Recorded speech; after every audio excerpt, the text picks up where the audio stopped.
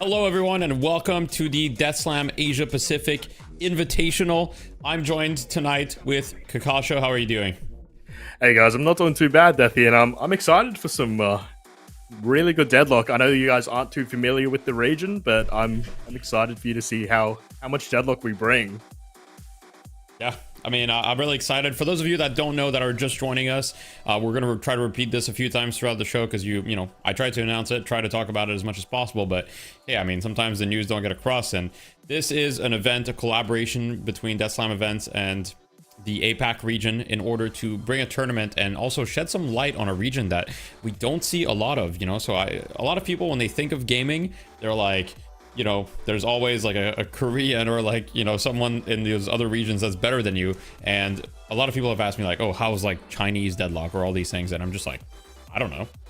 You know, and so it'll be kind of interesting to see on the other side of the world what the meta is like. And I think that there's kind of like this bubble that's been created where there's so few competitive teams, even in EU and NA, that you know, they've just kind of created their own metas, and having some fresh outside ideas from another region is really exciting to me. Yeah, I definitely agree with that. Even just between watching the EU and NA games, it's such a different flavor. Like we know NA always typically really prioritize strong lanes, for example, is just a small key difference that the regions do share. And yeah, it'll be very prominent as we go deeper into today, that we definitely have our own style in APAC. Even between the teams, there's a lot of different strengths that we'll get to see.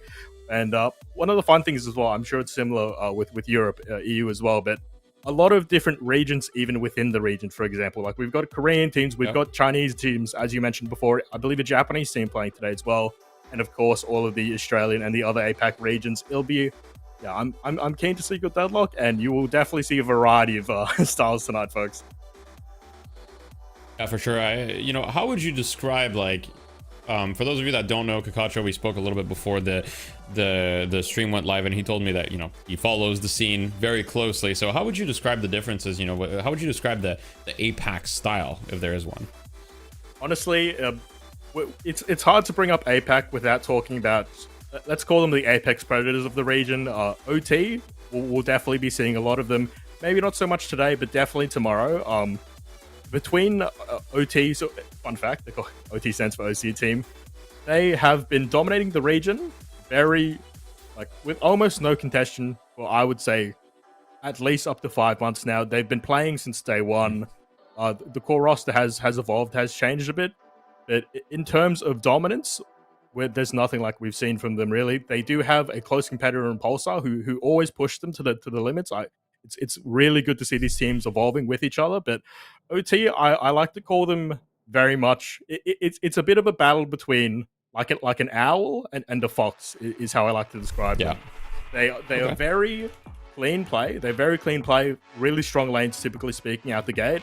And they play it very calculated, but they have no fear to push the advantage and to strike when necessary.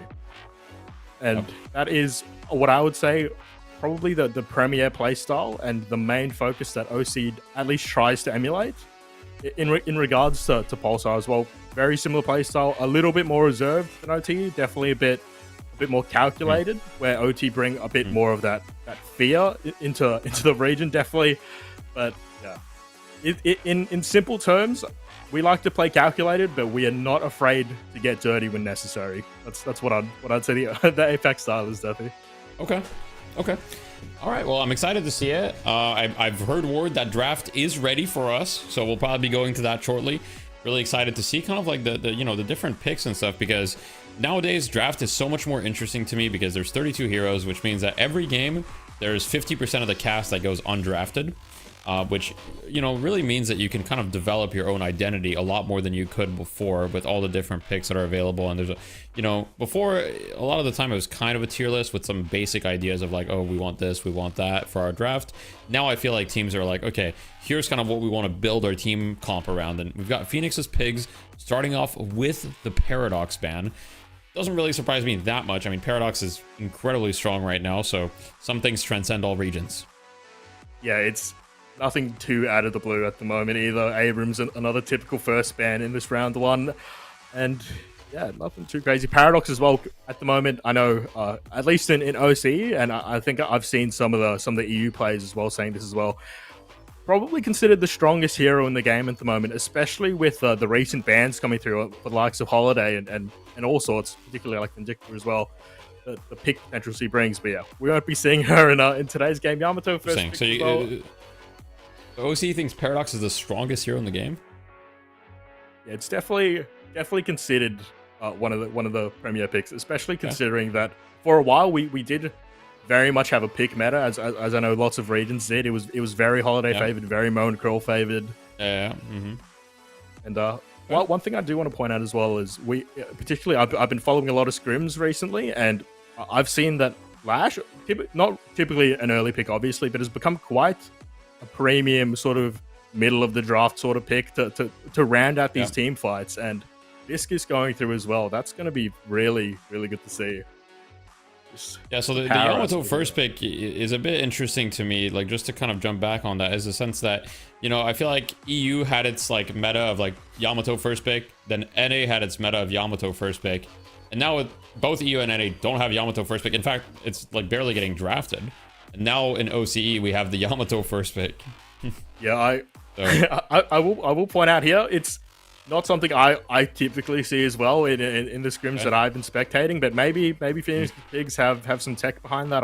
I do believe that they do have a pretty prominent Yamato player from keeping the stats in the coming days prior. But Moan Curl getting picked as well. I mean, we're early days in the draft, but at least to me, Box Max is looking much more standard, much more powerful at the gate. It's a lot of options left open for Pigs, but they strike back with the pocket shiv. Moan Curl Viscous, the advantage is like Viscous is kind of like a bit of a counter to Mo because you can cube the target that's getting countered. So if you get the cube and the Mo, well, you don't have, that's one less thing to worry about. Now I do like kind of like the answer in the pocket. It's the ultimate is quite strong, and I was just playing some pocket today, and honestly the hero definitely feels like really, really powerful right now for sure. Shiv has fallen out of favor a little bit, but still very strong, especially when paired with Kelvin. That's one thing that we saw a lot. I was going to say, notably, Kelvin's still open in the draft. And I'm assuming Box Max is going to ban him. We'll see though. You would hope so. So you're taking the time for now, and Yeah. Rise were talking about it. Unfortunately for the pigs, they won't be able to get one of the maybe the most frustrating lanes, I would say. Not necessarily always the strongest, but you never like to see the Kelvin and the Shiv up against you in that 2v2. Holiday pickup though, like she has been nerfed quite considerably, notably, but I mean, it's hard to see this character outside of getting outrageous nerfs not to be a high priority, at least in the competitive scene.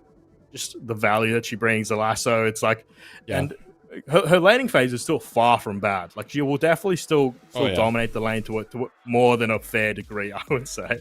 So yeah, Box Max is a nice little pickup for them.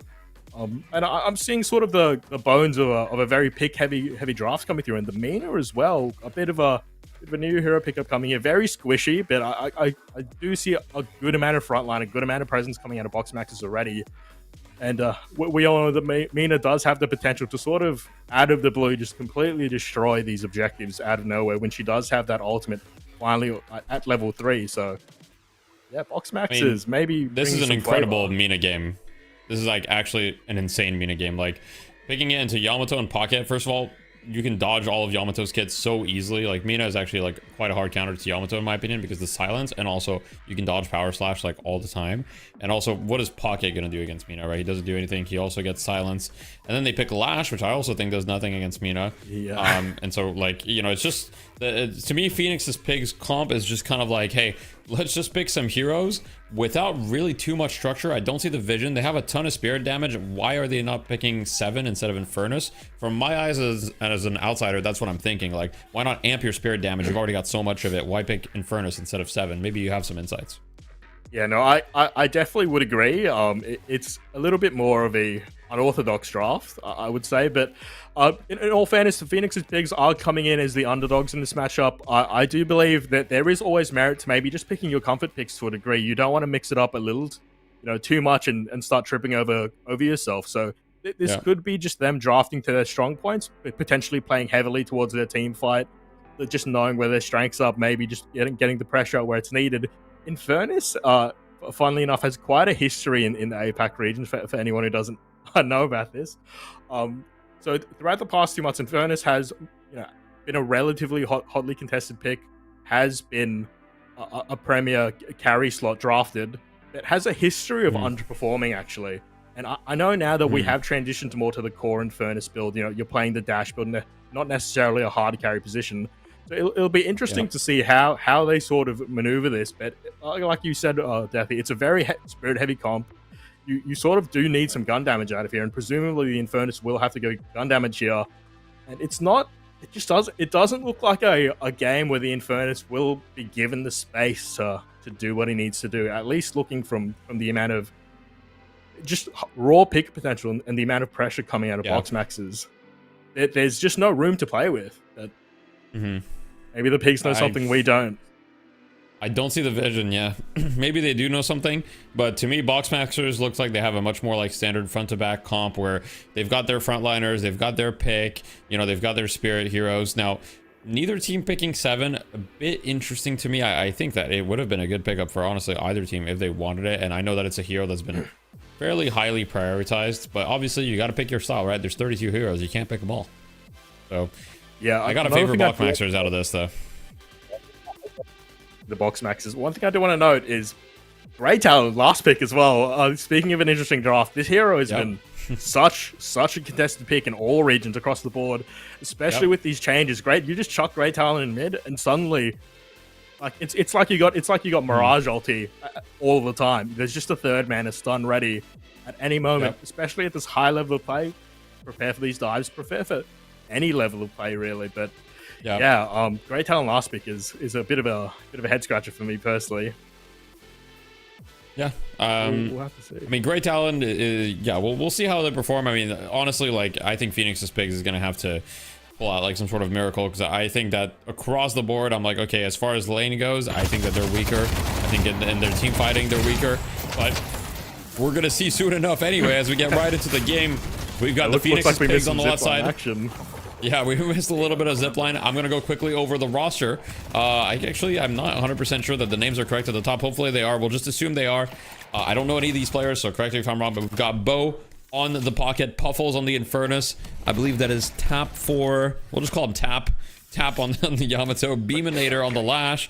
Facehugger on the Shiv. And Phoenix Pigs, is that... Oh, it's named after him, I guess. Yeah, it's his team. It's the namesake from what I've seen. And the rest of his piggies are accordingly. These lanes, I wouldn't see anything too necessarily out of standard so far. Yeah. Honestly, I'm not expecting too much aggressive trading out of Phoenix Piggies here. They, generally speaking, I would say in all three lanes, are sort of do not have too many favored matchups. In all honesty, from what I'm seeing here, unfortunately for them, there is no Infernus into Mo here. That would have been a nice little lane advantage to have, but it's yeah. I mean, looking rough. I do think they need to try and get whatever they can, especially in this early game, and stabilize, or they will just be rolled over purely from the draft. Yeah, certainly. I think looking at this mid lane is, I think that's where you have to kind of get something if you're Phoenix's Pigs. Now you are laning against Grey Talon Mo, which, you know, it's going to be a bit of a tough like rock to budge, but you have to try something, because looking at these other lanes, I'm like, I don't really see the Mina Viscous losing this lane, and the Geist Holiday is, you know, I don't really see them losing the lane either. So I think Phoenix's Pig really have to kind of hope that this mid lane wins so that they can snowball into these side lanes. Otherwise, I think it might be a bit difficult out of this early game for them. Yeah, that being said, you know, Bebop always a bit of an X factor. Does get a cheeky little hook there onto little guy, onto Jono, and nice little trade off, especially this early into the laning phase. But you know, it is on a Geist. Very likely will be unconsequential outside of a kill here. A question I do want to pose to you though, Deathy, is harping back onto this middle lane interaction. If in a perfect world, how do Phoenix Piggies actually win out on this lane? Because I'm running this through my head, and I mean, Mo and Krill is already a tough enough cookie to crack, let alone that Grey Talon. Do you see anything outside of maybe a misplay? No, I mean, I definitely think that they, like, Lash and Yamato can definitely apply enough pressure in order to win this lane outright. What I will say is that basically you have to kind of take advantage of the fact that, like, the Grey Talon and the Moan Krill are actually, like, pretty weak early, right? Yamato has an, like, much stronger level 1, and we do see Holiday being the first blood, so that's a great sign of life from Phoenix's Pig, as Puffles on the Infernus looking to get another one, and I think he might will be able to finish the guys. Oh, just barely. Okay. Phoenix's Piggies, like, we were talking about this before, the Bebop always being an X factor. I would imagine a hook had to be in play there for Jono to be so out of position to begin with, and maybe maybe we've been discounting them this whole time. They do know something that we don't. Let's hold our breath and see. I do see some more trading coming out of this middle lane, and I honestly, I'm really excited to see what happens when this Lash does finally get maybe a bit of a namesake of the tournament, the Death Slam. Personally, I would love to see a big Death Slam to start off the Death Slam. So that'd be cool. Yeah. I mean, down. Usually, like, historically in the Deathland tournaments, Lash is like banned all the time, which is kind of like sad. So I'm happy to see him in play. We do see a bit of like an unusual itemization that was on the Grey Talon, going from monster rounds into Mystic Shot. So a more standard route is kind of just to go like extra spirit, extra charge, like Mystic Burst type, and just go for your arrow. So Grey Talon maybe a little weaker than he should be, right? Considering he has no extra damage for his arrows, which are his kind of main poke. But anyhow, you know, it's always interesting to see how these different regions kind of approach the laning stage, because I'm really not seeing what I thought I would be seeing, essentially. Like, I thought Mina and Viscous would be doing a lot better in this lane than they are. Like, I was expecting this lane to kind of be, you know, a stomp, and like they are winning, don't get me wrong, but it's not as hard as I expected. Yeah, I would have to agree with you. A little bit of player insight as well. I would say that Pounce being his full name, is probably one of the better plays mechanically on the terms of box maxes. Another person I do want to point out is actually his lane partner of White Armor. So it is interesting to see that they're not maybe pushing the advantage as they could. I would say, typically speaking, they should be performing quite well in this lane. But speaking of, Pounce be in quite a dangerous position here. I imagine the pocket and left click maybe just not barely enough, but will finally fall. I think a little creep damage actually. Hoot, then, you know, shout out to Hoot over here. White Armor able to trade something back, but yeah, that's not what you want to be seeing necessarily out of a lane that you, in theory, should be stomping. A 1-to-1 trade. I mean, Phoenix's Pigs will happily take that to the bank any day of the week in my mind. Yeah. I will say, like, the trade there is fine, and you do want kind of the money on the Mina, so it's not the worst thing. But yeah, once again, very, very even early game, and Phoenix's speed maybe getting just a slight early lead as we've got Bebop getting hooked under tower. Sorry, lassoed under tower. He's the one with the hook. Parries the tower, tries to escape. Doesn't. Funnily enough, avoids the jump pad, actually. Yeah. Manages to escape, actually, with just a little bit of health. Nice little lasso play, but unfortunately not able to get anything of it. And yeah, I do just want to highlight that the jump pad was right there. Maybe trying to avoid some extra free shots in the air. You know, any flying target is a free hit. But it's always fun to see the little decisions that ultimately make Deadlock at the end of the day. And pressure continuing to get pushed out in the side lane. Quite a bit of damage as we get still can't pick up. There will be a brawl on the T2 camp. Maybe something can happen here. Combo is available. He will be looking for it, surely. Flash, does he get away? I cannot.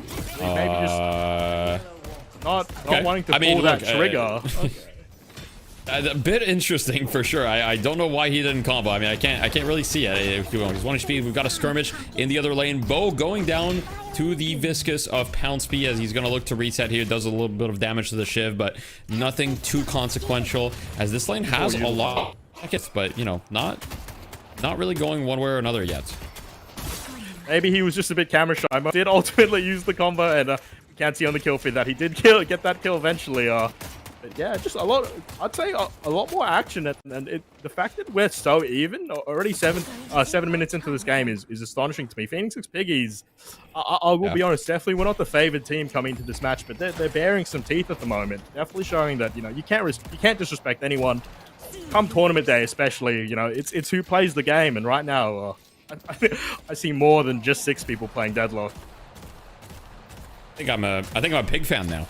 I think I gotta side with the Phoenix's Pigs. I mean, you know the region, and so I gotta be kind of like the one that's cheering for the underdogs and being like, okay, but you can't count them out. So I gotta cheer for the Phoenix's Pigs, and they've got the Lash, so you know, it is kind of my job as well. And one thing that doesn't change is the Lash build is always starts the same regardless of region, although he did have extra region. Now that extra region is not exactly standard, but he had the other things, and we've got a bit of a team, you know, tag team on the Sinners. As always, guys, Sinners, very important. If you're at home and you're not hitting your Sinners, make sure you are.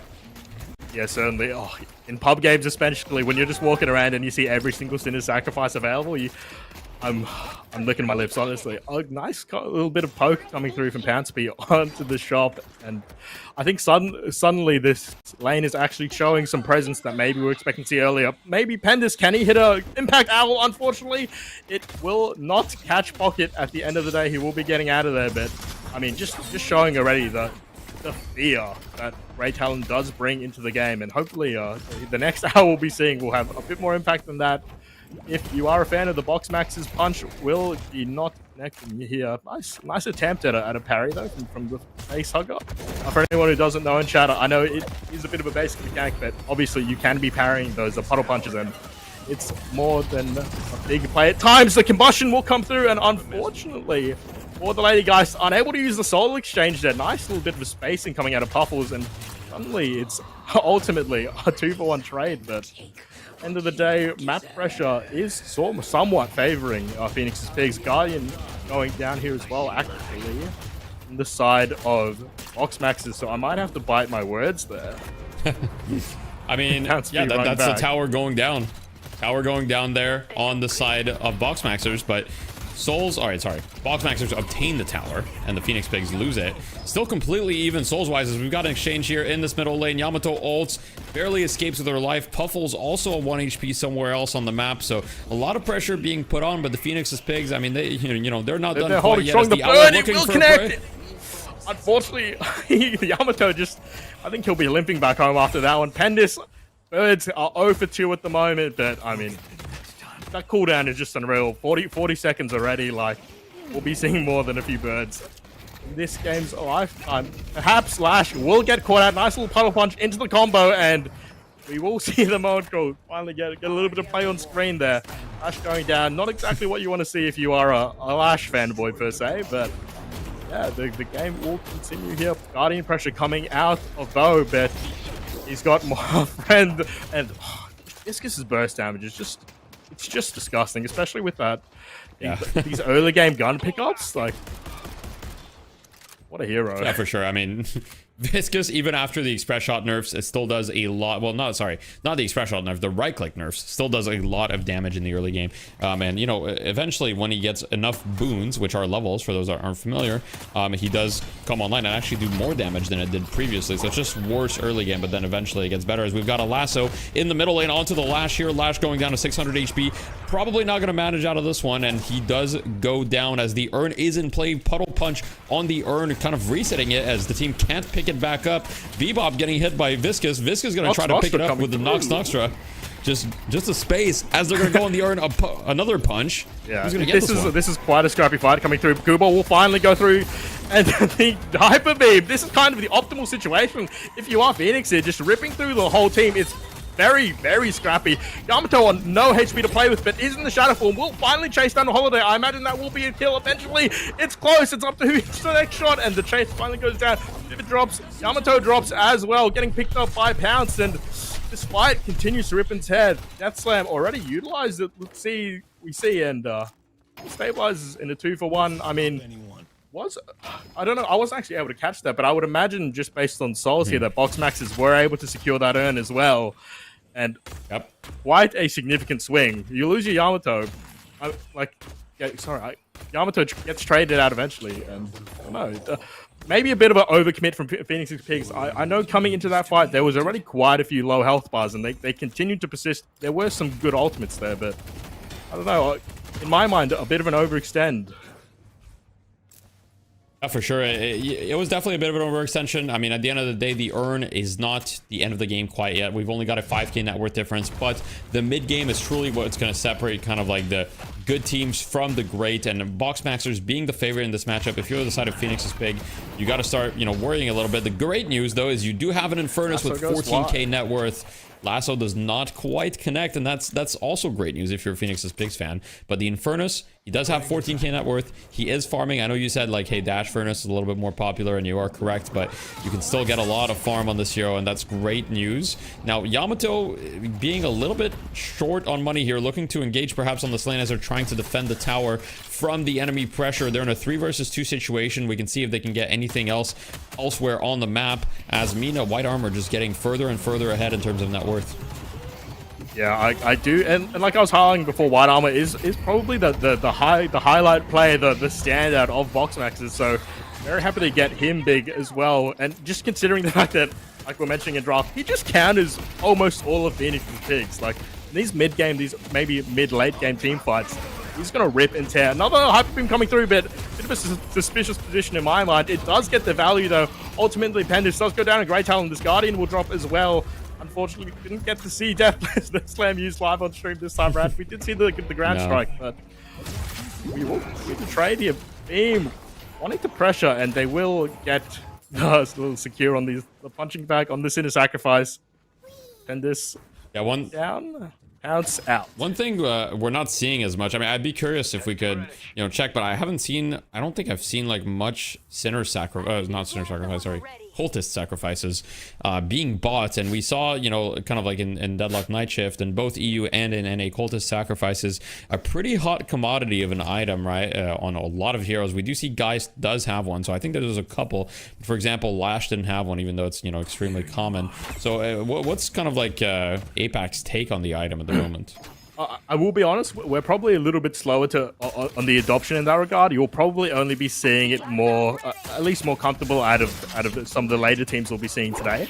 But I would have to agree with you, Daffy. It's definitely an item worth picking up. And I mean, if you're Yamato, unfortunately, there's absolutely nothing you can do. They guided owl flying through as well. We'll just get a little bit of damage onto the walker ultimately. But going back on that point, yeah, cultist is definitely something that we are beginning to add to our repertoire, onto our tool belt in the APAC region, but it's not something that has been fully adopted at this moment. As we see one on Mina as well. Yeah, Mina does have one. I see one on Mina, one on Geist. I'm not sure who else has or doesn't have one. Honestly, it's hard to tell while we're spectating. We do have Pocket has another one, so there's still a decent amount even from these teams who, correct me if I'm wrong, but are not like the you know, the best teams in the tournament, not the highlight of the tournament. At least, like, where would you say that these teams kind of fare as a, you know, compared to the relative skill of the tournament? Honestly, what I would say is they are definitely, you know, no bad players. We're all here to have a good time. Pretty out of box maxes, I would say pretty comfortably in at least the top 8 of the tournament. And I would actually put Phoenix's figures not too far below them. Probably both around middle of the pack, 8, 10, roughly that region. So yeah, it'll be nice to see. One of the reasons we did choose to put this broadcast on stream actually, because we did believe it was going to be a bit of a closer game for the round 1, and luckily we have been able to see that. Box maxes do have the edge at the moment, pressuring this left side Walker. Yamato is gonna walk away here. Not much happening. They saw the honestly, aura. Not too many rotations coming out of box maxes there. They could have even pressured it further if they were feeling so inclined. Yeah. Ultimately choosing to just posture around the urn. Yeah, I mean, it's that stage of the game where it's starting to get to the point where if you lose one bad fight, you could just lose mid-boss, right? And so you don't want to necessarily, like, take, like, it's okay to have 1 or 2 people die, but if you lose, like, 3 or 4, then it's just mid-boss. As Lasso does not quite connect onto the Infernus, and the Phoenix's Pigs are going to look to re-engage here. Shiv dashes in, Infernus disarmed, but I think we're going to see another one of those where both just walk away again. It's just muffling, and the combustion actually popped. Combo does go through, Bird goes through as well, and suddenly as the action slows down, we seem to go straight back into it. Base Hugger will immediately drop, and Lash, he's looking for a big ground strike. He actually doesn't have a cooldown just yet. Unfortunately, the juice is not right there. He had the source in his hands, but it slipped out. Fight does muffle, and Phoenix's Piggies will have to lick their wounds and back away there. 2-drop Walker is successfily defended, but on the other side of the map, the team's namesake definitely getting a lot of use out of his Hyper Beam. He will be pressured out, and the Nostra will be more than enough to push him away. Walker defended, and this will be an event. Yeah, by the way, can we talk about the fact that Mina's ult is going to be back up again in like 35 seconds? Like, she just used it, but it's going to be back up again in 35 seconds. Yeah, is that a UI bug, or? I mean, that's not a UI bug. Okay, that's yeah. I think we might have to call Yoshi. I don't know if you've got him on a hotline here. Death Slam will come through. Only one this time around, but it will be straight into some CC. And yeah, guys, falls yet again. I feel like, unfortunately for little guy, he's quite a little guy in terms of the game as well at the moment. Unable to get impact and just constantly sort of being chucked in the ring. I mean, he's second highest net worth on his team. He's not that little, you know. He's like second biggest. As we've got the skirmish continues. Pocket does get lassoed under the Walker, dies instantly, unfortunately for Bo. We've got the Moan Curl grab onto, I'm not sure who. Infernus is shooting the Walker. He's like, I'll die for this if I have to, as he shoots it desperately. Viscous punches him. I'd like to see him commit for this at this point. I mean, I mean, you have to get the Walker. He might even get away the Flame Dash, more than enough space, but Moan Curl doing a little bit of a Batman cosplay, perhaps, watching from above. He will ultimately fall. A decent bag drop as well. Flash licking his wounds, getting out of there. I mean, Phoenix's Pigs do get some pretty good objectives, some pretty good map pressure, but ultimately will fall, and I imagine this is going to be some big objectives going down, potentially even a mid-boss if the boys want to call for it, or are they just going to look to fix their lanes here and try and get I mean, it should be mid-boss. Like, mid-boss is 100% the correct call here, but they are choosing not to mid-boss instead. I do think that is one of the things that separates kind of like the lower, you know, not to be disrespectful, the kind of like slightly less experienced, I'm going to say, teams from the more experienced teams, is like the hesitancy to call mid-boss, where, you know, most top-level teams there are just going to instantly mid-boss rather than get that Walker, and then they'll go for the Walker, right? And because mid-boss is just so powerful. I have to agree with you 100%. And I believe for these teams as well, it might be their first time actually like being properly on tournament, on stage, on stream, so potentially nerves as well there. You know, they don't want to throw what could be just a comfortable position to be in, and they will just choose to secure the Walker. But yeah, I would definitely have to agree there. If this was an OT, if this was a Pulsar situation, as they have some fun in the ropes. I mean, at the end of the day, folks, we are all playing a game. This will be a cheeky little fight for the bridge buffs. Ultimately, not too much blood to be spilled here, or maybe not too much goo to be spilled if you're if you're on the viscous. I do have a question for you. So, yes, you know, people like to say, like, oh, which region is better, NA, EU, whatever, right? But, like, what's the most fun region, and could it, and why is it APAC? I would have to say it is APAC, and it has. I would say we have the most fun with it, and that's even including our top tier players. Like we'll see later in the day, our Nikuses, our Slat Gods, our Disco as well. A big streamer. I'm sure many of you in the chat are familiar with Disco Virtuoso. As much as we all take the game seriously, we are competitors at the end of the day. We like to have some fun with it. You'll see a little bit of bagging here and there. You'll see some banter between the boys in all chat every once in a while. It's like we're all friends. It's a small region. It's a tight region. We know we're all here to have a good time, and if that means you got to do a little bit of BM, or you got to maybe do a bit of a fun build here and there, that's par for the course down here in APAC, folks. Well, that's good to hear, as the game, with the comeback earn, it's actually still only a 13k difference, and that's why you do mid-boss, because in these situations, like one fight, and if Phoenix's Pigs just gets 1 or 2 good picks, they can go into mid-boss. Now, the good news is, for Phoenix's Pigs, is their mid-boss contest is actually pretty good, in the sense they have Yamato, they have Lash, they have Inferno's Pocket, right? Even though I don't think their team fight is that good, specifically in the pit, I think that they actually do pretty well. So it's a little scary if I'm Box Maxers, and at the same time, your net worth is heavily concentrated onto white armor on that Minas. We've got a lasso in the jungle onto the Lash. Will engage, and this will into be the combo, maybe. No, okay, the combo does finally go through. Really solid little pickup, and we're seeing the benefits of this pick comp that was crafted by Box Maxers. I mean, they don't have to. Suddenly, they're feeling decisive now. A nice little pickup on the Lash is all they need to call to get into the pit. And I'd want to see Phoenix's Pigs hard to contest this, and I believe they will, as we see Puffles going straight for the stairs here. Combustion is online. Unfortunately, no Death Slam online, but Shadow Form online as well. We will get popped, and we will be seeing some big action here. The stun does go through. Who gets it ultimately? 2 on the side of Phoenix and Pigs. Only 1 secured for Box Maxers, and this is a scrappy fight. Already 2 instant respawns though coming out. No rejuve on the side of Phoenix and Pigs. This is very scrappy. I imagine Montreal will be happily living. That's more than enough HP for him. Soul Exchange coming through onto the Yamato, and I mean, there's almost nothing you can do at this point. Multiple is down. I feel like this is just a backup call, but yeah, right as I call it, they can decide to continue to fight this through. Such a scrappy fight. Yamato has to drop. Fight is actually going in favor of Phoenix's Pigs. I think it's about even, but it really could go either way. Great Talon, extremely low, trying to get away. He's got 1 arrow. He does have to charge, and he will hit it. Does connect. That's a big thing on the hip of Puffles there. And I should be able to kill guys here too. Oh, Death Slam comes through, and yep, nothing to be done. Actually lives the ground strike there. Surprisingly, I mean, Lady Geist is always quite tanky, but yeah, Phoenix's Pigs actually walk away in favor there. I was not expecting that. The start of that fight looked so clean for Box Maxers, but Phoenix's Pigs managing to turn that around. I mean, we have to say it. When you start a fight, ultimately only with one additional life, because it was 2-1 in the favor of Phoenix Pigs in terms of the rejuve, but just really beautiful still coming through. Puffles timed that combustion exactly when he needed to. Suddenly, Phoenix Pigs not exactly in the commander's seat of the game, but able to get some space, able to claw themselves back in. They will get a walker here, and I mean, Box Maxers, you have to put to question the decision making here.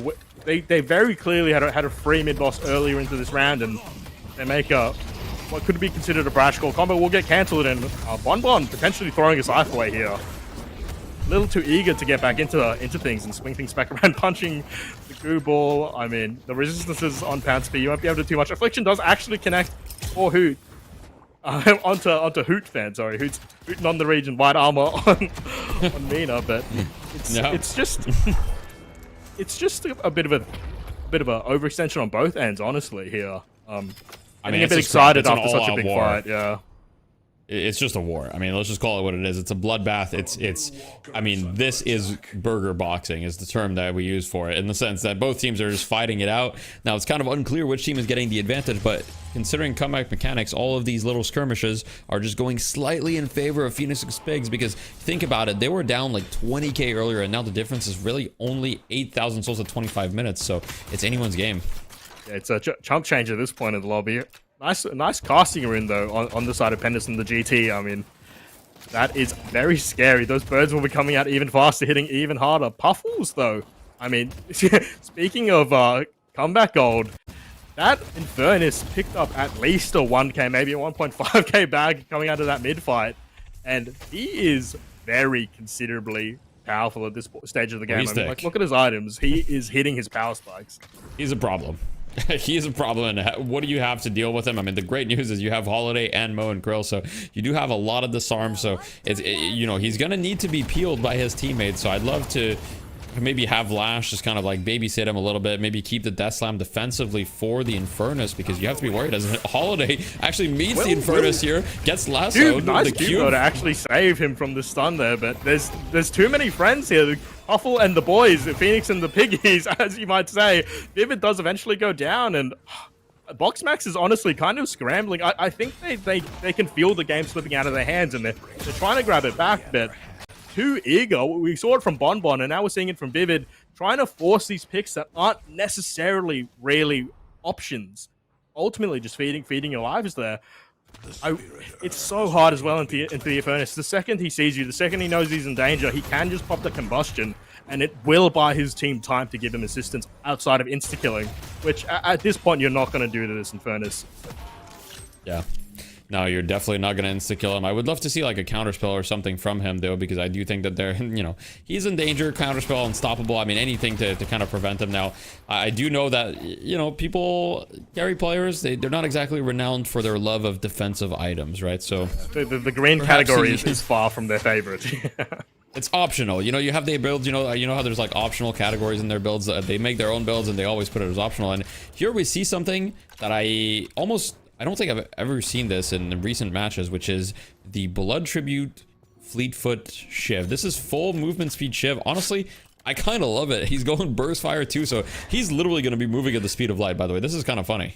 This a little bit of insight about this player in particular, actually. For those of you who don't know, I technically used to play competitive Paladins. I know.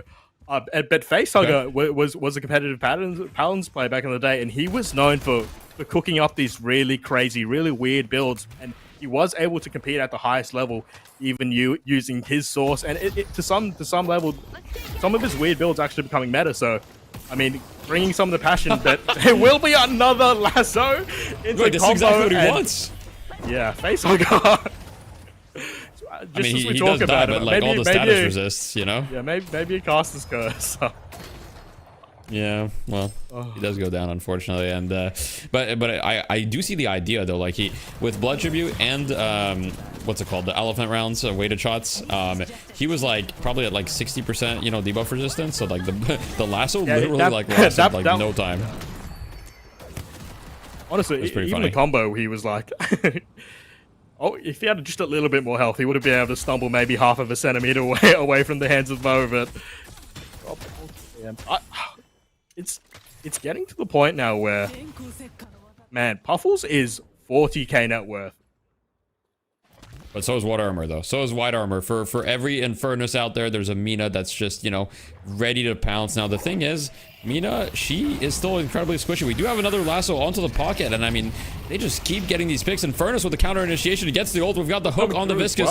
Cube defensively available, though. Are they going to be able to finish him off? As it looks like Puffles just keeps walking forward here. Mo and Krill with the grab onto the Bebop. Puffles just trying to hold on to his dear life, but I imagine that's too deep. But yeah, Puffles will drop down, and what we will see in these fights is just which team can go to peel for their carries more. Puffles, I'm really surprised he just walks down into dodge there, because I mean, we saw beyond the veil there were three people with blue health bars, and there was only one guy with the yellow health bar there. Puffles, I mean, he's big, but he's not that big. Mina will instantly kill this mid boss with the Nox.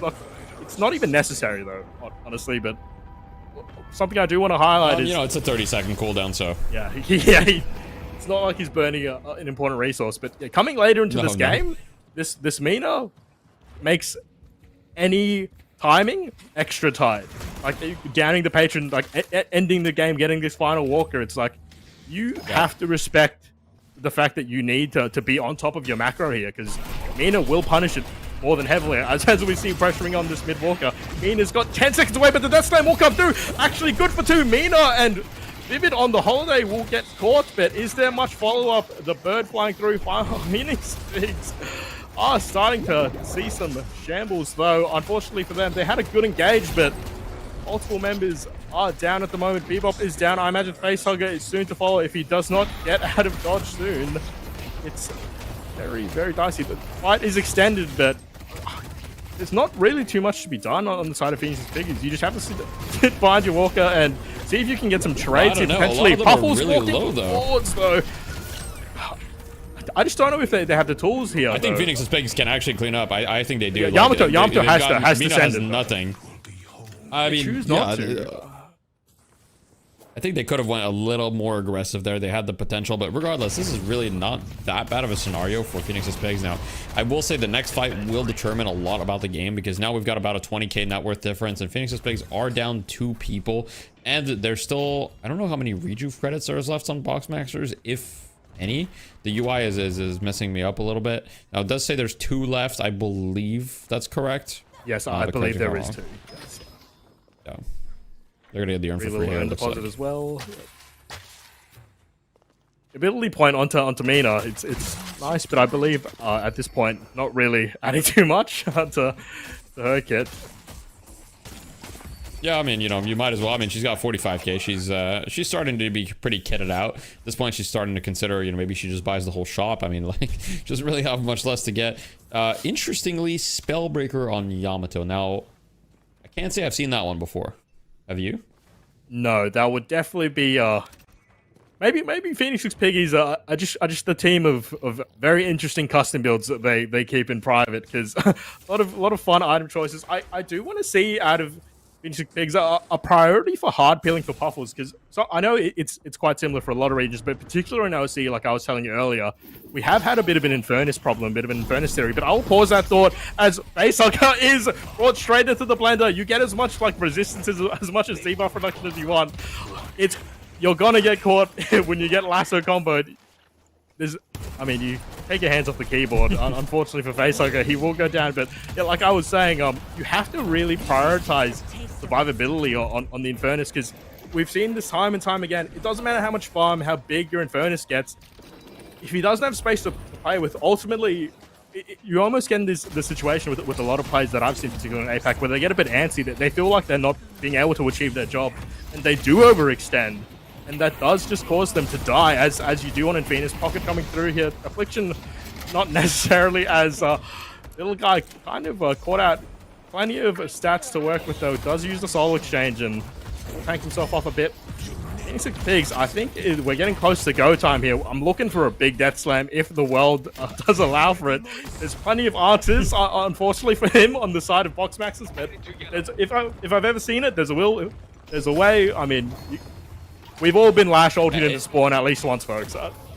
It's true. It's happened to everybody, and then that's when you learn the beauty of the lash, or you also learn the beauty of counterspell or ethereal shift or any of these items, you know. So, you know, really depends. Don't remind me of the E-shift meta, Daffy. I mean, E-shift is still an incredible item. I think it's very underrated. For example, if I'm Mina here, I'm not buying escalating exposure. I'm buying ethereal shift. But you know, escalating exposure, not a terrible item in this situation. I will say though, Phoenix's Pigs, they have to get a pick, but the problem is their tools for picks are fairly limited. It's just Bebop. So they have to kind of rely on getting a Bebop hook if they want to win this fight, as we've got both teams kind of playing mostly together. Grey Talon off on his own little world, which could actually be a problem for Boxmaxers here, as they don't realize, but they're right in front of the entire enemy team. If a fight started without Talon, that could have really been problematic, but it doesn't happen. That almost felt like a little bit of a hide on bush situation, you know. Let's just all stack in fog of war and see if they stumble into us. Fortunately for Boxmaxers, will not be punished this time around, but White Armor catching out Infernus potentially. He will get out of dodge. Does now have the Unstoppable, which more than necessary, I think. Yeah, crazy that he only gets that. The capacitor would be good for the cube here. I feel like people forget about that item. Yeah, definitely underutilized. I don't really see it out of people doing extremely niche counterattack, which, to be fair, is what the item is designed for. Yep. Got both buffs that just spawned. Boxmaxers are in a position to sort of dictate the game at the moment. especially with their double pick comp. Like, Phoenix Pigs can't do too much besides hope for an opportunity to open up, or ultimately. Yeah, I mean, I think when you think about like, okay, how does the ideal fight go for Phoenix's Pigs? You have to think about the fact that ideally they want to try to initiate on this Mina if possible. Now she is like all of their net worth. If you manage to take down either the Mina or the Grey Talon, you kind of need to get one of these like super high damage sources out. The last thing you want to do is kind of go on the Moe and Krill, get cubed. But the Viscous is an issue one way or another as Boxmaxers are getting positioning around this urn, getting the high ground. I think we're getting ready for potentially a huge team fight. I think they're just gonna force mid. Yeah, just going straight into the pit. Hyper beam used as well. I'm not sure how they'll feel about that. Like, would have been really nice to have the pit, and this is instantly dropping value from Mina yet again. I would assume. But the Death Slam, he does rip it. Unfortunately, not too much to be done. Stun comes through, the massive parries. 3 stunned on the side of Boxmax's Phoenix Pigs. Now is your opportunity, ever if there has been one. And Vivid will drop. He will get respawned. Phoenix Pigs. Phoenix does drop next. Facehugger soon to follow. I would assume Lasso comes through. I mean, it was a good attempt, but Boxmax is very comfortably swinging that fight back in the favor. Was a really good stun opportunity, but that's gonna be Facehugger absolutely screaming in the corner, doing a little check. Maybe he'll walk out, see if anyone's home. Honestly, if that was me, I'm picking up that bag before I walk away personally, and he's tempted by it. I mean, might as well, right? Yeah. You do see, like, to me, this is going to be really, really difficult to come back from Phoenix's Pigs. I mean, I think if it's not outright GG, I think there's a decent chance that it's just GG. I think they can just stand. I mean, they've got the Mina ult, and the Patriots is going to die like instantly. The timings that this character lets you do, objectives are fake. Like, if you have the space to just let it rip, and we'll see here. I mean, he's even disrespecting a little bit, having a peek into spawn, perhaps. Ultimately probably hiding from something, but yeah, we're going to see this patron drop, and this will be a whiff at game 1. Krill doing what he can, but... Well, you say Swift, but I mean, 37-minute game, this was a bit of a... This was the opposite of a Swift game, in my opinion. I mean, the end was Swift. Swift in terms of the pit, you know, like that patron dropped, and yeah. Yeah. This Mina character, I mean, she's a glass cannon for a reason. Is indeed a glass cannon, and very interesting game 1. I have to say that was pretty entertaining. A lot of things that I didn't expect. We thought that there was going to be clearly in favor of the Boxmaxers, but the Phoenix's Pigs actually keeping it really, really close. And I think they were just like one play away from winning this game. They really could have won it. And so, good start to the tournament. You know, I'd have to agree with you. I think I need to eat my words a little bit, because they had a very strong showing. I was not expecting it to be such a close game. Phoenix's Pigs, we know they're a bit under-scrimmed as well. They haven't maybe had as many opportunities to scrim the big dogs necessarily as Boxmaxes or some of the older teams in the region. But yeah, they definitely put up a performance, and hopefully we'll be seeing more out of them potentially later today. Shout out as well for anyone who doesn't know, there is a B stream going on at the moment. So, you know, if you want to say hi to Jeb and the boys, that's on Deadlock APAC, I believe. So... You know, we've got more than enough action for today. We could probably get that pinned. Is that Deadlock APAC in one word? Let me just... Oh, yes, yeah, it is. So we've got the B stream right here. I'll just pin that message in both the YouTube and Twitch chat. So for anybody watching us, a couple little shout outs as I think we're going to get into the scoreboard real quick, and then we'll do the shout outs after, actually. So looking at the scoreboard here, Viscous top damage, a little surprising considering there's a Grey Talon in the game and a Mina as well, so wouldn't have expected that, but you know, Pound's doing pretty well. Yeah, honestly, I think he was never not fighting Pounce. Like even in lane, there was just consistent trading going through, and I mean, we saw what that Express Shot could do even after the nerf. Like there was no point where Viscous wasn't applying pressure in the game. And especially in a situation where we're not having as many extended team fights, like not necessarily letting the Minas, the Grey Talons get as much extended value, he was just chipping away at it throughout the entire game. Like, if we looked at the damage charts, I feel like it would be quite a linear curve coming out of the Viscous. Yeah, most likely. And we do see, you know, Puffles doing a lot of damage. And on the other hand, it looks like Shiv got pretty much zero value. Now, I was quite interested by Facehugger's build of just full movement speed Shiv, and I would have loved to see it succeed. But I have to admit, I still don't really fully see the vision other than just like getting a bunch of movement speed. Now he builds pretty tanky, and it looks like their idea for kind of like, you know, to have all these tanky heroes is like, okay, you're gonna have a tanky Yamato, a tanky Shiv, maybe a tanky Bebop. But I think if you're Phoenix Pigs, if you're watching this VOD and you're looking for perhaps a little bit of advice in the future, I would recommend that, you know, your team composition in general probably needs to be a little bit more, have some notion of front to back, have slightly better team fight. As far as like your CC is very limited. You've got a lot of heroes that kind of like are good on their own, but very little synergy in my opinion, right? I don't look at these heroes and think, oh wow, these heroes are going to play really well together. I just look, oh, these are all good heroes by themselves. Yeah, definitely a bit of a meatball comp is what I would like to call it. It's like you pick a bunch of like relatively core like position 1 to position 4 characters, and you just play out your lanes and you look for fights.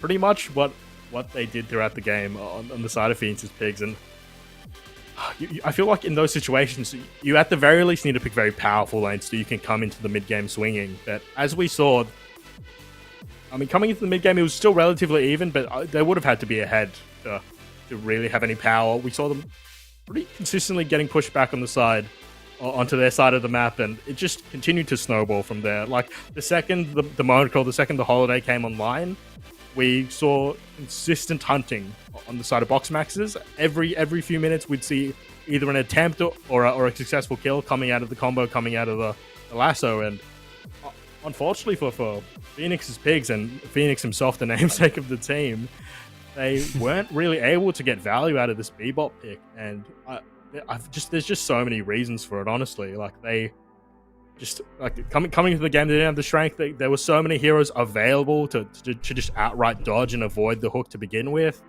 It's just an interesting choice, especially I believe the Bebop was quite late into the draft, so maybe seeing that they needed something to start the action, but spotted too late into the draft. I think it's like Paradox was banned, Holiday was picked, Moncro was picked, so it's like, okay, if you want to start the action, what do you have? You have Vindicta, Haze, maybe Bebop, maybe they weren't practiced on some of these other heroes. We don't know, of course.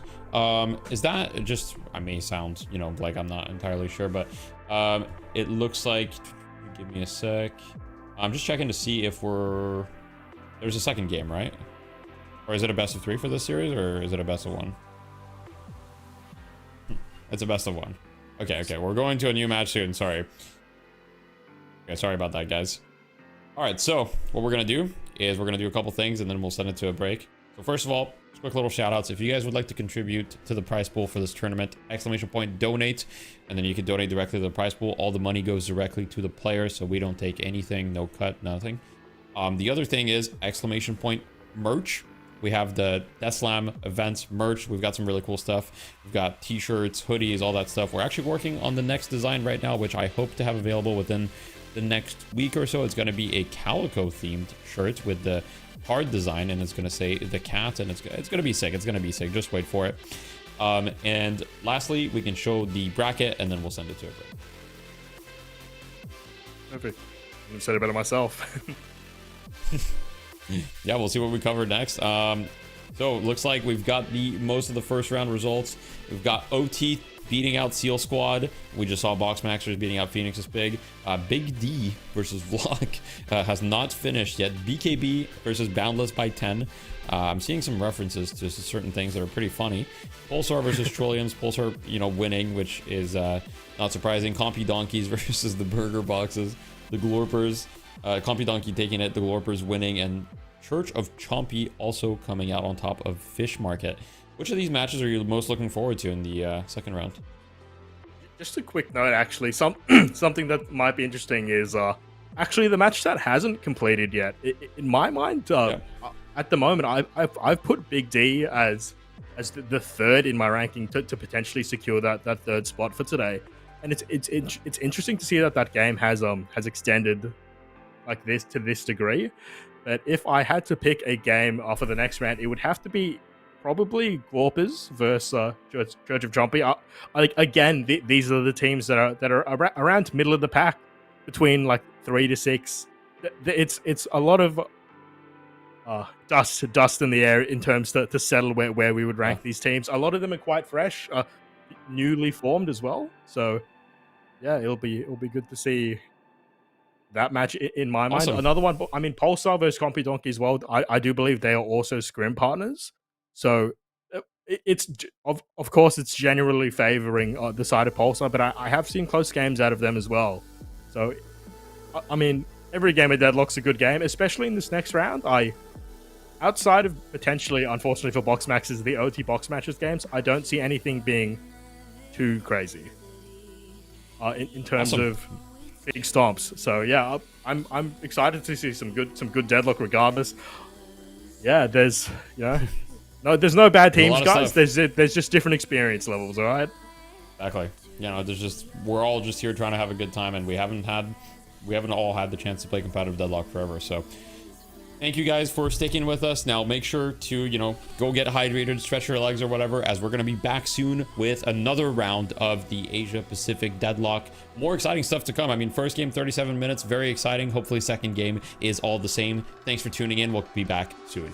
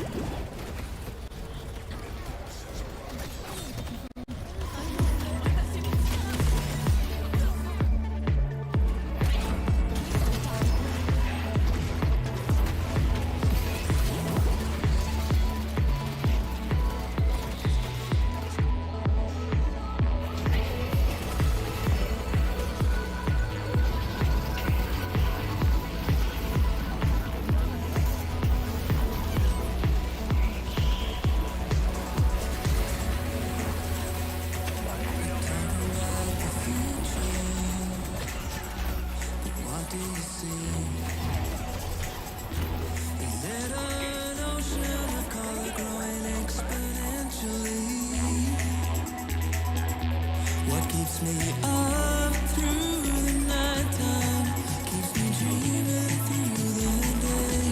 Is that the goddess of wisdom is only a block away? I wanna fly with the Jetsons, I wanna shoot past the stars, I wanna take you to a place. Hello everyone, welcome back. As I said, I promised we would be back, and indeed we are. Now maybe the next time we go on break, we actually won't come back, so you'll have to stick around in order to see every time if we actually do come back from break. Because, I mean, I like slacking as much as the next guy, and maybe I'll just go to bed. I mean, it's 1 a.m. for me. What time is it for you? Pretty chill 3 p.m. over here in Australia, so okay. not too bad.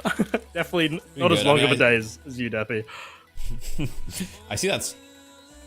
Okay, so I've been made aware that Big D won their match. Now, I'm not sure if that's actually someone telling me or just the voices in my head. I haven't figured that part out yet, but allegedly they won their match. I do want to talk a little bit about the Snorlax behind you now that I like the Snorlax. Where can you, does it have like an origin story? Actually, okay, maybe I might get called out for this. I'm just a big Snorlax fan. Okay, Okay. Don't crucify me, Chad. It's actually from my ex, actually, now that I remember. I just like Snorlax, so he sits in the back and he has a good time. I did not mean to start something that... No, it's all good. Okay, so we move on. He's That's chilling. awesome. He's chilling. Yeah. Any Pokemon all right, fans out so... there? Yeah, we love Snorlax. Why don't you tell me, do we know which match we're covering next? Yeah, if we could just get I'm looking right information now. from production, maybe. I do believe it is Looking. more than likely probably Glorpins versus Church of Chompy. So that should be a good You matchup. summoned it. Yeah, we got powerful words over here. Glorpins versus Church of Chompy. I'm pretty excited about this one. So for people who are familiar with the APAC region, Glorpins is essentially sort of it's a bit of a mix of some old Mr. Worldwide members, some old members of Mr. Mob. It's a bit of a congregation of a bunch of players from a bit of a mass disband that did happen in the region. So it'll be interesting to see how they perform. I personally have ranked them in the top 4 for today's event for myself. So I want to see a good performance out of them. If I'm being honest, they do have a tendency of sometimes not being the most consistent in their play. I know that I would like to call them very passionate players. If you pick up what I'm putting down, they are very into the game. When the going's good, they're hitting every beat that they need to. They're rocking through.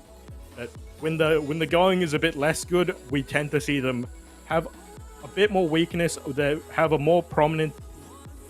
Let's just say they are more likely to make mistakes than what you would expect out of players from their caliber. And to talk about Church of Chompy as well, these guys are very interesting because this is what I would say is basically just a hodgepodge of high-ranked players in the region. I believe some of them come from different games as well, but they don't necessarily have much Deadlock competitive play under their belts. But what they do have is a lot of mechanical skill. So a lot of these guys are pub demons. They love to queue. They love to practice, 2v2s per se. They love to play the game. They're quite good at Deadlock, and they also have.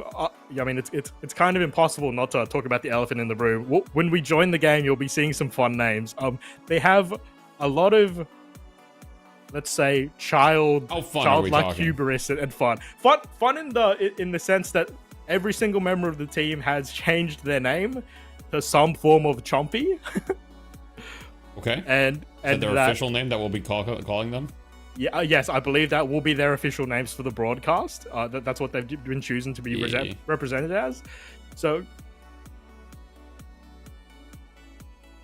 yeah, the Chompy, we won't actually be seeing the Chompy itself, but we'll be seeing which variation of Chompy that they are in the game. So yeah, we're basically seeing what would basically be a pub stars team. Like, these are a bunch of players who are very good at the game, but they're still quite green when it comes to competitive Deadlock. So it's quite a fun dichotomy, I would say, because in the terms of it's all old school and Chompy's all new school. But being said, we'll be swinging straight into that draft now, and I want to see how these styles compare to each other here. As we Yeah, see, for sure. It'll be interesting to see the different draft picks. We've got the Abrams first ban once again.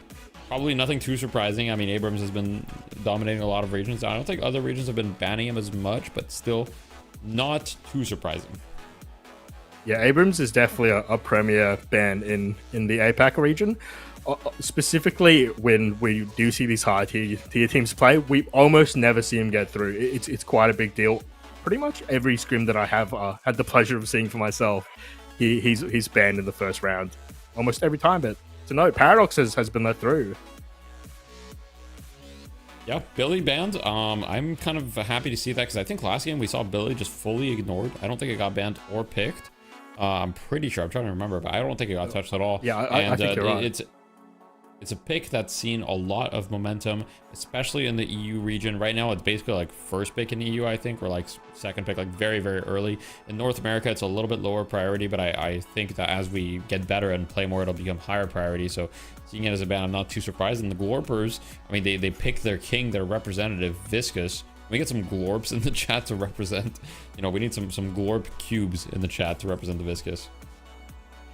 Yeah, on the side of Glorpers, I believe it is Hungry for Eggs who will be piloting that. A pretty old school Viscous player in the region. You know, he's been known for it in previous tournaments we have held. He's put up highlight performances. Honestly, he's been enough to carry teams at times. So I'm really excited to see what he'll be able to cook up in that regards. But Paradox picked as well. Like I was telling you, that the really high impact in very highly prioritized in the region. Yeah, I mean, it's a strong hero, strong laner, strong... I mean, it pretty much fits into any comp, right? I mean, this Paradox hero only had like a small period of time where she was kind of like more low priority. But for the most part, she's been, you know, A or S here for a very, very long time. We've got the Moen Krill coming out. It looks like this is something most regions agree on, is that Moen Krill is a strong hero, right? In NA and EU, and now we're seeing it in the APAC region. Moen Krill, high priority hero, very hard to kill, pretty decent laning, good CC, and great talent really early from Glorpers. Yeah, much more of a more standard draft, I would say, than the previous game. We had the pleasure of spectating. Nothing too out of left field so far, and on that point of Moen Krill, like, yeah, especially after the holiday nerfs, I think, you know, every region has pretty much decided, like, if you need that peak potential, Moen Krill is definitely the best option. He provides all of the pleasures as well that you do get for having Moen Krill on your team. And with Paradox drafted as well, it's really limiting. Obviously not so much, because we have mainly had these big frontline beefcakes banned, but it limits the pick potential as well from the opposing team. Yeah, and we've got Pocket as a bit of perhaps a response. I will say, you know, Pocket is not the greatest hero into the Glorpers squad so far, right? Great Talon kind of one-shots him. Lady Geist, I mean, okay, I don't think it's bad against Lady Geist. I think it's fine, because you can dodge her ultimate with Suitcase and things like that. And against Viscous, I think it's like, okay. I think the strength of Pocket is you're kind of limiting future picks, right? So it's awkward to kind of pick that Shiv. It's awkward to pick that Warden. Actually, that brings up an interesting point. We haven't seen Warden at all so far. What's kind of like APAC's stance on Warden? So in terms of Warden, after the nerfs, we've basically seen it barely. Like, if it is picked, it is very late into the draft. We're talking like second, really? Third phase here. Yeah, we do see it every once in a while, and we won't be seeing it this game, sadly, because Billy is banned, you know, depending on how you feel about Billy. But we have seen that some teams do favor Billy Warden to be paired up specifically, actually, because, you know, you utilize those ultimates together. Suddenly you have a bunch of people in a place where they can't really do too much about it. And, you know, that's kind of exactly what Warden wants. Yeah, I do like the holiday ban coming out of the side of Glorpers, kind of limiting the amount of options for initiation that Church of Chompy can get, right? Leaving it kind of like, okay, you know, we've got kind of a similar draft strategy from Glorpers as we had from Boxmaxers last game, which is you get your pick hero, you kind of like solidify that early, you get Paradox Moen Krill. I think the other game it was like Holiday Moen Krill, but regardless, similar kind of idea. And then you kind of like ban out the other ones. And then on the side of Church of Chompy, I think that you still have some initiation options. And when you're a better team, overall macro play matters a little bit more than just like initiation potential. Because technically, if you're at the right place on the right, you know, side of the map, doing the right things, it doesn't matter as much to have like a pick hero. It's not mandatory, but it definitely makes the game easier. Yeah, another point I do want to bring out in terms of picks is they do have the great talent as well, so that will somewhat help supplement it. I know it's not exactly the same thing as having a pull or having a swap or having a combo, but it's another tool in their repertoire to be able to either capitalize on the end of fights or perhaps even start them off and start an engage. So they're far from having no options to really initiate strong fights. I do like the Lash pick into the kind of like Great Talon type. In Furnace, Yamato as answers. Now I think Yamato is a bit of a double-edged sword here. It's really good into Lash Pocket because obviously you can dispel the Pocket ult. Now there's very few things that dispel the Pocket ult nowadays, right? But Yamato is one of them. If you get Pocket ulted, you can remove it with your ult. You can also dodge the Lash ult. You've got Unstoppable, but you are kind of vulnerable to the Mo and Krill ult and Paradox swap. So, you know, could be good if played well, but you have to be a little careful with your life. Yeah, definitely. Ivy picked up as well. I wonder if that's going to be a carry gun Ivy. I would imagine so. Have you guys been seeing a lot of that in APAC, the gun Ivy? Yeah, it's definitely been on the uptick in the region. Pretty much no Ivy was actually picked up besides one particular player in the region prior, Nikus.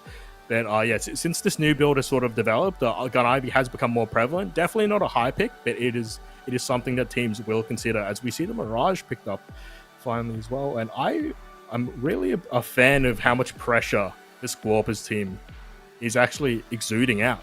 They've got so much map pressure out of the Mirage, out of the Lash, out of the Mokra, out of the Paradox. Like, you can never be comfortable if you're not seeing 6 on the map. Yeah, out of the Glorpers squad. Like, yeah, a lot of pressure for sure.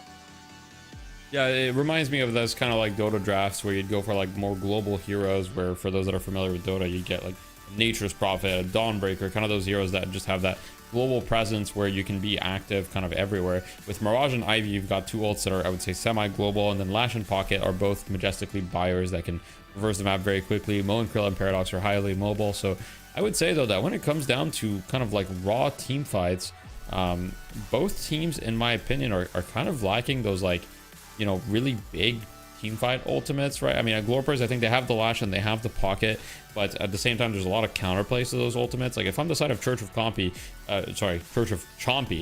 not Compy, my bad. Sorry, I've been infected. The brain worms have gone inside of me.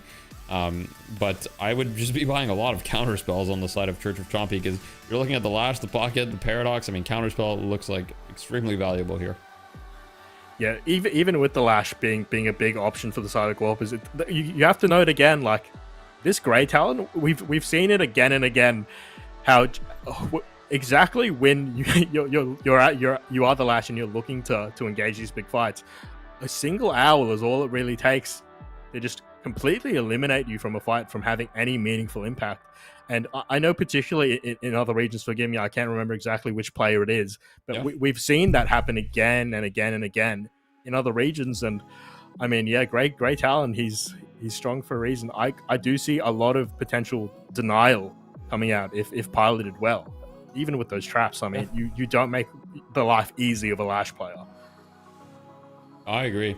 I will say one thing, like a PSA to all the teams that are competing out there. I know a lot of you guys are probably watching the stream right now if you're waiting for your game to start or whatever's going on, right? So I just want you guys to realize that Seven's third ability, right? It's called the Power Surge. And the second AP Unbraid actually gives minus 15% spirit resistance to all the enemies you hit.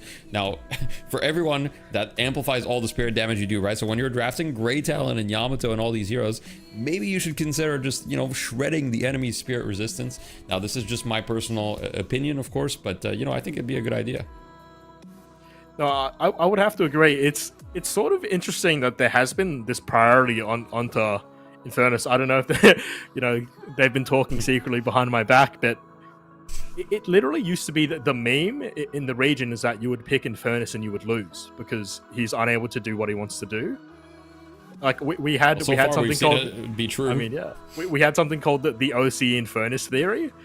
And I mean, hopefully we won't be seeing it come true today if you are a fan of the Church of Chompy. But yeah, I can't believe we're going through this. But I am hearing a little birdie in my ear. We will be swinging it to this game shortly. And I'm excited, Deathy. This has been a pretty competitive draft in my mind. A bit of a different style for sure, but I'm looking to see more macro play coming into this game. Yeah, for sure. And just so everybody knows, we've got Church of Chompy versus Glorbers. I believe this is a best of one once again, correct? Yes, you are correct.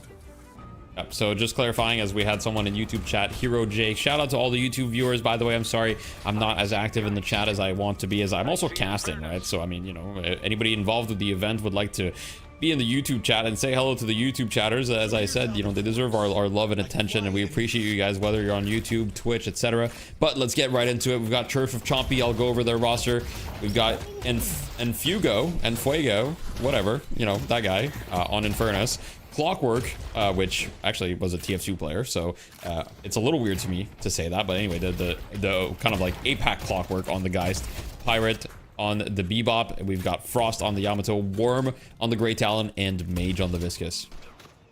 Perfect. Yeah, on the side of Glorpers as well, we have Hungry for Eggs. Actually, little correction as well in the draft. I believe the team names were swapped, so no Hungry for Eggs on Viscous this time around, but he will be piloting the Ivy. We got Elroy on the Mirage, Bobsdog on Paradox, Holmes Inc. on his classic mode, Girl Fragmaz on the Pocket, and Sparky, another signature pick for her, on the Lash. Shout out to Sparky as well. I'm not sure if any other females are playing the tournament, but I do believe she might be the only one. So yeah, shout out women, folks. Wow. We love diversity in gaming.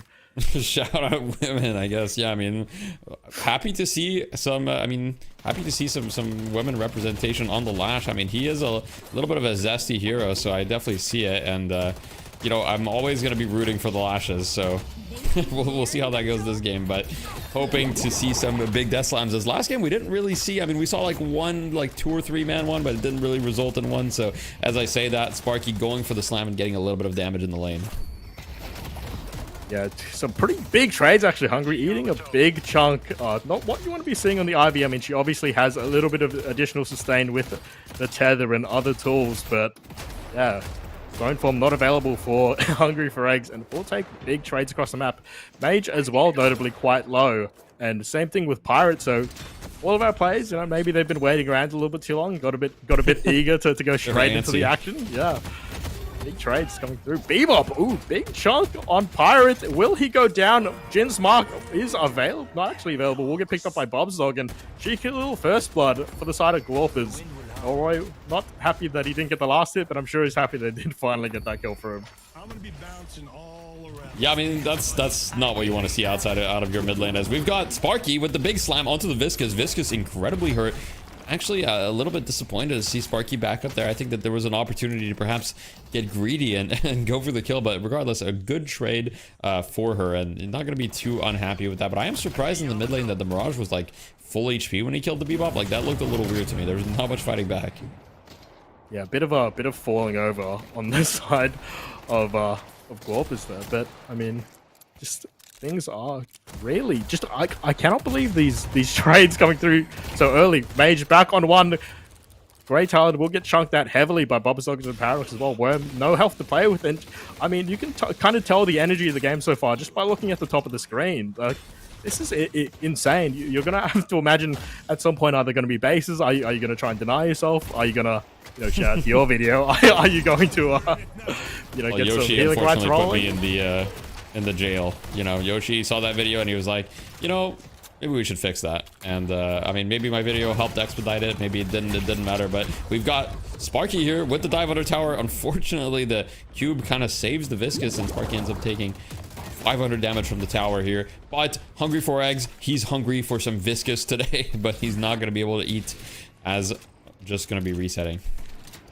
Yeah, nothing too spectacular here, and unfortunately we don't get to see him on the goo, but another classic nickname for Hungry for Eggs is Hungry for Goo, so hopefully we'll get to see some Hungry for Goo later in this tournament. Yamato, absolutely no health to play with. The same thing with the Goo Man himself, and man, Frost and Mage have not had a very fun lane on this side lane at all, continuing to get just pressured out by this Ivy Lash combo. And I mean, airdrop online, I mean, Lash really low as well, but you got to imagine that there is a world where something spicy can happen here. Stoneform up in 10 seconds, potentially a dive, but Pirate Chompy himself once again will fall in this mid lane, and things are falling apart quite early for the side of Church of Chompy. Yeah, and surprisingly, actually, Sparky on the Lash being the one to go down in this lane, as we do see the Mo and Krill like kind of like just backing up there. Sorry, I got a little confused with the perspective, but earlier we saw that the Hungry for Eggs and Sparky were kind of dominating in their lane with both Yamato as well as Viscous being really low, but Lash being the one to go down, so perhaps got a little overextended. Now, I will say, it has been surprising to me that Lash and Ivy have been applying the pressure in this lane, because if you ask me what was the weakest lane on the side of Glorpers, I would say Lash Ivy, you know? And I would say Yamato Viscous is probably the strongest lane on the side of Church of Chompy, so definitely different things in a different region. No, I would have to agree with you, Defi. Yeah, Yamato known, I would feel, for her lane pressure, and exact same thing with Viscous. I feel like maybe there was like a missed parry or something we saw at level 1, because it was such a deficit so early. Like, anything outside of that must have been very, very impactful, I would imagine. But yeah, I mean, Church of Chompy have relatively stabilized, though. They did trade that kill back on Sparky, and healing rights have been used up. I do want to bring a lot of attention to this mid lane, though. Unfortunately, Paradoxical Swap does not connect. Great Talon will just get out of there barely, and a bit of a stabilization. Is that a full orange Mirage? Is that standard for you guys? Like a long range or sort of shot? Is that normal? I do think that's I'm a little bit of sauce. Definitely not standard, I would say, coming out of Elroy. Okay. I feel like usually it's like the Quicksilver reload rush, right? Is that what you guys do as well? Or yeah, that's our typical buy for sure. Yep. Okay. All right, so, but I mean, it doesn't matter. I mean, he's been dominating the Pirate Chompy. As we can see with the little scoreboard, we can see they've all got the Chompy. It doesn't fit in the overlay, but the Chompy Warp, and so it's, you know, they've got the synergy, if anything. Yeah, they're like I was saying, you know, they're a bunch of pub destroyers, but they got the energy behind them. They're having a fun time, but they're here to compete as well. Far from bad players. Jeez, that is not what I would use to describe anyone on this team, anyone in this lobby, as the game goes on. I mean, the side lanes are still looking kind of disgusting. Ooh, will she be allowed to get the swap off? Soul Exchange will not be utilized there. I mean, Monocryl showing his value, like you're mentioning in draft, just really preventing some heroes from playing the game. Well, nice snipe there from, I believe it was Bub's dodge on the Paradox, and then Chompy Worm striking back though as he gets a kill with the bird. And you know, you do have to be a little bit worried if you're a Church of Chompy fan, because your beloved Bebop, your Chompy Pirate, having a bit of a rough start, being I believe 0-3 at this point, as we're gonna get a bit of aggression from Frost parrying the tower. Interesting cube sliding forward, going onto the Ivy. Ivy dies instantly. Lash on half HP as the goo ball is going to look to dive here. Unable to catch the Lash as he's flying around, but decides to go back in, and Sparky does not want to give up her tower here. Yeah, out of nowhere, this lane is very much flipped on its head. I mean, Frost still quite low in this engage, but I imagine can just wander off without too much trouble if they want to. Yep, Sparky will back off, and yeah, just out of nowhere, they managed to flip that back into their favor. Some good plays, some cheeky dives on Mage with the cube utilized, and man, Pirate is not having a fantastic game so far. Owned for like, yeah, to update his scoreboard, he's not feeling great. I imagine haven't seen too many hooks out of him either. Home Zeke though, he does have the burn on him. He will heal a little bit from the scorn and will potentially get out of dodge. Bob's dog looking for more paradoxical swap. A couple seconds away for him to play with. Ultimately, will choose to shoot the tower. I imagine they look for more though. Bob's dog just leaving Fragmaz out dry at the moment though, but he will secure those kills by himself. Another swap with the paradoxical swap. Actually, bit of an awkward moment with the corner, and Holmes Inc. will fall. Bird comes through as well, because that cooldown is non-existent. Frag, he's got all of his tools to play with. Will he be able to get away? Does have some help from the Paradox, but not necessary, as everyone sort of chooses to make some space for themselves here. Cheeky little fight. Will he be able to turn off that healing right? Unfortunately not, and we stabilized. That was intense. That was a lot of action there happening in the side lane, but not really a whole lot changing from it, right? Neither of those towers going down, still standing in the only lane, and we've kind of like got both of those towers at half HP, so just one fight can change that very quickly. As the buffs looking to spawn in 10 seconds, we see here the Ivy hungry for eggs, grabbing space on this buff. Mirage TPing for the buff as well. They're not messing around. I can't say that I've seen too many Mirages TP for the buff before, so that's definitely a bit of a new one. As unfortunately, Pirates, well, I think we're just going to start looking at the bright side here and thinking there is the infamous 10 death power spike. Now, those who know about the 10 death power spike, it's kind of like this legendary thing, and Pirate, he's halfway there. Yeah, certainly. It's you know what I like to say is that space created is a stat that can't be tracked by the scoreboard, and It's true. for all we know, he's creating mad space. Infernus will get pushed down to this mid lane stairs, and it will eventually fall down. Sparky looking to secure Urn as well. Nothing too crazy, just a little pick out on the side of Infuego. As you look to posture for Urn, I don't imagine Church of Chompy can test this one too much. It is still just, you know, an early game Urn, not the craziest thing to lose. No, definitely not. But I mean, you know, it's still pretty close, and I do think that either team could kind of win it. And you just have to think in these situations, you know, you have your power spikes. Like, are you happy to fight it? I think on the side of Glorpers, they're just picking it up to kind of like hope to bait the enemy team. And try to see what they can get, as Worm drops a 500 bag on the Grey Talon, getting taken down by Buzz Dodge, and that might give an opportunity not to go for the Urn, but rather go for the tower on the opposite side of the map, as we see the members of Church of Chompy kind of congregating, as Mirage already starts taking down the tower, going to be going for the parry. Tower is 1 HP, will be taken down, and then we'll see, will the members congregate towards then the Urn, or are we going to see a bit of a reset? It will be interesting to see Combustion actually used, but as more of an escape tool than anything. And Fuego, not wanting to get caught out again, will get the hell out of dodge as Sparky continues to just hold this Urn.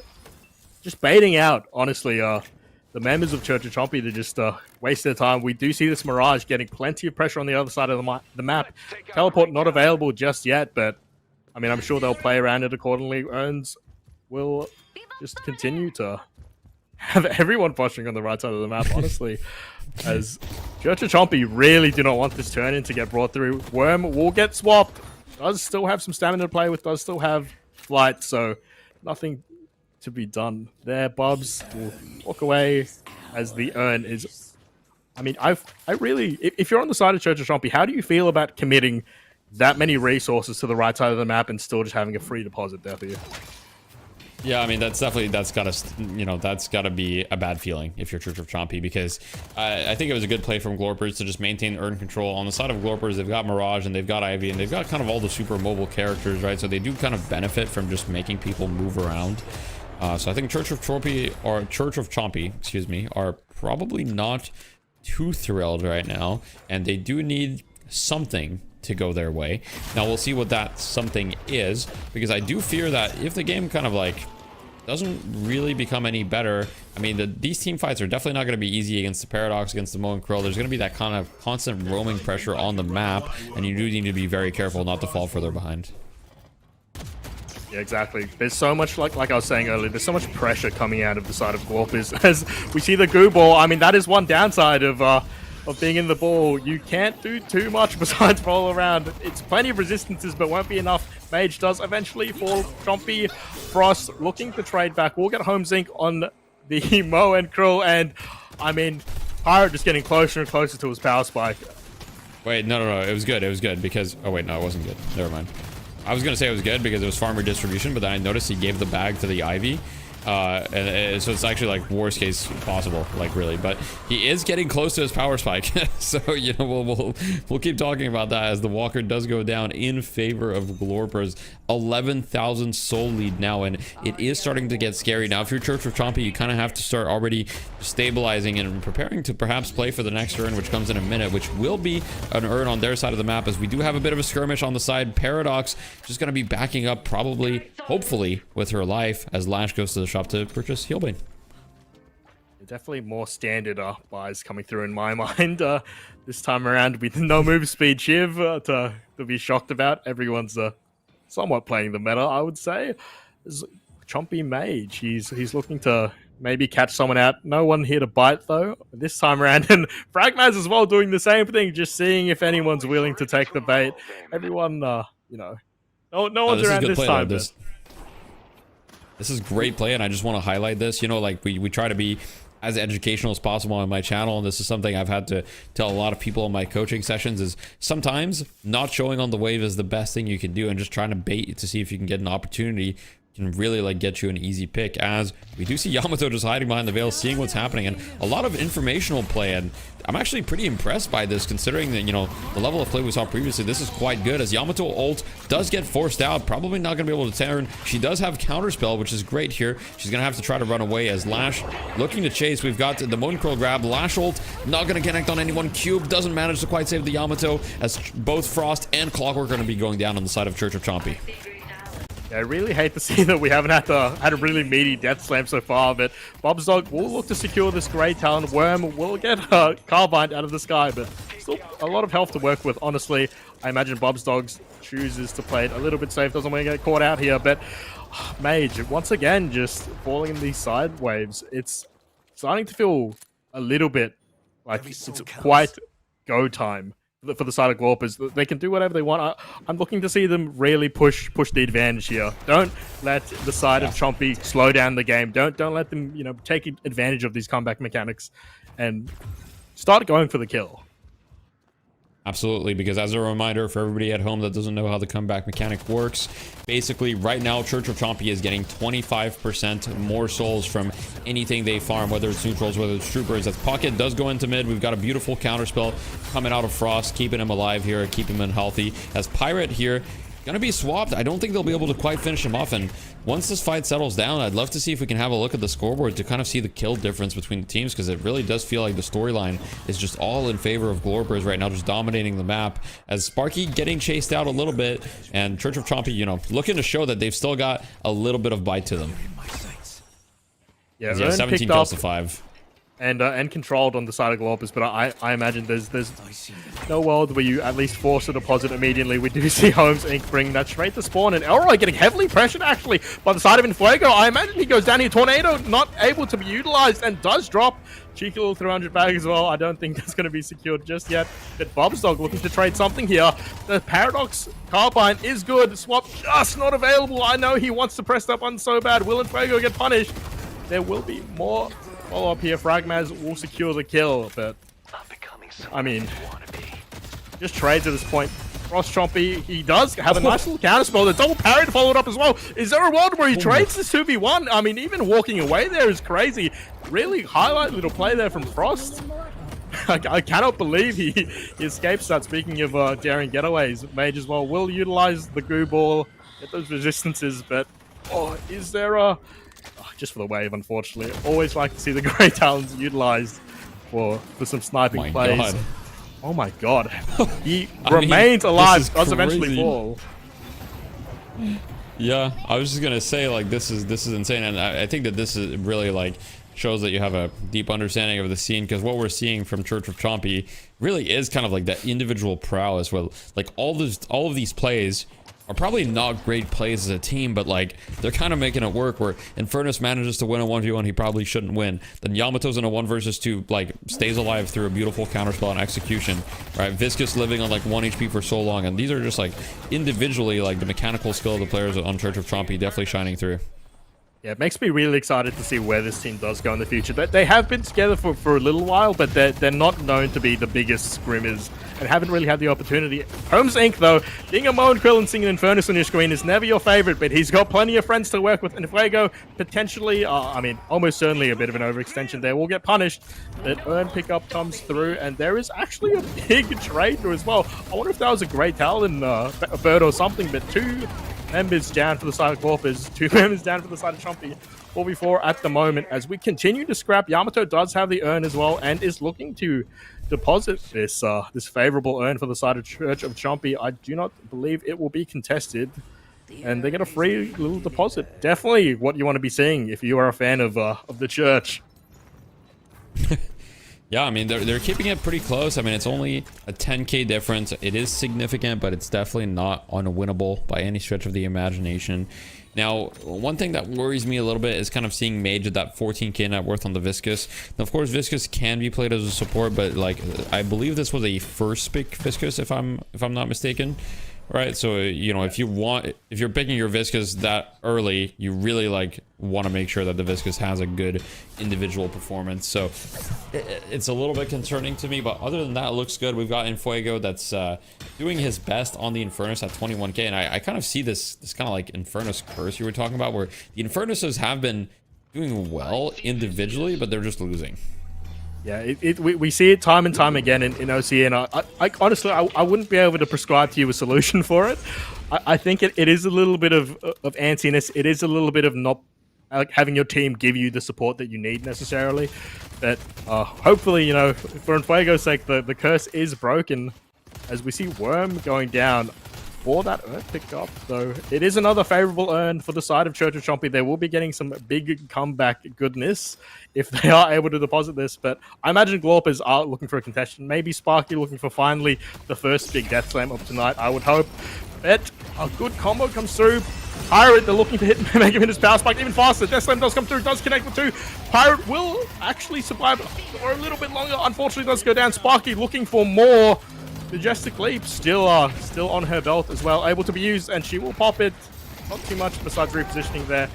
Mage does have the good ball available. If there was ever time to pop it, it's in a room. Unfortunately, everyone is running out, but a nice little bag there. Pick up from Infuego, I believe, dropped by Fragmaz. The Infernus getting bigger is not exactly what you want to be seeing on the side of Glorpers. Bobstog still has Paradoxical Swap, but I imagine it's time to give up a little bit of space here. Not necessarily the cleanest fight, but a good exchange in the mind of Church of Chompy for me there for you. I would say that if you're Church of Chompy, you have to be happy with that. And we've got the swap here on the Viscus. Now she's got Silence Wave as well, so this guy is going to be silenced for a really long time. Finally does manage to get the cube off, and they still haven't quite killed the Viscus. Puddle Punch here to try to escape. Extremely hurt. Looks like he's going to be going down, but Mirage keeping as backup just in case. As we do see a trade, once again, Home's going down on the Moan Krill, getting traded quite a lot this game, and all of these exchanges, they're actually slightly favorable to Church of Chompy because of comeback mechanics.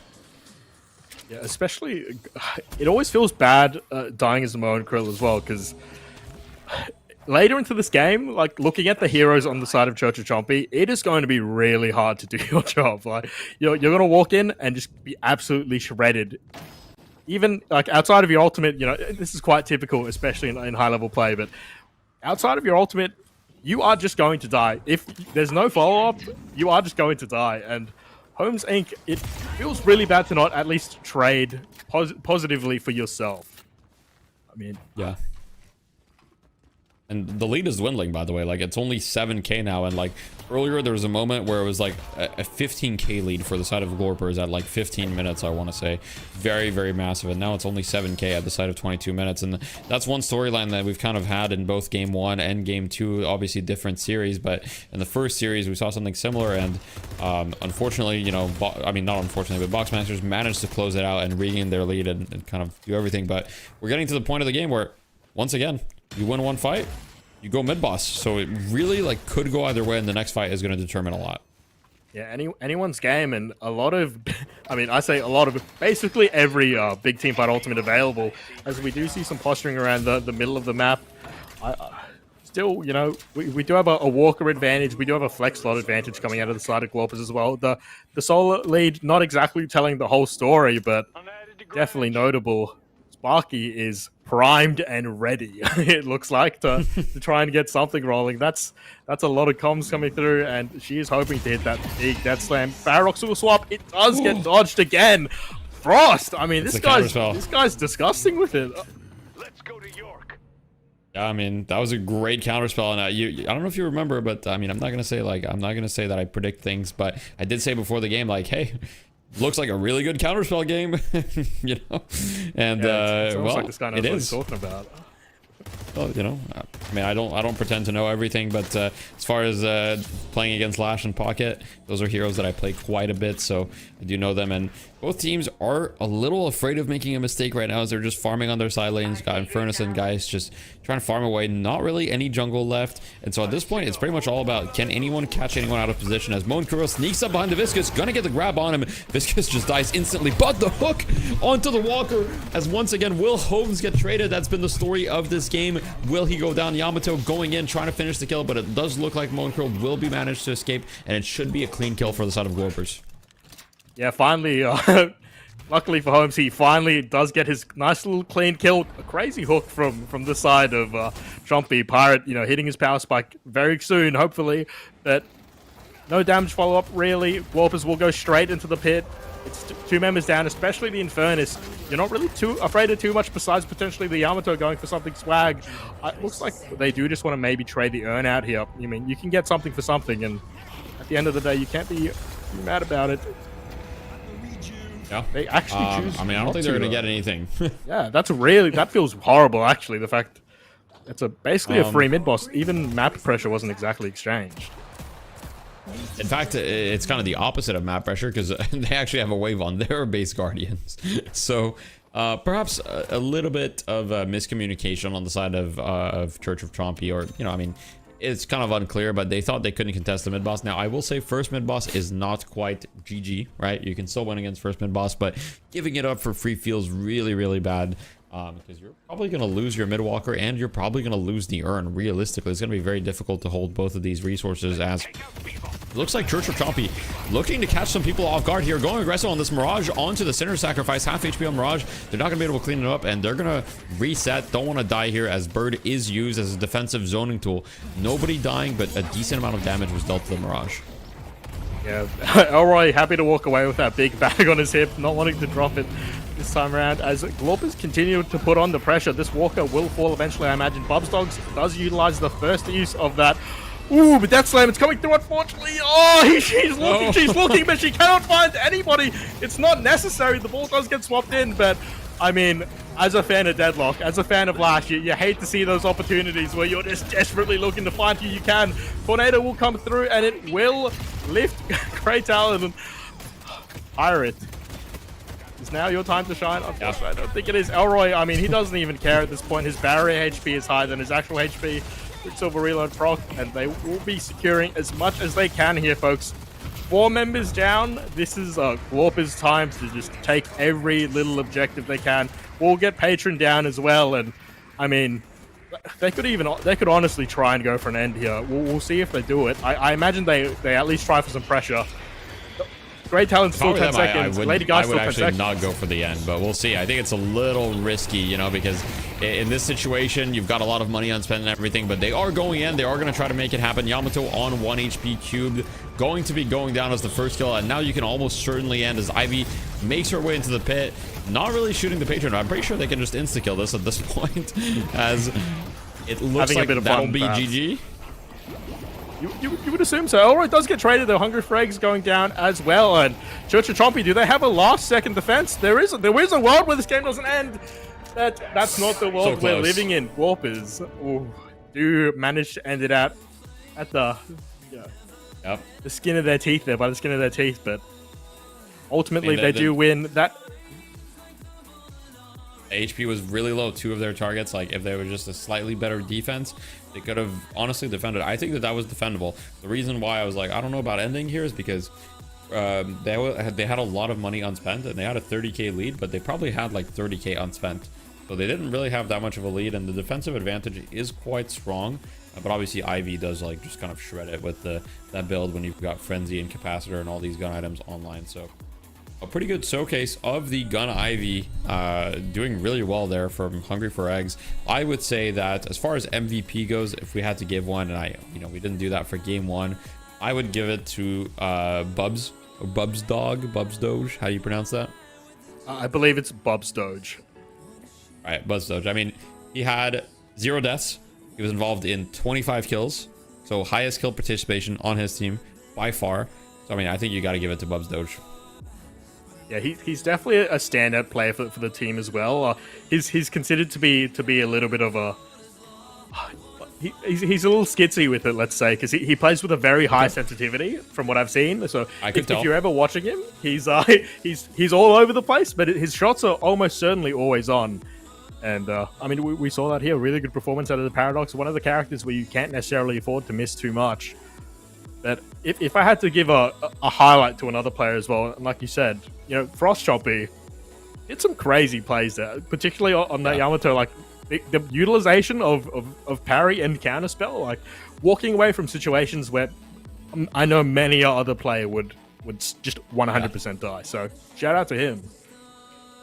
Yeah, and I mean, you know, it was a tough game for the Chompies. You know, I'll just call them the Chompies, where it was very difficult. And you know, they sorry, I just got distracted because I gotta tell you guys, I mean, our producer, there was some chainsaw going on in the background or something as he told us the comms, so I was a little distracted, but that is hilarious.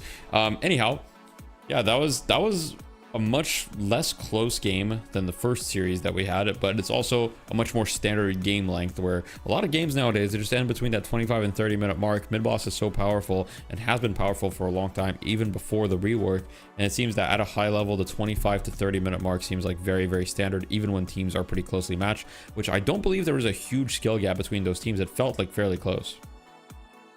Yeah, if it comes down to anything, I would say that it's just maybe a bit of an inexperience in terms of macro, in terms of trading objectives on the side of Chompies, because like we pointed out, trading mid-boss for nothing when you don't have to is probably the worst decision you can ever make. And even having your lanes pushed in, they didn't get map pressure, they didn't pick up the urn, they completely conceded all map space, which is pretty much something you can only do when you're hard turtling. Maybe you have like a 7 ulti in the back pocket. And speaking of 7, I want to bring it up with you.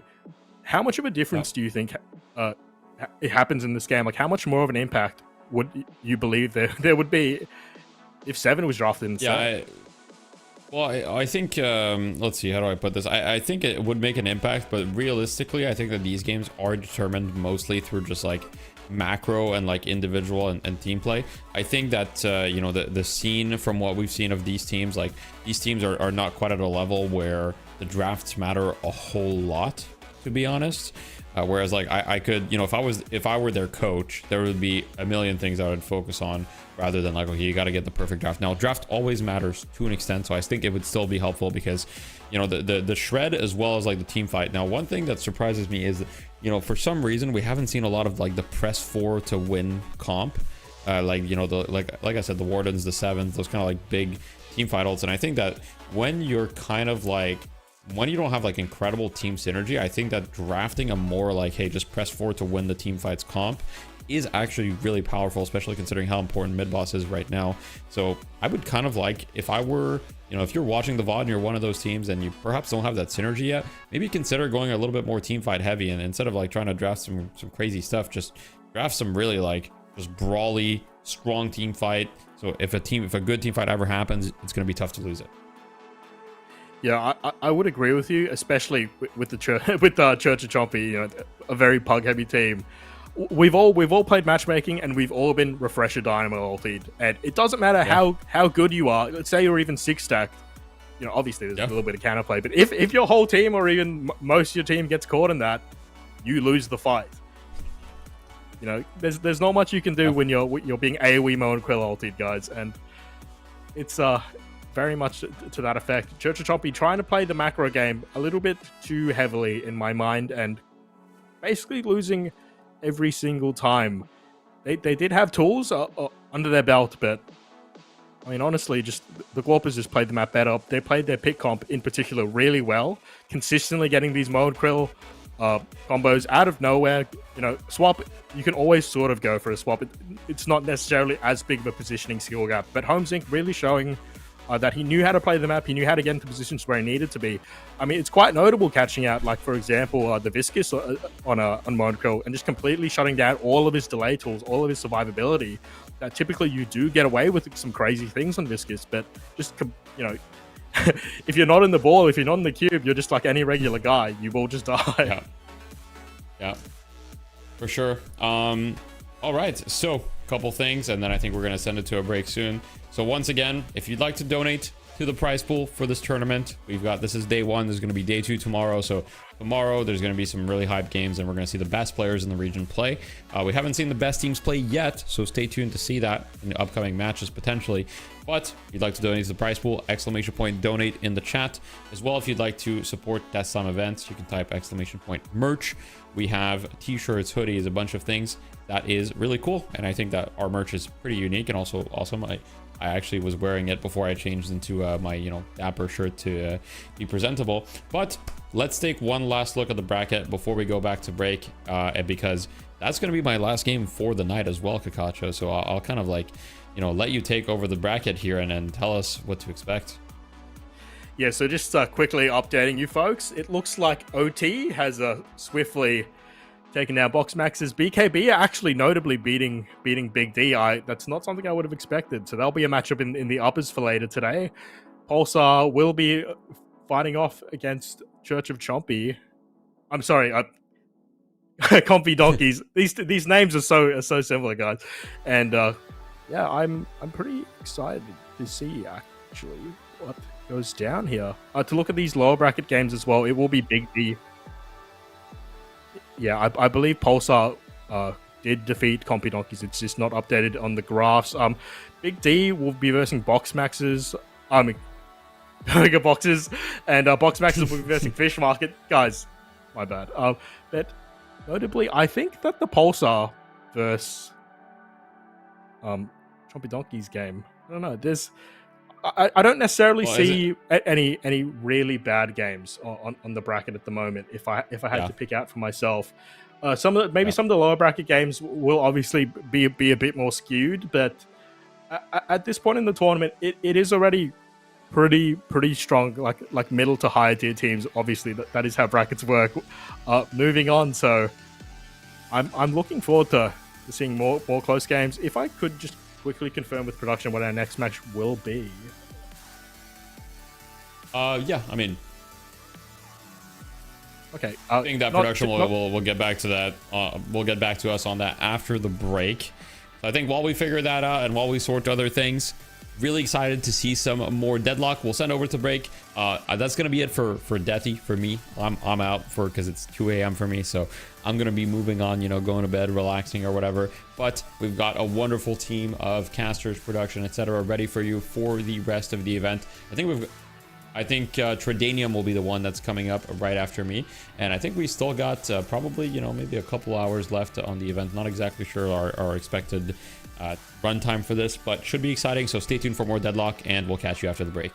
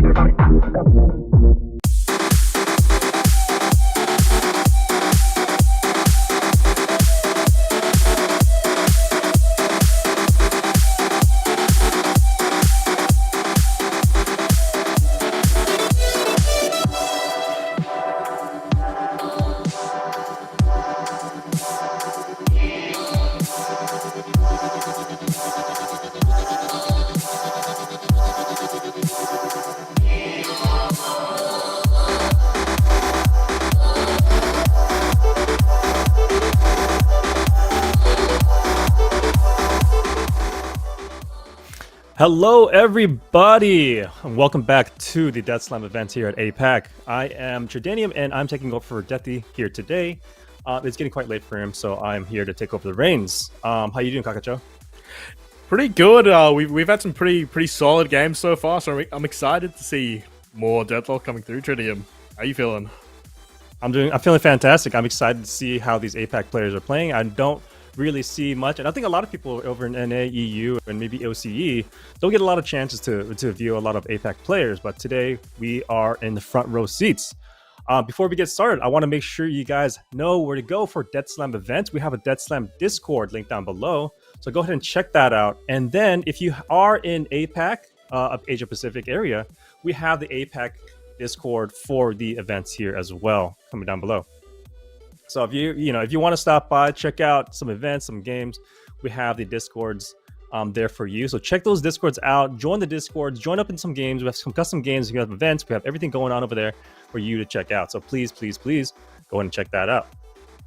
But once in a blue moon, we do like to run pugs as well. So, if you get tired of matchmaking, get amongst it.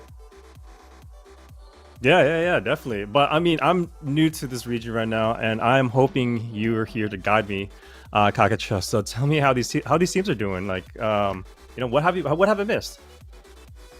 So pretty much, if I had to summarize APAC as a region, it's we're still very grassroots, obviously, and we've got our front runners, our obvious front runners for today.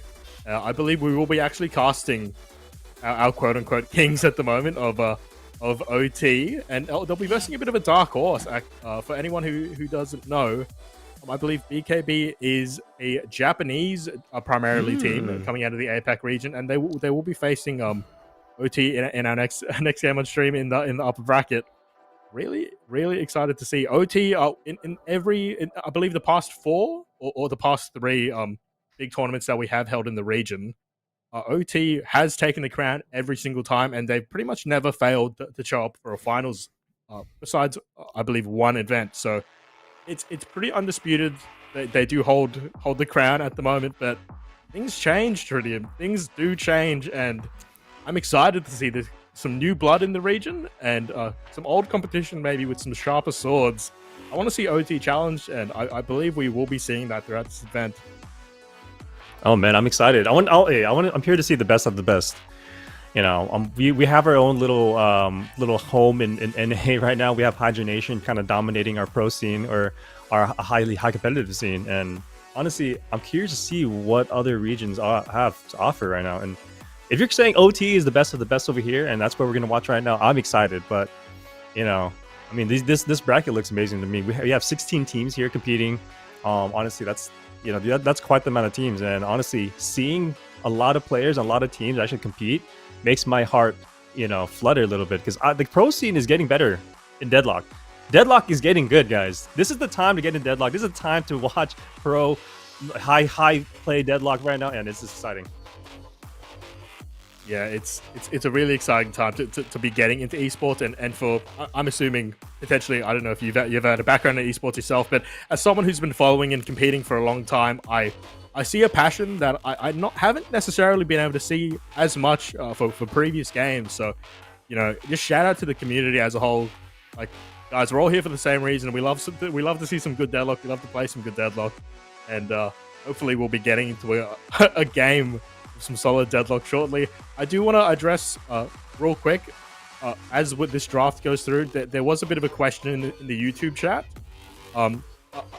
Forgive me, I don't remember exactly who asked the question, but they were wondering why Sinclair is slipping through these drafts. And I believe this is a bit of a regional bubble sort of thing. Ever since the meta has sort of shifted, Sinclair typically is not a very hotly contested pick. Favored a little later into the draft, favored potentially as a counter pick, potentially into the 7s and the likes. You would pick him to get some less value out of the opposing team. But yeah, Sinclair is definitely not a priority at the moment in the APAC region, at least from what we've seen recently. Yeah, no, definitely. I kind of agree with you, actually. I mean, I think the question was from Dakota Bible.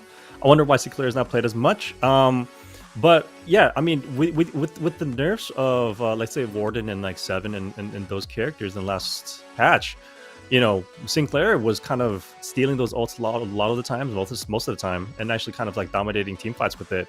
And not necessarily dominating, but actually there's at least a counter to those ults within the team fight. And since we see less of those characters in the game, we're going to see less of Sinclair, even though he is quite good on his own, especially in lane.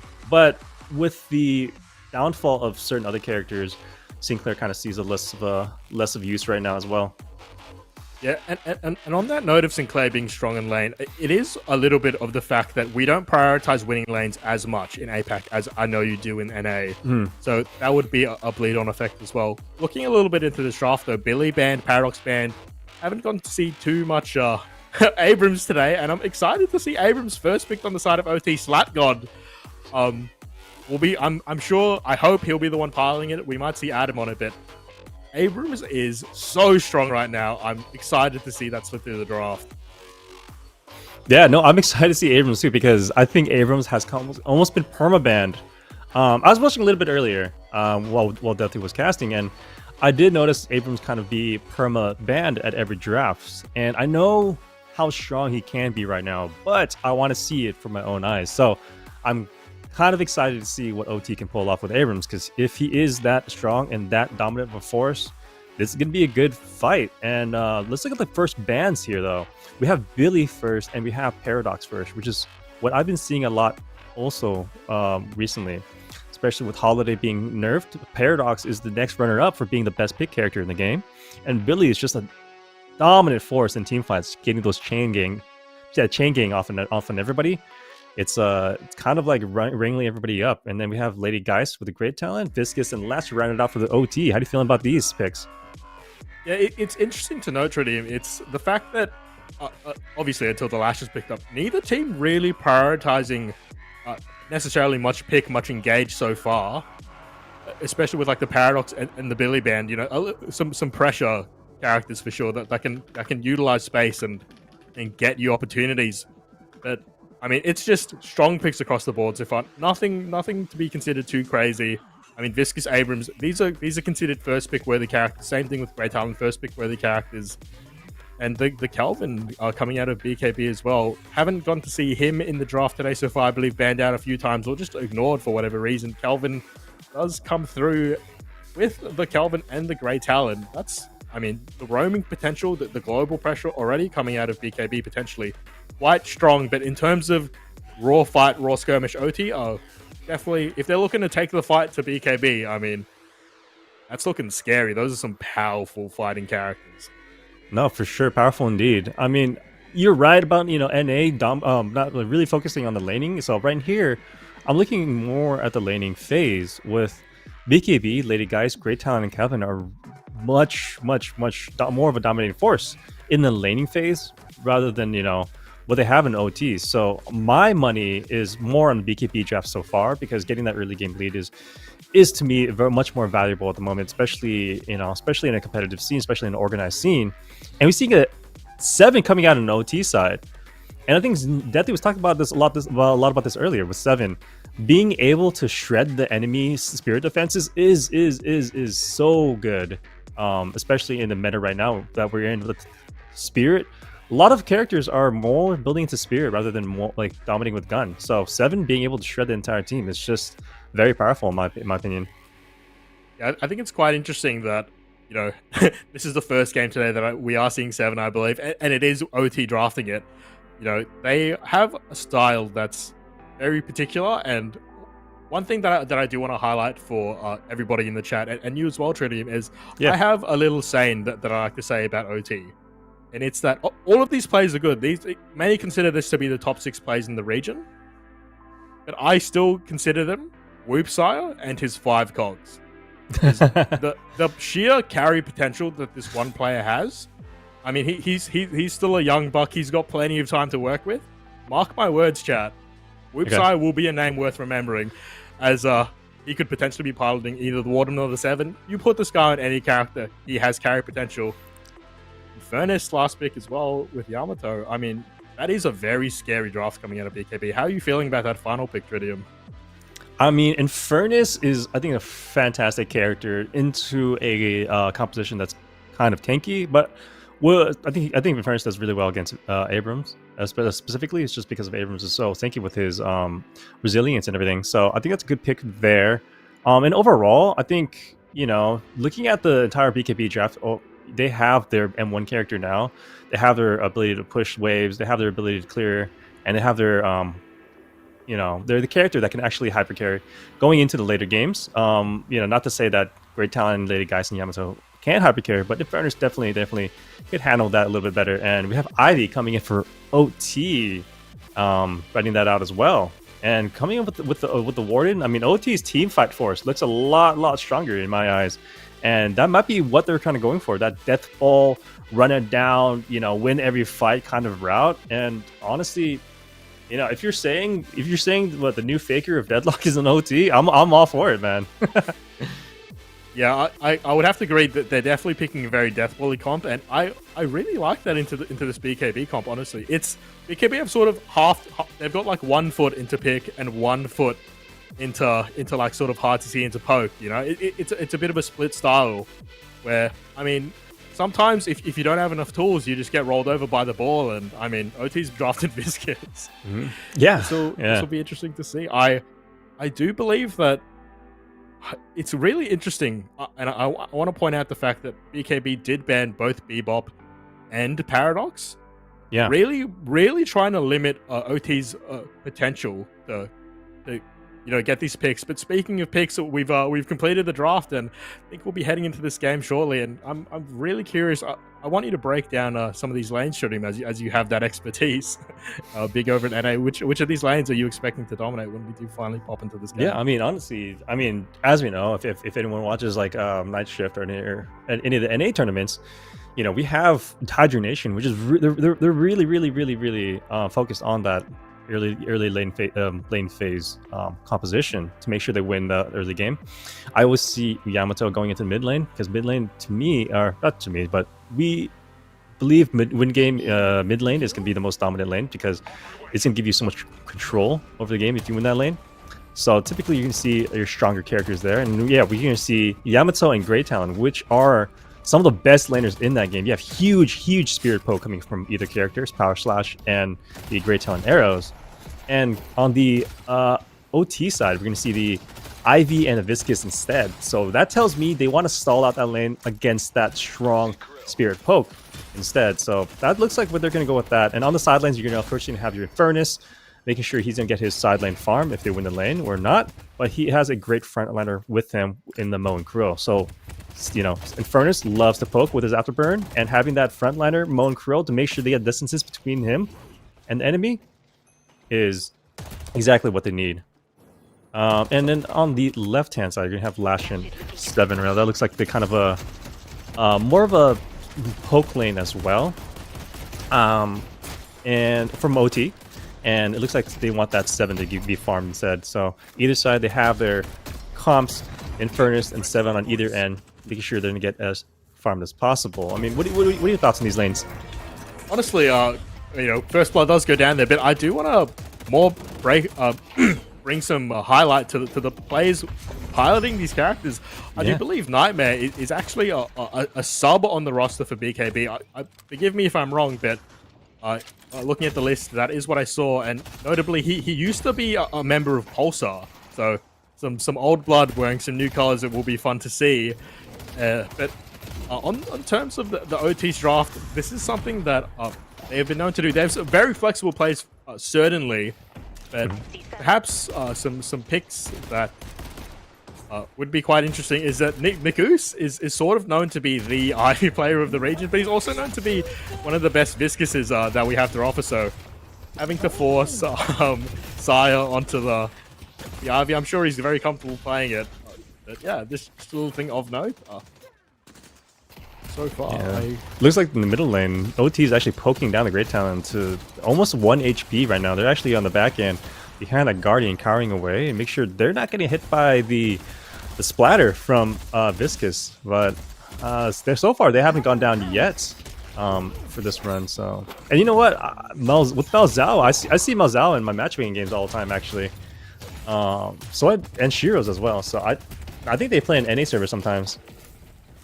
Yeah, definitely some prominent players who like to get around. Shiro's in particular is a name I'm very familiar with. But Malzao, I believe, already gone down twice. This middle lane pressure is dominating out of OT so far. Between the stone form and just general punish that Viscous can do to you, it's very oppressive. I mean, anyone who's played OCE matchmaking knows how disgusting Nikus can be on the goo ball, and he's showing the reason why this character is worth these round 1 bans, typically sometimes around. Alex, we're trying to get some poked out. It was forced by the healing right. Not exactly what you want to be seeing on the Grey Talon of all characters.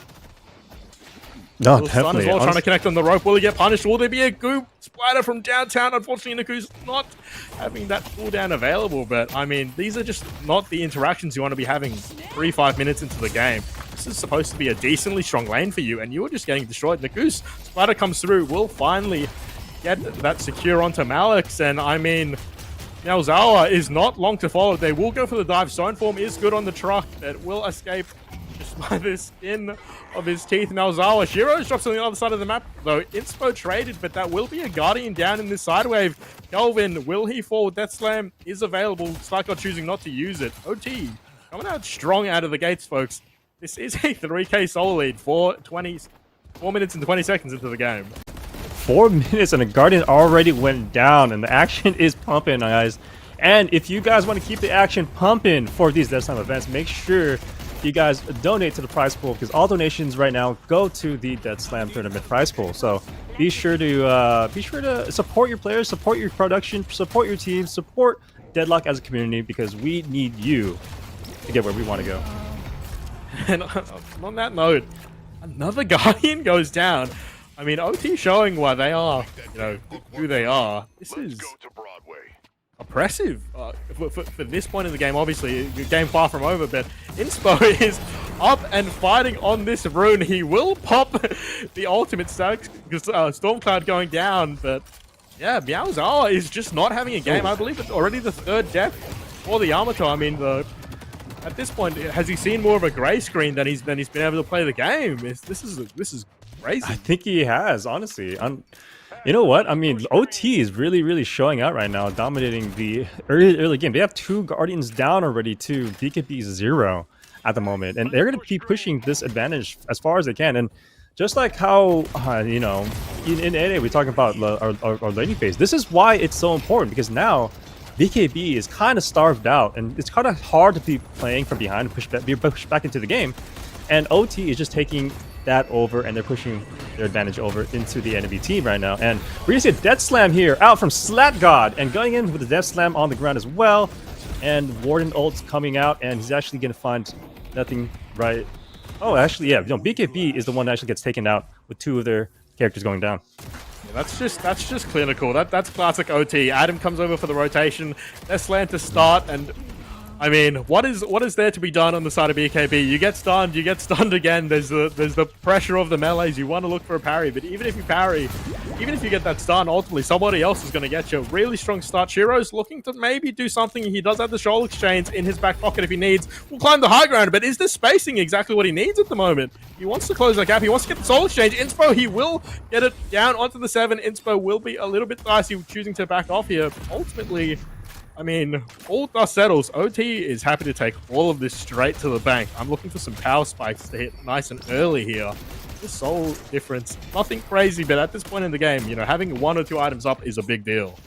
No, it's a big deal indeed. I mean, 5k at 6 minutes in the game, that, honestly, you could take that and you can run it fast. And from there, you could extend that as far as you can. And honestly, at 6 minutes game, 7 minutes game, you usually think about kind of trying to, you wouldn't think about catching up just yet, but right now they really do need to find a way to catch up at the moment.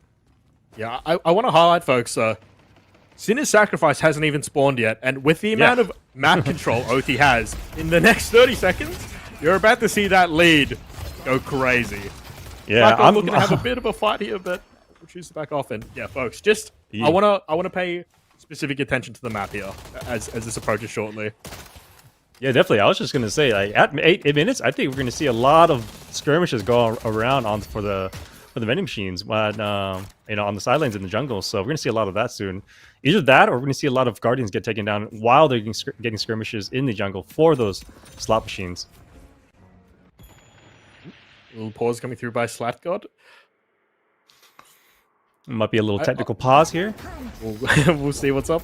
We'll replay in the meantime, and maybe, yeah, I mean, Meowzawa has just not had an excellent game, and it feels really rough, particularly on Yamato, a character that you do have to engage. You're not exactly the best farmer.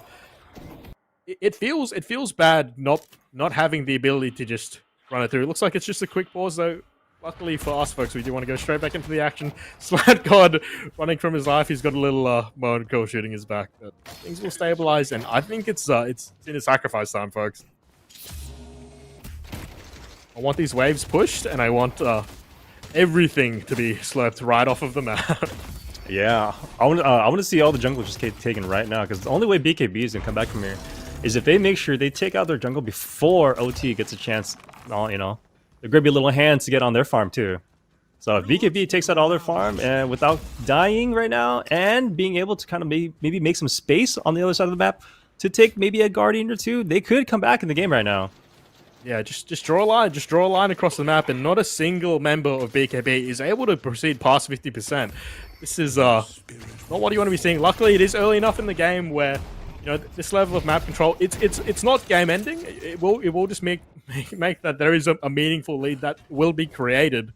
But it's not like you're going to lose walkers just yet or anything of that sort. So you do have a semblance of map control remaining, but if you want to try and even hold slightly beyond your walkers, you're going to have to play a little bit into no man's land. And I mean, OT, they're known for their ability to strike and be decisive, and they're showing it. They're continuing to set up these trap plays, and we potentially will see one in the side lane.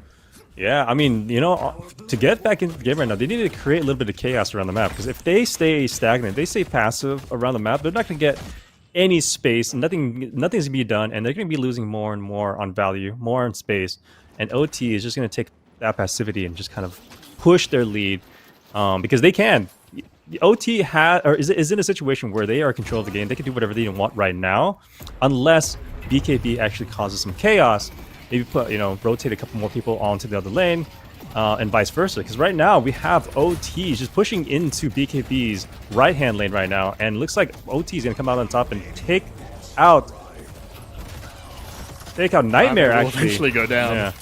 They go Nightmare, yeah. And right here, BKP, nothing much is going on the left-hand side of the map right now, other than a small kind of like look at me, look at you going on the bridge right here. Yeah, I want to see BKB utilize some of their pick potential. Like the reason that they picked this mode, the reason they picked this Great Talon, the reason they picked this Kelvin, like get active on the map, look for these favorable fights. I feel like BKB have just conceded themselves to sort of getting rolled over here. They're not being proactive in a world where passiveness will kill them. As much as we joke about comeback mechanics in Deadlock, if there was ever a team with the ability to close out games in the APAC region, it is certainly OT. The Goose will happily just hang around the urn there, and this is looking rough. It does look a little rough for BKB at the moment. I mean, yeah, exactly like you said, with the passivity, it might be BKB's downfall at the moment. They did get the urn, actually, so Nightmare's running back with the urn here in his hands. And will OT contest this urn on the top right-hand side of the map, or will they actually push and take out the Walker? Because they have 3 members over there on the left-hand side looking at that Walker, and they're looking a little hungry for that Walker right now with 7 Viscous and Lash looking at it. He's kind of poking right under the Walker as well. So they have 3 members versus the BKB 2 under the Walker.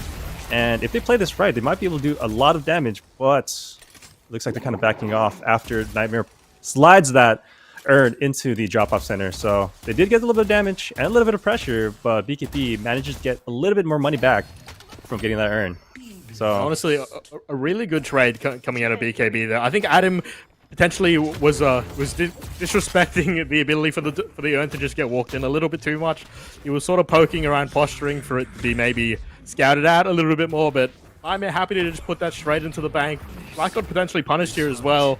Might just get away. The Kelvin will chase the bird. We do see the drone strike coming through. Will it be enough? Unfortunately, has not spotted him this time around. A little bit of damage onto Nikus, but I like this. I want BKB to get active. If there was ever a time, it's right now. Lots of low health bars. Several members of OT still haven't based.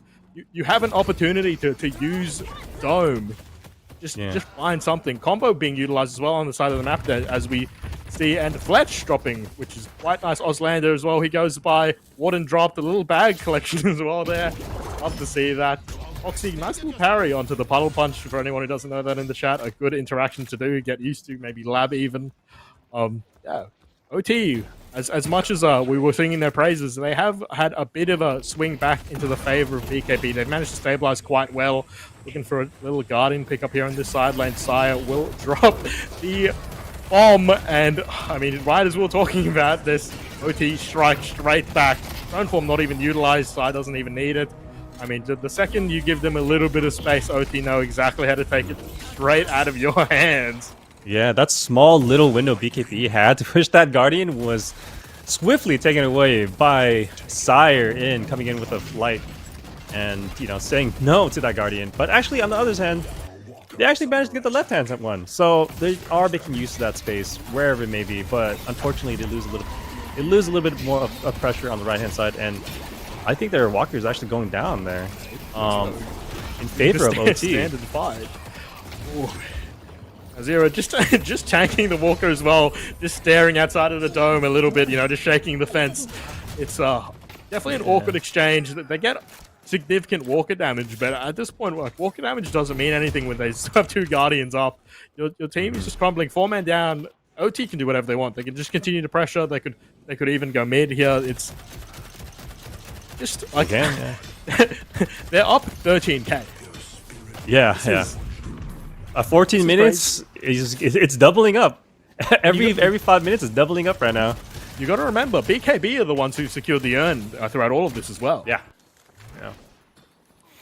But I mean, like, in return for the urn, they kind of, are just losing pressure on the map. And what I'm noticing a lot from BKB is that they keep reacting to what OT is doing rather than being proactive in creating the space that they need. Instead, they're just kind of running around and making sure they're not losing anything and just kind of reacting off how OT plays. Which is right now is kind of like, yes, OT is in control, but for BKB to be able to turn around, they need space and pressure in their favor rather than finding an opportunity that where OT is going to mess up. So BKB, it may be a little later now. They may be just relying on OT to kind of like have an opening because they're so far behind at this point in time. But BKB really needs to make use of those pick characters, kind of find characters that are placed out right now.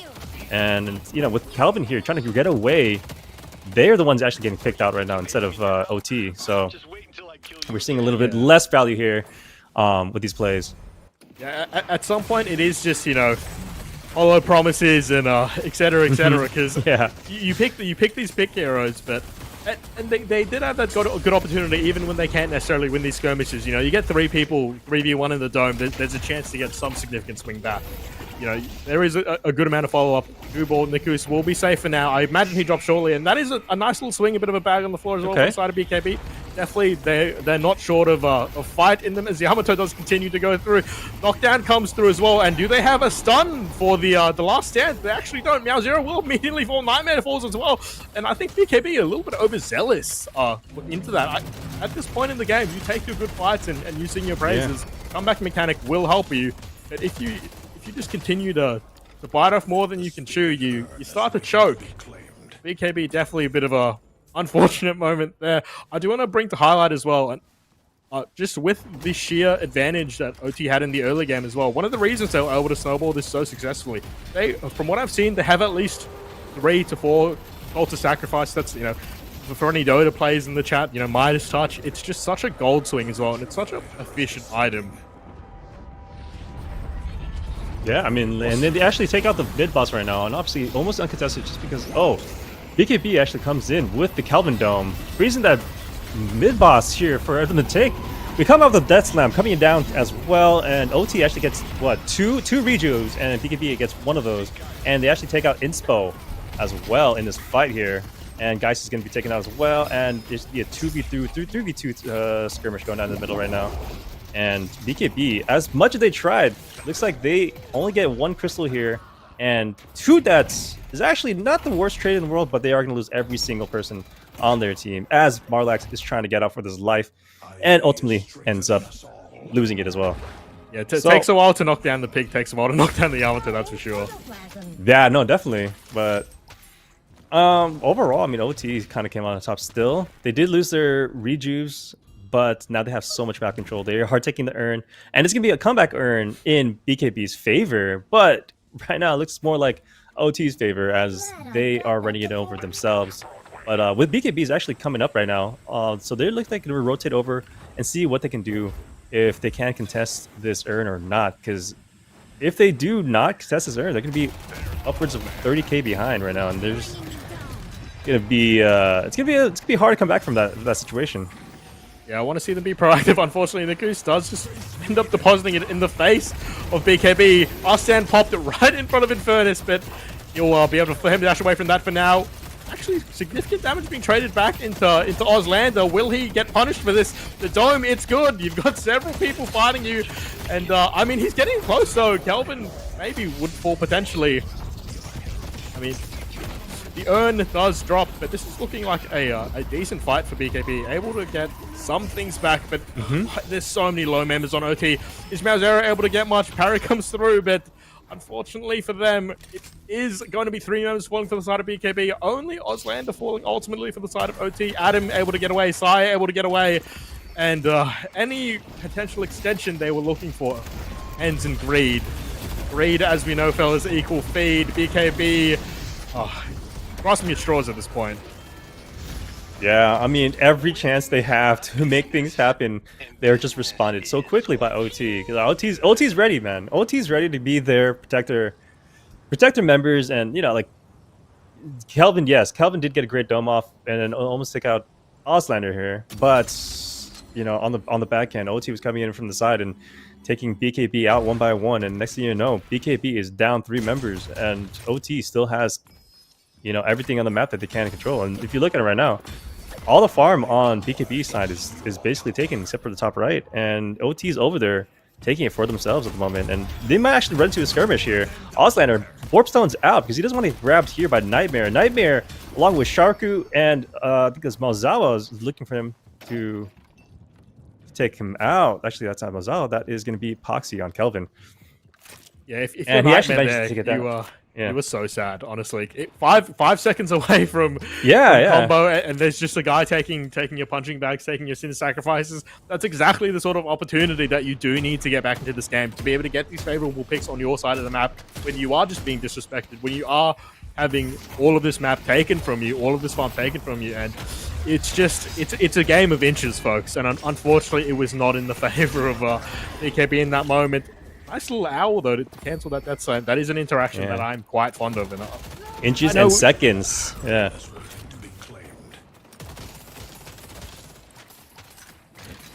just the bags that everyone is walking around with on the side of OT.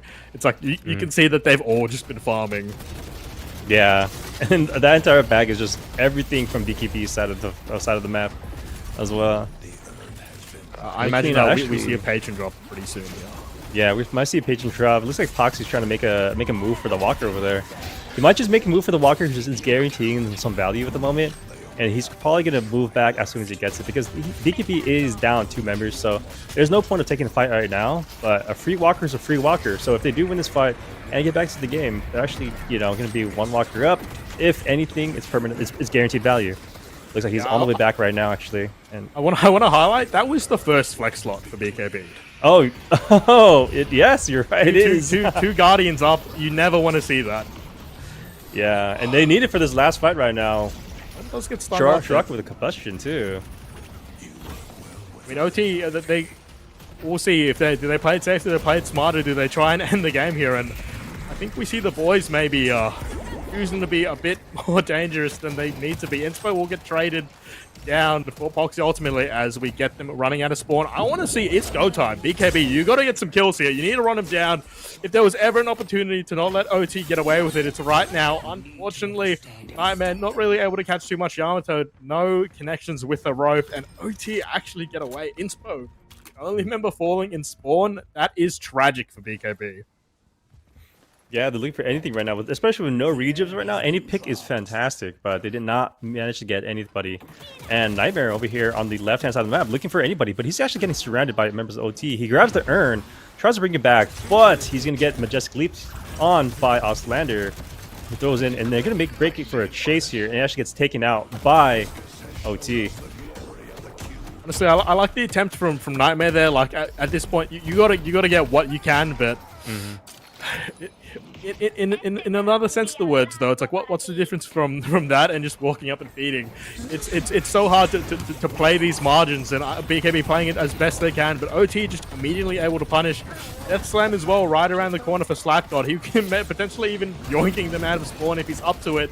Fletch is quite literally in their spawn. Auslander having quite the time with its Storm card coming through as well.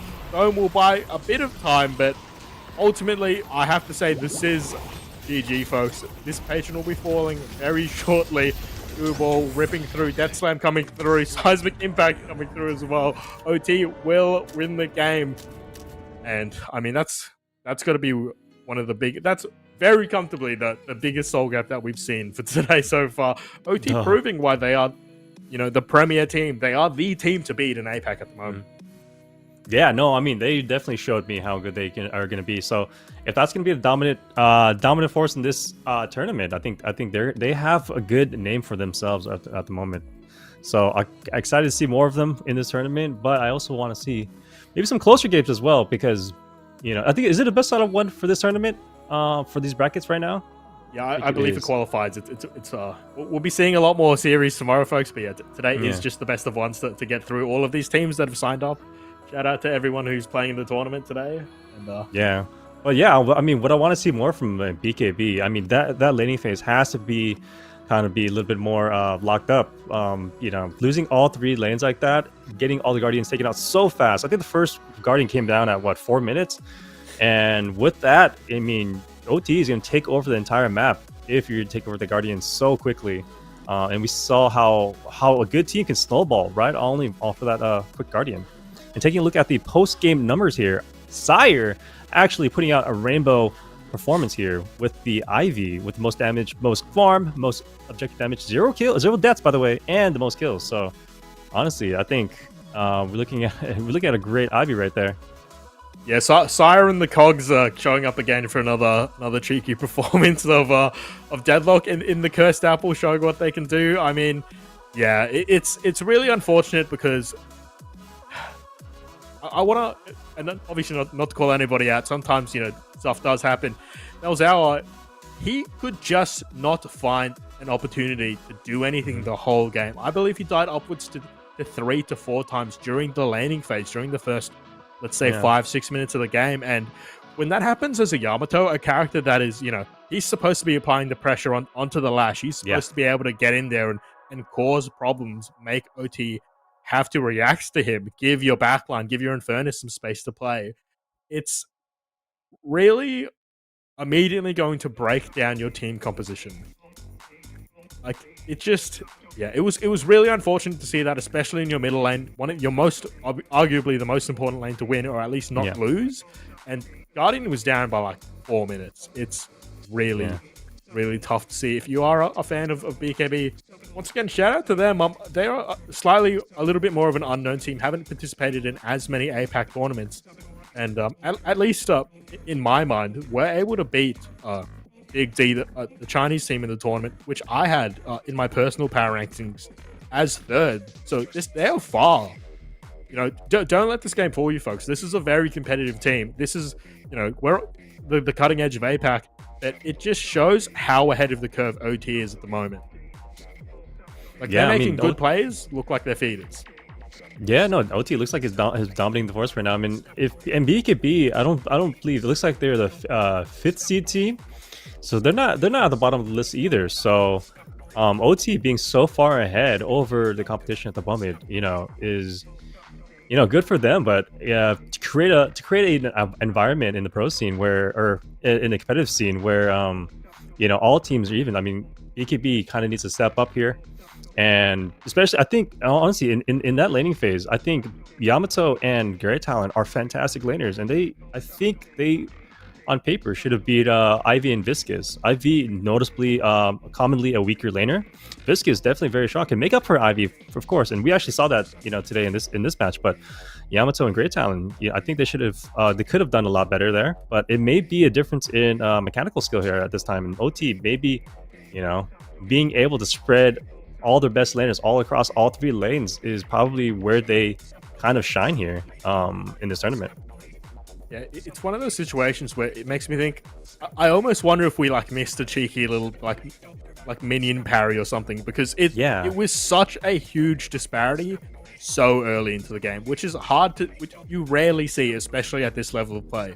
You're not going to see someone just standing out in the middle of the open, just getting headshot, destroyed, and hit by every single poke. But that's almost what it looks like OT did to BKB. Every single puddle punch, every single splatter was connecting and hitting where it needed to be. Every right click, that was so much pressure coming out of the side of OT. It's like, at what point do you just watch that VOD and you go, what happened to you guys? Because it looked like there was things to be heavily assessed seconds into the game. I'm getting a little birdie in my ear saying that we might actually potentially, hold on folks, there might be a bit more action as we jump into a game running at the moment. Pulsar versus Scorpers, the other upper bracket game for today that we were looking at. So this will give you a little bit of perspective as well for everyone in the chat, and Trinidium as well. At the moment, Pulsar is easily considered to be the second seed team, the second most powerful team in the region at the moment, and have honestly been the only people able to challenge OT in the APAC region so far. Able to push them pretty hard in the finals. We've gotten really close nail biter games consistently. I know even recently Pulsar have been pretty convincing in scrim blocks, so hopefully they do show up a performance for today. But yeah, Pulsar up against Glorp is another team that's, I would say, in contention for about third, fourth in the region. And it's looking like it's been a bit of a slug. Pulsar definitely in the commanding seat, but 30-minute game. It's definitely a change of pace after what we just watched from him. Yeah, no, like it's 30 minutes in the game. A lot more objectives on the map are taken on both sides of the map, actually. The only thing left is the Pulsar's middle walker here. So it looks like a little bit more of a closer game, even though the soul differential is 50k in Pulsar's favor, actually. So Pulsar still look like they are kind of dominating this, not dominating the game, but they are having a chokehold on this game at the moment, and they are pressuring out Glorpers. Glorpers can't even leave their base at the moment, and Pulsar, chilling outside with just one reju, making sure they're not losing too much value at the moment. So Pulsar actually kind of looking to end the game, actually. Sparky, I believe this is the first Stormman that we've seen of today. Definitely a bit of an underground pick, not exactly hotly contested, but this hero has, in my mind, some infinite potential. I can't wait to see what happens, even potentially a year or two down the line of this game's growth. To see what tournament players will be doing, but also happily just walking into the base of Glorpers. Holmes Inc. will get yoinked up by the Death Slam. Fragmaz gonna see what he can do. I believe he got a huge affliction here. Huge. It's looking pretty rough for the side of the Glorpers, but will that affliction be enough to give them some space? All-Stars health bars are ticking. Sino's going low. GBS going low. I want Elroy to try and do something. He's got plenty of net worth to work with. He's quite a big mirage, in all honesty, but at the end of the day, you're only one character. Curse will go through, who will get forced back into the base, and Visco, these charge shots are ripping and tearing through. Hungry for Eggs almost dropping into spawn, and he feels like he's got plenty of time to whip out the Guided Owl just to make some space, fly around, make things difficult for the side of Glorpers. And we go straight into pit. Pulsar looking to end the game, and they will do shortly. Unfortunately, we didn't get to see too much of this game, but we did get a sneak peek into some other top teams in the region. Yeah, we ended out. I think we only saw about 2.5 minutes of that game, actually. But I mean, you know what? Perfect timing. We get to see the end of both games, and now we know both OT and Pulsar are going to make it through the brackets. And I think that is going to be the semifinals of the upper bracket. It's going to be OT versus Pulsar. I'm excited to see that because we saw how much of a lead Pulsar had over Glorpers, and we saw how much of a lead OT had over BKB. So I'm excited to see those two teams actually go head to head, and I'm all for a super close game. Hopefully we see that sometime in the future, maybe in the final semifinals. But we're definitely gonna see it in the semifinals. Yeah, OT vs Pulsar will. That's obviously, we will have good games across the folks, across the board, folks. But yeah, OT vs Pulsar will be the meat and potatoes of this tournament for sure. And I mean, you got to show up for day 2 if you want to see any of that, folks. Just a reminder. Definitely. Said, I do believe our next couple games, we'll be heading down to the losers bracket. No more action for today in terms of that upper bracket. Yeah, if we could bring that bracket up, that would be nice. As we see some of these match results, hopefully updated through, ticketed through. Perfect. And yeah, as we can see, obviously OT Pulsar making it through. We were able to see those final 2 games, and these lower bracket games will be pretty interesting in my mind. Chompy Donkeys and Church of Chompy, I believe that might actually be a B stream game. I'm not sure if that one's concluded just yet, but should have been a pretty interesting match.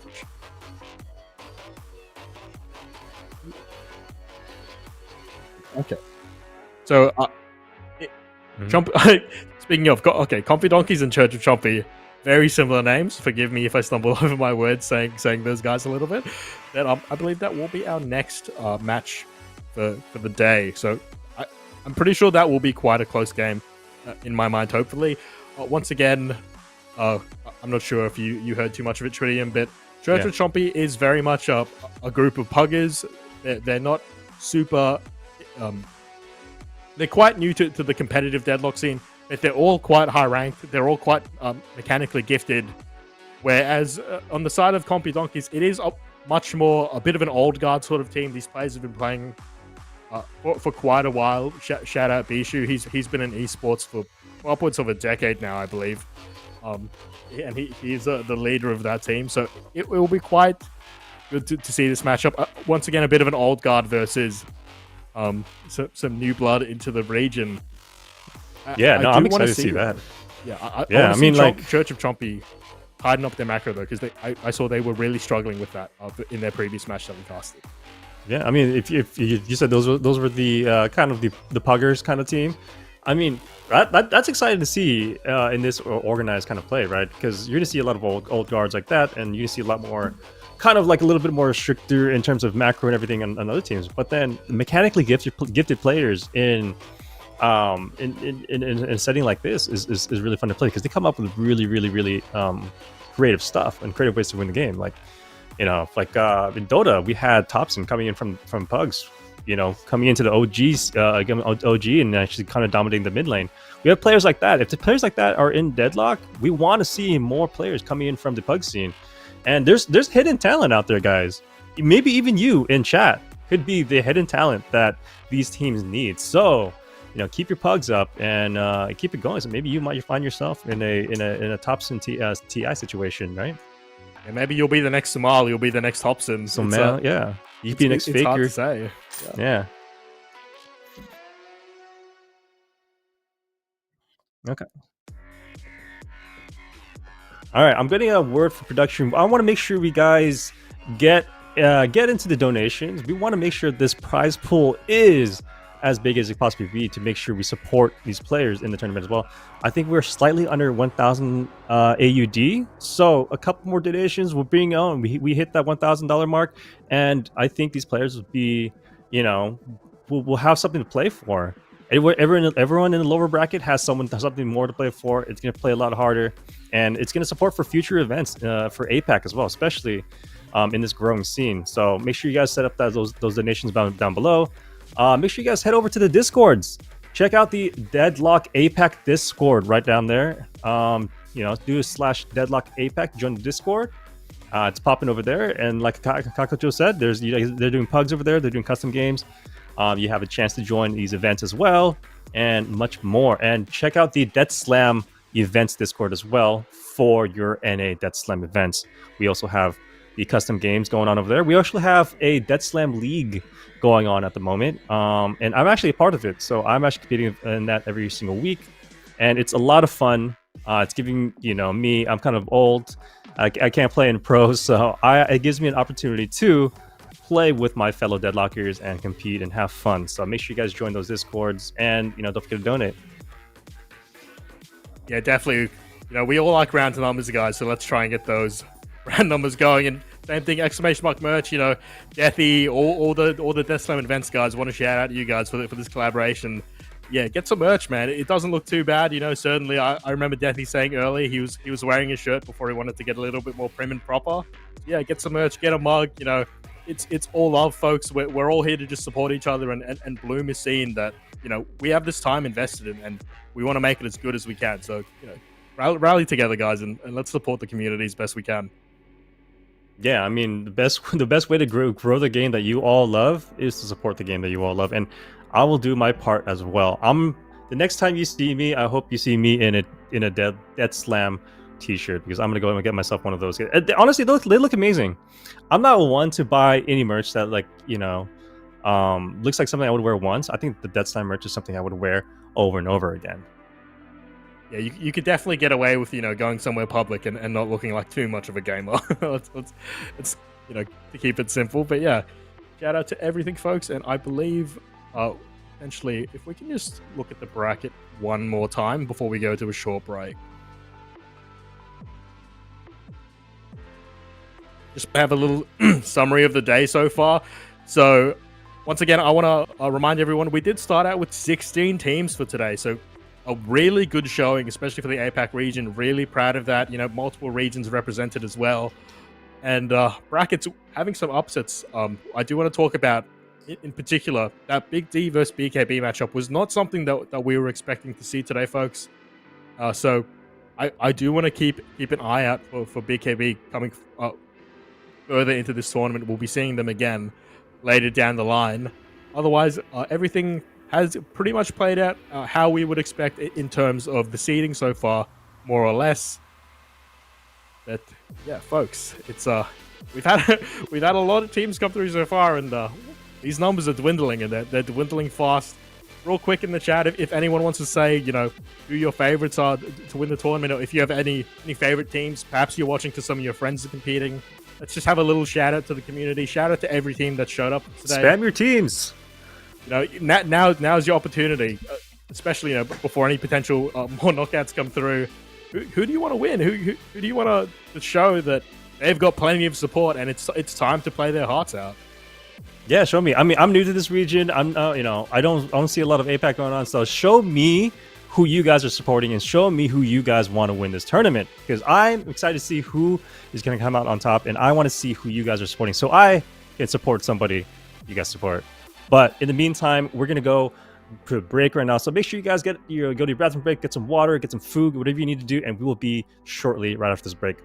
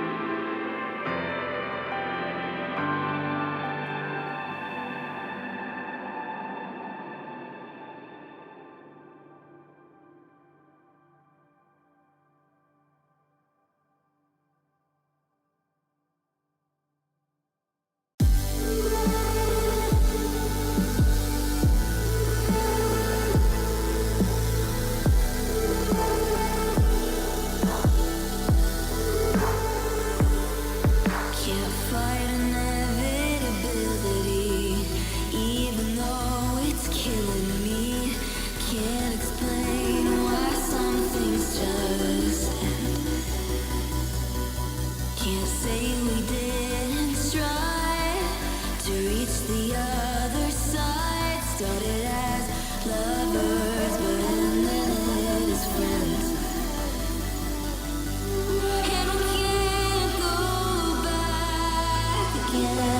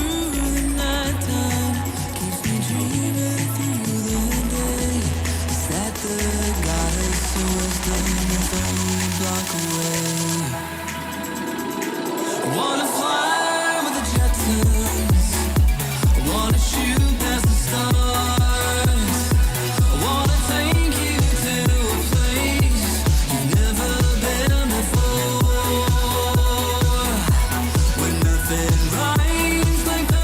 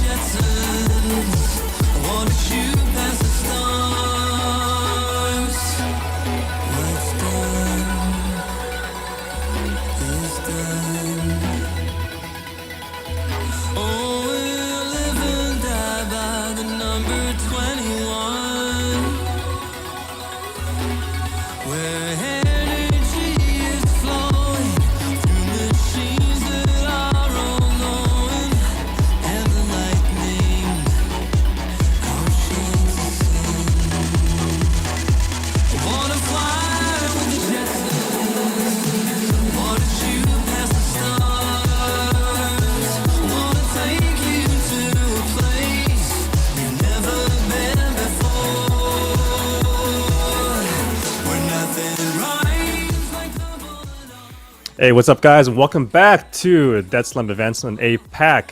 And we have a special game coming up. We have what was it? Church of Chonkies and Chompy Donkeys. Church of Chompy. Church of and Chompy Donkeys. I believe. I mean, we're gonna be mixing this one up a lot, folks. So get ready for a fun ride as we hopefully load into a draft soon. But yeah, quite a tongue twister game indeed. Yeah. I don't know. Maybe we could use some abbreviations. Let me see. Church of COC versus CD. A lot of C's in there. So CCCD. Yeah.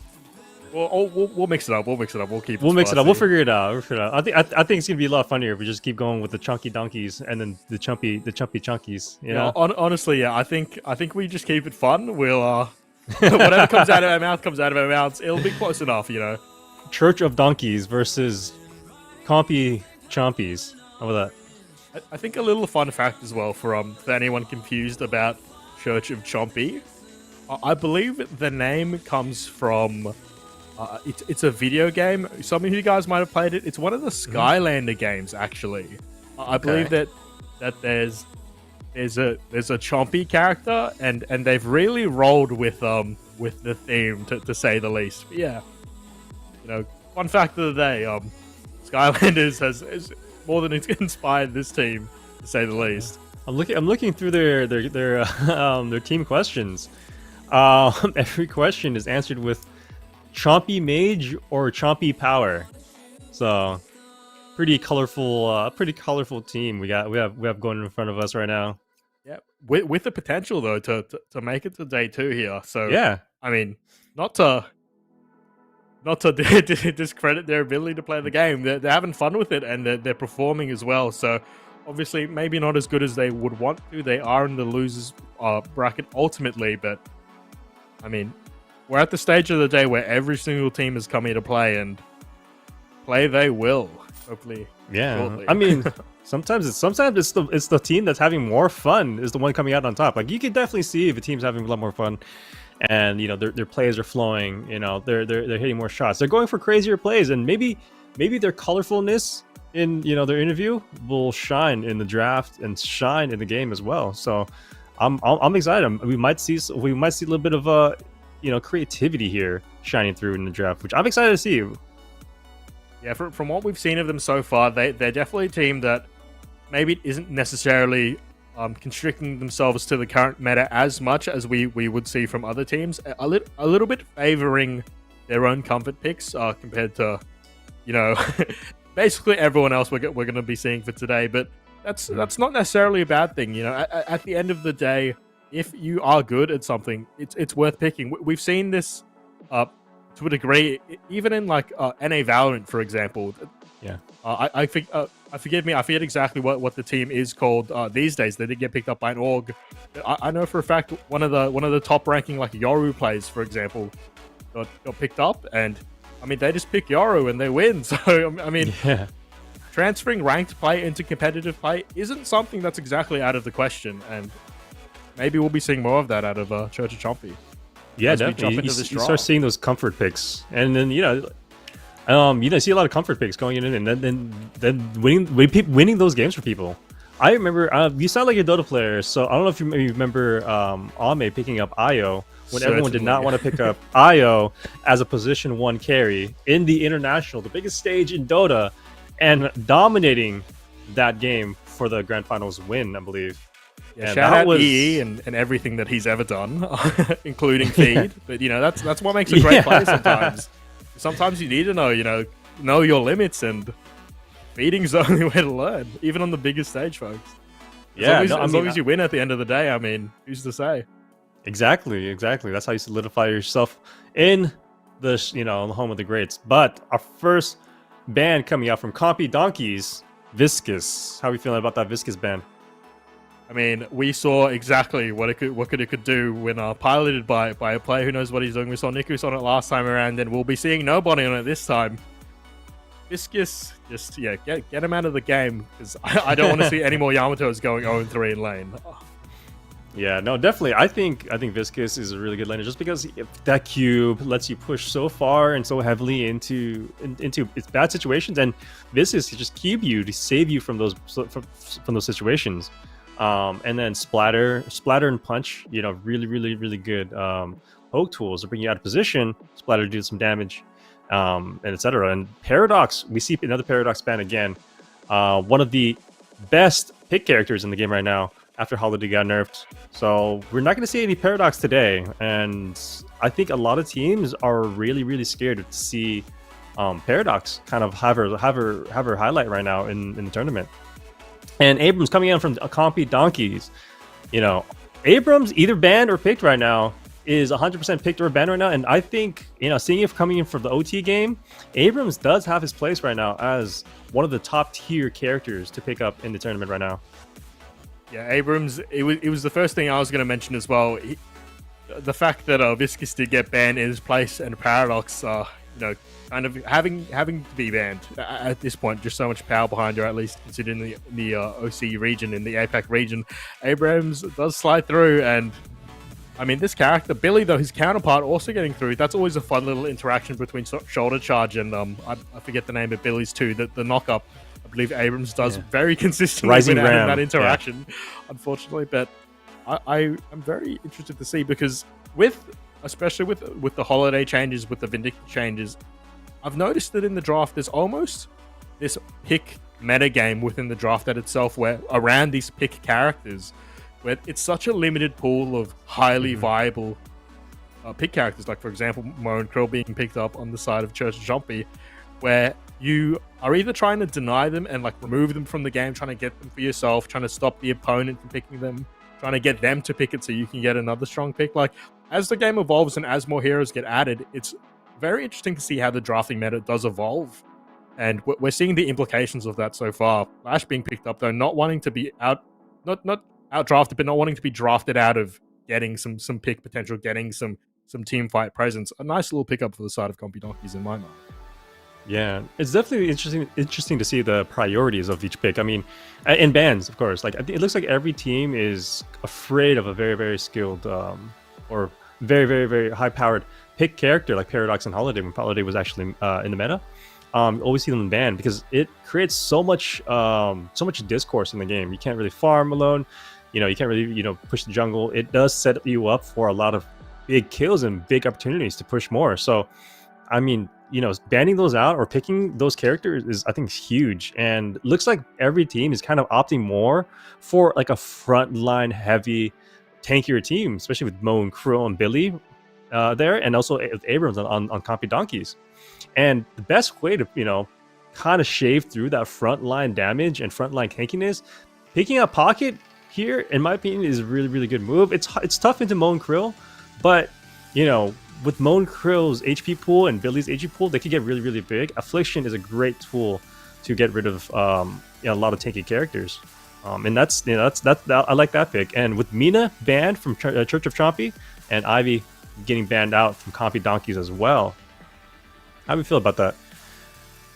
Honestly, I'm kind of sitting here looking at the Infernus pick, and I do believe it is pretty good into Compy Donkeys comp so far, but we see this time and time again in OCE. In particular, I know it's also a problem in other regions, but it's so hard to get your Infernus the space that he needs. I'm not sure exactly if he is just doing the core position dash build, or if he will be opting for M1 potential here, but I see Infernus getting picked into Abrams. I see Infernus getting picked into Lash, and I'm just thinking about those mid-game team fights, those mid-game skirmishes, where it is going to be so difficult for Infernus to necessarily do his job.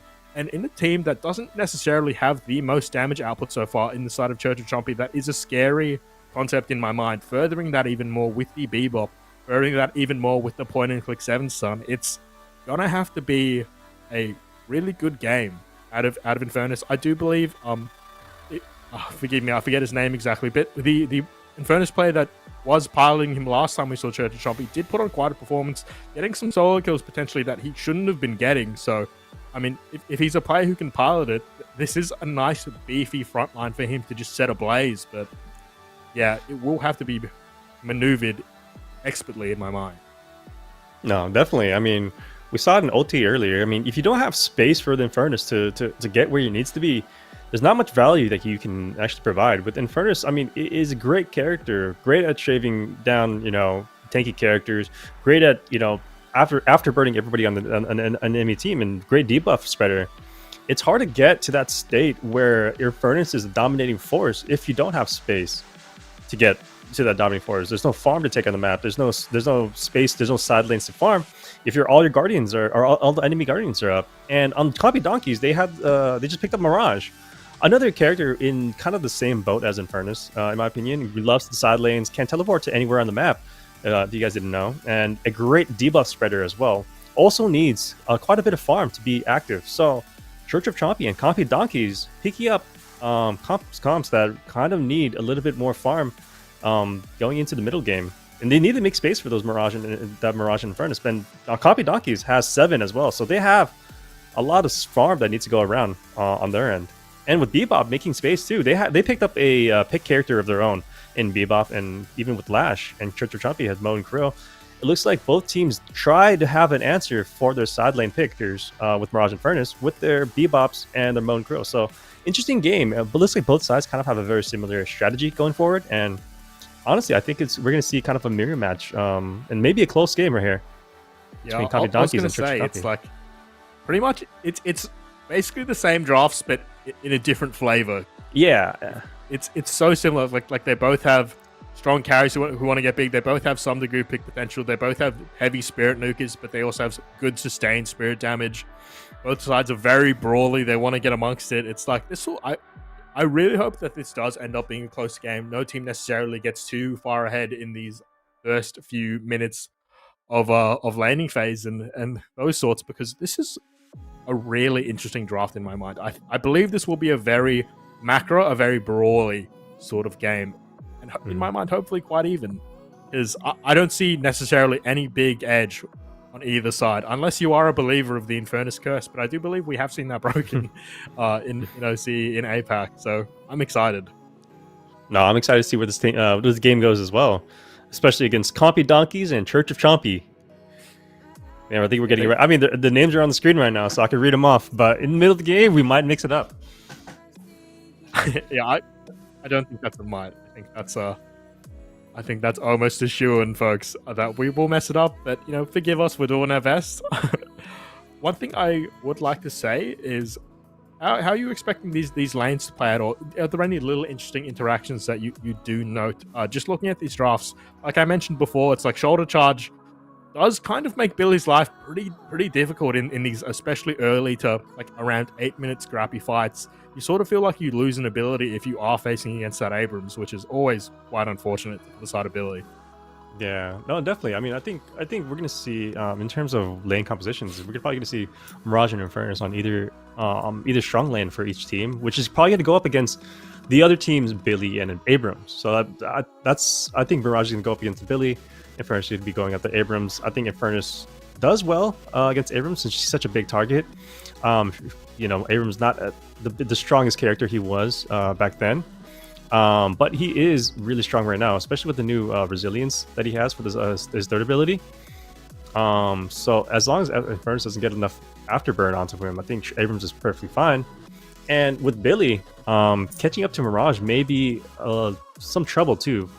But with Infernus and Mirage, even though they are M1 characters and carry characters, they are very, very strong in lane if they get those debuffs onto the enemy characters. So, they are going to have a little bit of trouble. They're not going to have too much trouble with their strong lanes. But it's interesting to see where it's going to go from there. And I think in the middle lane, I think we're probably going to see a Great Talon, maybe a Lady Geist, action going on there from Church of Chompy, and maybe we're going to see, maybe we'll see Pocket and Bebop, but it's hard to say where the laners are going at the moment. With especially with Copy Donkeys, they have 7 Mirage that want that farm, so we're probably going to see them split up. But I don't know who's going to go middle over from Copy and Donkeys. Yeah, that's what I've really been tossing up with as well. What I want to see is, I only just thought about this, is there is not a lot of things to avoid getting Bebop hooked on the side of Church of Chompy. There's not too many blinks. There's not too many instant dashes. Yeah, Bebop was actually a bit of a clutch pickup out of nowhere, pretty late into the draft, because I see a lot of potential value here, like yoinking Grey Talon, stopping Infernus from getting away, as we do finally get to see a little bit of what these lanes are going to be. We will just do some player introductions here, folks. Compy Donkeys will be actually not piloting the pocket. Will be Wilbo on the pocket, a signature hero for him. As maybe I'll just give production some time to sort that out. But speaking of Wilbo, I would like to talk about. I was bringing up a bit of the old guard earlier. Wilbo's a classic example of that. He's been playing the game for longer than I have. He's been playing quite early, and he was one of the original pocket masters of OCE back in the day. Everyone was using the Wilbo build for pocket, you know. So it's good to see him back. He's on a signature pick. I would like to see him putting some work in. That is for sure. And you were definitely right about this Seven and Mirage getting split up. He will be with his little lane partner of the Blue Detective himself. Any thoughts on this lane so far? Yeah, he's got the Blue Detective and against the, it looks like Billy and Geist. And that's honestly, that's going to be a very brawly-esque lane. You have Abrams, you have Billy trying to look for a brawl. So we might see some early action. It looks like we are kind of see some early action in that left lane. They're actually putting a lot of pressure coming into the Church of Chompy side. And I'm a pocket fan. I think, you know, a lot of people in chat know that I have nearly 2,000 games on pocket. So I'm a pocket one-trick pony. And I have seen that Wilbo build back then. I think I used to use it a couple times. So he is actually on Wilbo. So it's nice to see him on Wilbo. So I want to see some good pocket action, and I'm excited to see some good pocket action, especially from Wilbo himself. And then on the other end, yeah, definitely. I'm excited to see that. And on the other side, we have Enfuego and Infernus with his frontliner Pirate on Kelvin. You know, leading into the right hand side lane, and yeah, it looks like the lanes are you know, moving all along. We did see a kill going on in the, I believe the middle lane. Yeah, I think there might have been first blood. We weren't able to quite catch that. But speaking of Enfuego, he like I predicted, once again he is on his Infernus, piloting it pretty well. Last time we did see the Church of Chompy, and I'm putting a lot of pressure on him, honestly. I think he is going to have to put a performance up to really be able to do what needs to be done on the sides of Compy Donkey. In all fairness, though, Compy Donkey is actually, like, they're quite brawly, but they don't exactly have the largest frontline in the world. I thought they were going to draft a little bit more brawly, but ultimately did get that Mirage late pick into the draft, so not exactly having to do crazy damage output. Speaking of damage output, though, Frost brought down to nothing, will slither away into a shop. I'm sure a healing ride or extra regen is sure to be purchased up for him. Really not afraid to trade, though. Quite a bit of sustain built into the character, sort of indirectly, and he loves to get these green items early. You just keep trading and you keep trading, and you will sustain it back. Wilbo gets a couple of barrages through, trying to pressure out this Grey Talon, but he's in a bit of a sneaky spot himself. We all get damage traded back. Just the monster rounds, and yeah, it's a nice little backup from him, not choosing to be too aggressive there. Looks like Billy's gonna have a little bit of trouble getting to this lane because he does like to be like up close personal. Also, Geist does as well. So if they are looking to trade, they have to be up close personal, and if they are in that shoulder charge range, a shoulder charge into a Mirage Tornado could end in a loss for somebody in that lane, because that is a powerful combo. If you can't move, you can't run. If you can't run, you are not going to live. And they actually did run to that combination right there. Yeah, Abrams actually gets, yeah, perfect timing too. Yeah, Tornado actually gets on him. Then but Frost, he is pretty tanky, like you just said. So he actually gets out alive. Yeah, it's going to be a really interesting lane dynamic, because obviously later into the game it won't matter as much, but yeah, Abrams just somewhat shutting down Frost's ability to do what you want to do as Billy in his early game. You want to get some cheeky light melees, you want to get the knock up and play that 50-50 game on the parry. It's always fun to see how particularly melee characters play out in the lane, considering just how powerful parries are in the early game of Deadlock. As Lack on the Slash does get his Death Slam, and we've yet to see any crazy Death Slams so far today. Maybe Lack will be able to provide one for us as he does rotate towards this early rune. looks like there will be no contest this time around, and it will be a cheeky rune trade. Actually, I Yeah. do believe Compy Donkeys they did get both runes Compy there, Donkeys so got nice, both. nice little pickup for them, early Yeah, advantage. they did rotate 4 over to the right one, and you know they did have the lanes pushed up, so it looks like Copy Donkeys has the advantage here, leading into the post 5-minute mark. And if we look at the top here, we're looking at Copy Donkeys 23k to Church of Chompy's 21k, but Copy Donkeys does have, I think, both runes on either team, on either side. So we might see some action coming in soon, and we have some action here as we are looking through the eyes of the Owl Drone coming in from Great Talon and hitting Crashing Cat on Bebop over there on the other lane, and doing just a little bit of damage, you know, just kind of threatening him, making sure he's not safe anywhere. Yeah, just a bit of global pressure, as Great Talon is so well known for. Bishu is looking to pressure up. The Jordan's charge does go through. Melee does go through.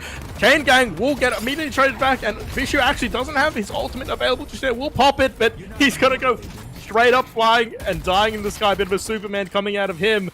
A nice little interaction from the side of Church of Chompy, trading what was potentially a bad play into a kill. If you're Frost, you're very, very happy to see that, because you have just been getting bullied in this lane. As speaking of Chompy making plays, looking to do a little bit of pressure on the side of Kelvin as well. He does have Dome available if they're looking for it. Lux will not get domed, and things will stabilize just a little bit here, folks. Always good to get nades rolling on Kelvin. Triple green items as well. Jai Stack making some space, putting some pressure on this Guardian. But Worm, I mean, surely you have to look back here. Combo comes through. It will be good, but not good enough for a kill. This is dangerous still for Worm. Yeah, I mean, the Copy Donkeys are actually eliminating the Guardian of Church of Chompy's right there. And as we go into like the post 5-minute mark, you can see all those buffs that get taken up. Everyone has their ults. You're gonna see a lot of action. And over there, Jai Stack just went in, threw his ult off in this kind of storm cloud, opening some space up and taking out that Guardian, holding Church of Chompy back from entering the you know, that side of the map. So Copy Donkeys opening that side of the map up for them to take the jungle side. So they have opening jungle side on top right there. So Copy Donkeys with Jai Stacks, you know, he does want that farm, and he's gonna be looking at that jungle farm in that middle lane. Issue on the absolute prowl though. He's fired the shoulder charge before. I'm sure he'll find one again. Mirage does get it through with the tornado. Will stop him, and a bit of an awkward shoulder charge. Unfortunately, game pause for now. Bar did actually go down though, so it is just Bishu by his lonesome at the moment. Wonder if there's any parry shenanigans that can happen, and unfortunately, I wonder if that crash might have impacted his death. But you know, all was fair in love and war, folks, as this pause comes through. And I mean, it is a live game, so yeah. I mean, I thought the Mirage lane was gonna come out on top, but as soon as they hit their ult markers, I mean, we see here the replay here. Billy activating that chain game, making sure Abrams does not get away, even with his ultimate. So he's taking out Bishu on Abrams as well as his ultimate is huge, actually. So I thought it was one way, and it was actually the other way around. Yeah, forgive me if I'm wrong, but is that the hyper beam about to be popped? Just a little checking on that animation, but I definitely see a bit of purple coming out of Bebop's gun.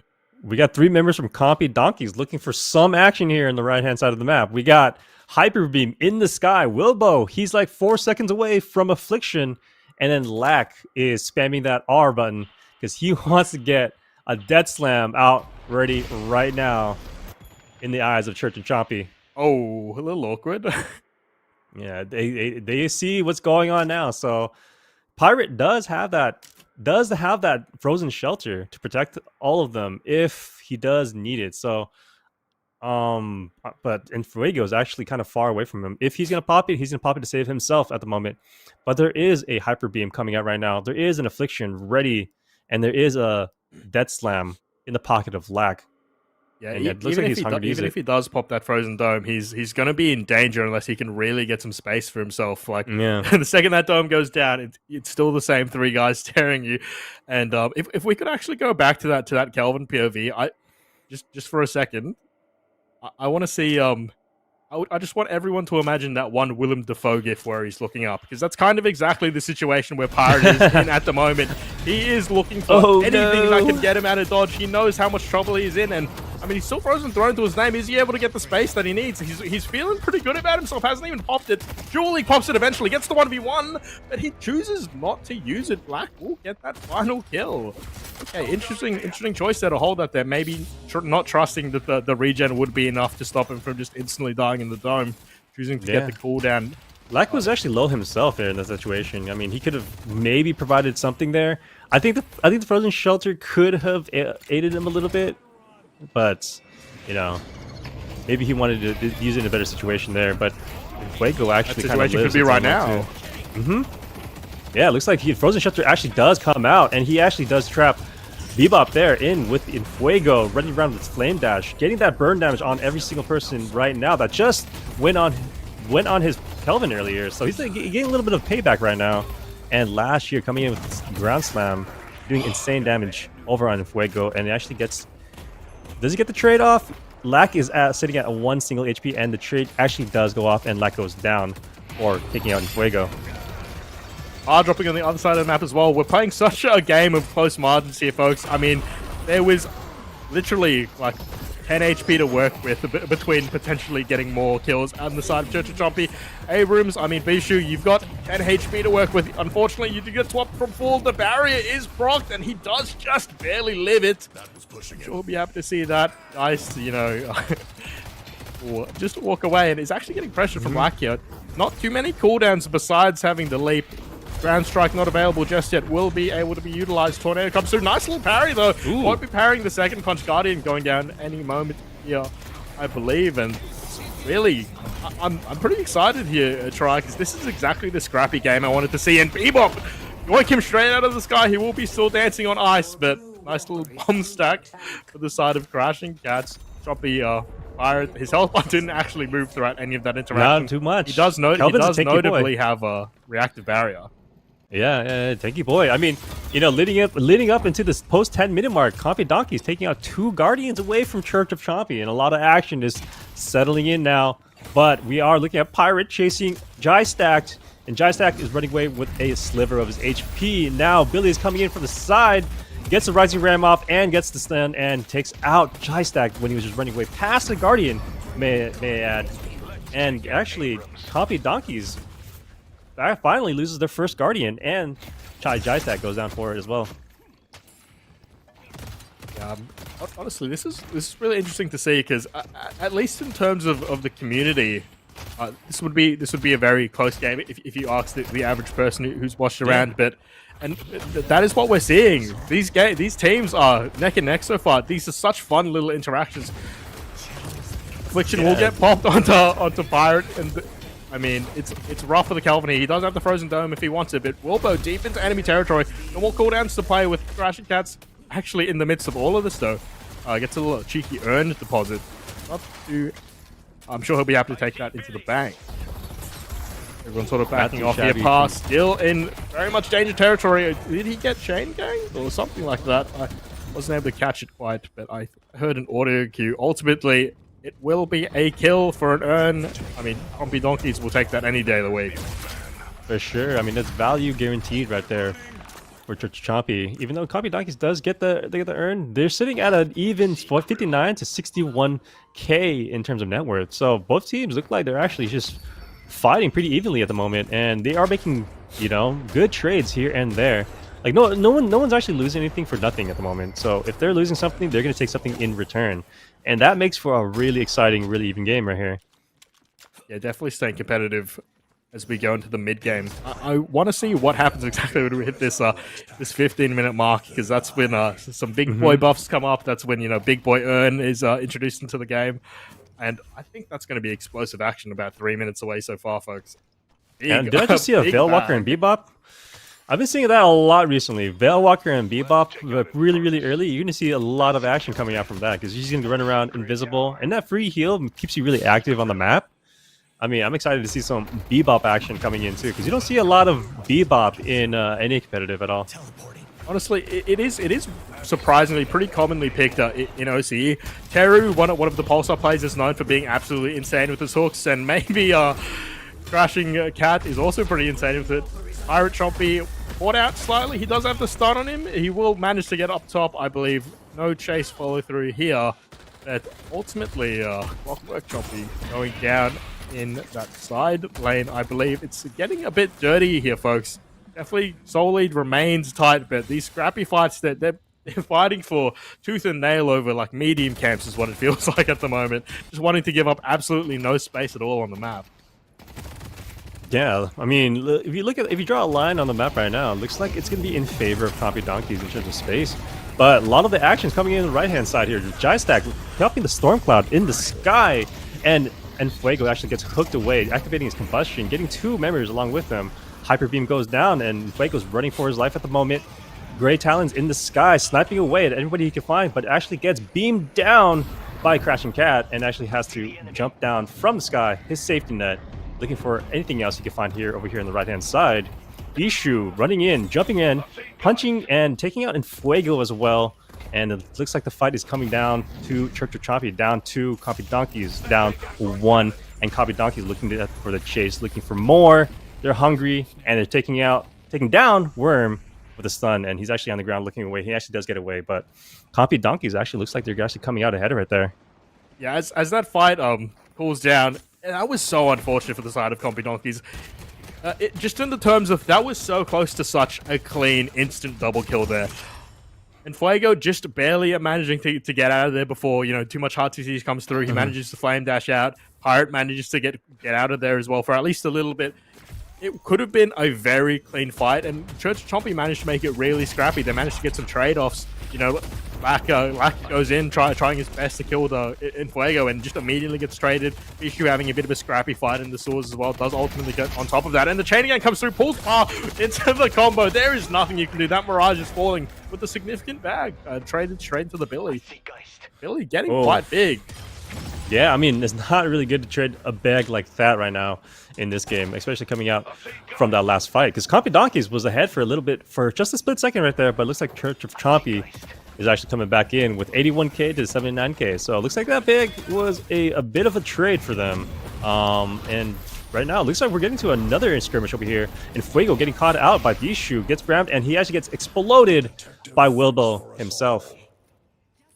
That's so unfortunate. He's dashing through, and the second Abrams was on his screen, he might as well have taken his fingers off of the keyboard, because I believe almost no inputs could have been done. Bishu feeling pretty confident to just keep charging melee straight into this Moe and Curl, just not even choosing to bait out a single one. I respect it. That slam comes through. Will only grab the Grey Talon, but sometimes that's all you need. Very dicey situation for Worm here, but ultimately not too much follow-up. We'll climb up the rope and actually slide out of there. In the source, though, let's get down into the subway, folks. Let's, PT and all that. Really scrappy across the board. Multiple members low.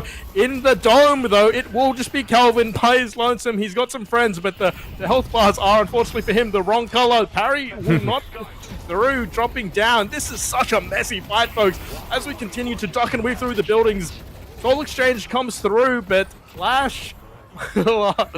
He's flying around with not a lot of health to work with. Ultimately gets dropped by Fuego, and I mean, Church of Chompy come out of that looking pretty decent at the end of the day.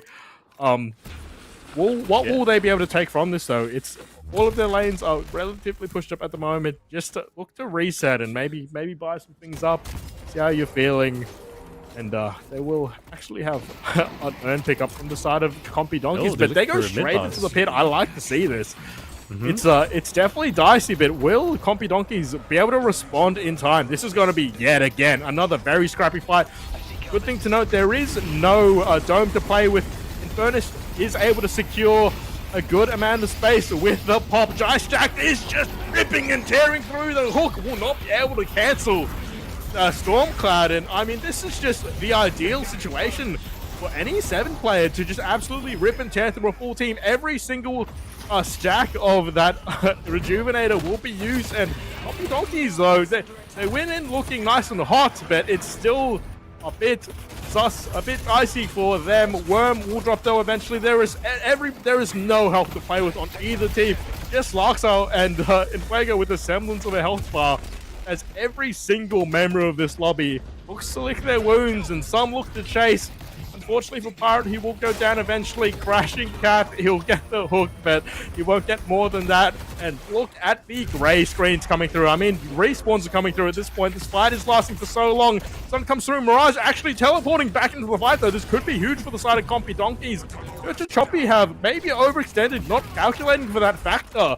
And Fuego goes down, and suddenly the only people that are alive, besides, I believe, maybe Larkster and Drystack, are the people who respawned and came back into the fight. Yeah, after the dust has settled, looks like both sides lose a significant number of their members. And Copy Donkeys, I think Crashing Cat died twice, actually, and if I coming in the second time. But yeah, both sides losing more than 3, more than 5, and then they're just fighting in for... It looks like either side is going for a huge scrappy battle. Over and over again, and I don't know who came out on top, but at the moment, Copy Donkeys is looking 5k ahead at the moment out of all of that. Even though Church of Champions was the one who started the mid boss, so honestly, I think in a way it felt even, but I think Copy Donkeys feel like they're a little bit on top after that situation. Yeah, that Mirage TP coming in at the end was really clutch, to be honest. I wonder if Church of Chompy would even consider that as a factor, but that ultimately is what won them the end of that fight. Bar coming in for his round 2, potentially even a round 3. I did see that there was rejuves on both sides of the field there. This is such a scrappy game, and I love to see it. Exactly what I was looking for coming into the draft was a game with a lot of fighting. It's both very similar style teams, so they'll be wanting to take these skirmishes, these straight on fights, and they have not been afraid to start anything. Push up these walkers, start mid boss, pick up earn. Both of these teams are willing to give up no space. And yeah, no, it's exciting to watch. I mean, they're not afraid to take a fight, especially in the jungle, especially in the mid boss, especially wherever they are.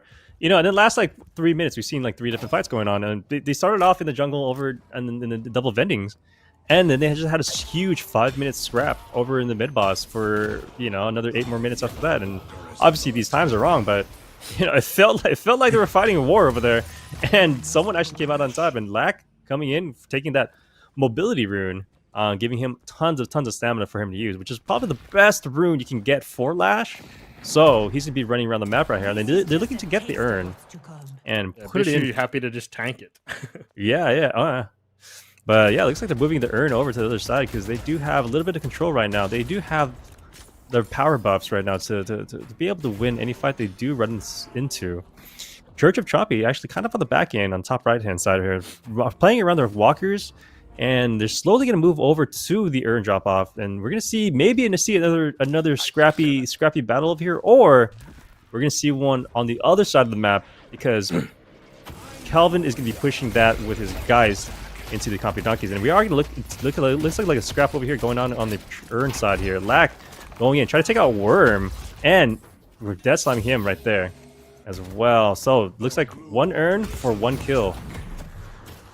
Yeah, definitely some good macro play coming out of Chompy Donkeys. I really like how they respected the fact that, you know, Church of Chompy is just going to look to trade for this urn necessarily. They saw multiple members on the side of the map, and they kind of disrespected a little bit. They were just like, okay, we're going to defend our walker, and we're going to put this urn in. As another fight comes through, Bishu will get the sides with impact, ultimately just choosing to punch the walker and get out of dodge, as Mage maybe trying his best to get something traded back. He does have combo available, but Bishu styling a little bit, does get the stun, does get the parry, I mean the punch, just to blink out. Luxa got a lot of health to work with as well. Another walker does ultimately go down as, on the other side as well, and suddenly yeah, on the side of Compy Donkeys, they've got suddenly Compy Donkeys looks like, yeah, they have all the map control now, and all it takes is a couple bad beats on the battles. I mean, Urn and a Walker, and after those 2 fronts, I think Compy Donkeys came out on top, and we can see it here. They took another Walker in the middle lane as well, and this looks like the Guardian over on the Compy Donkeys right hand side was still up, and Fuego actually loses his life to take it down. So they finally get their shot, but they lose a little bit of Infernus in return.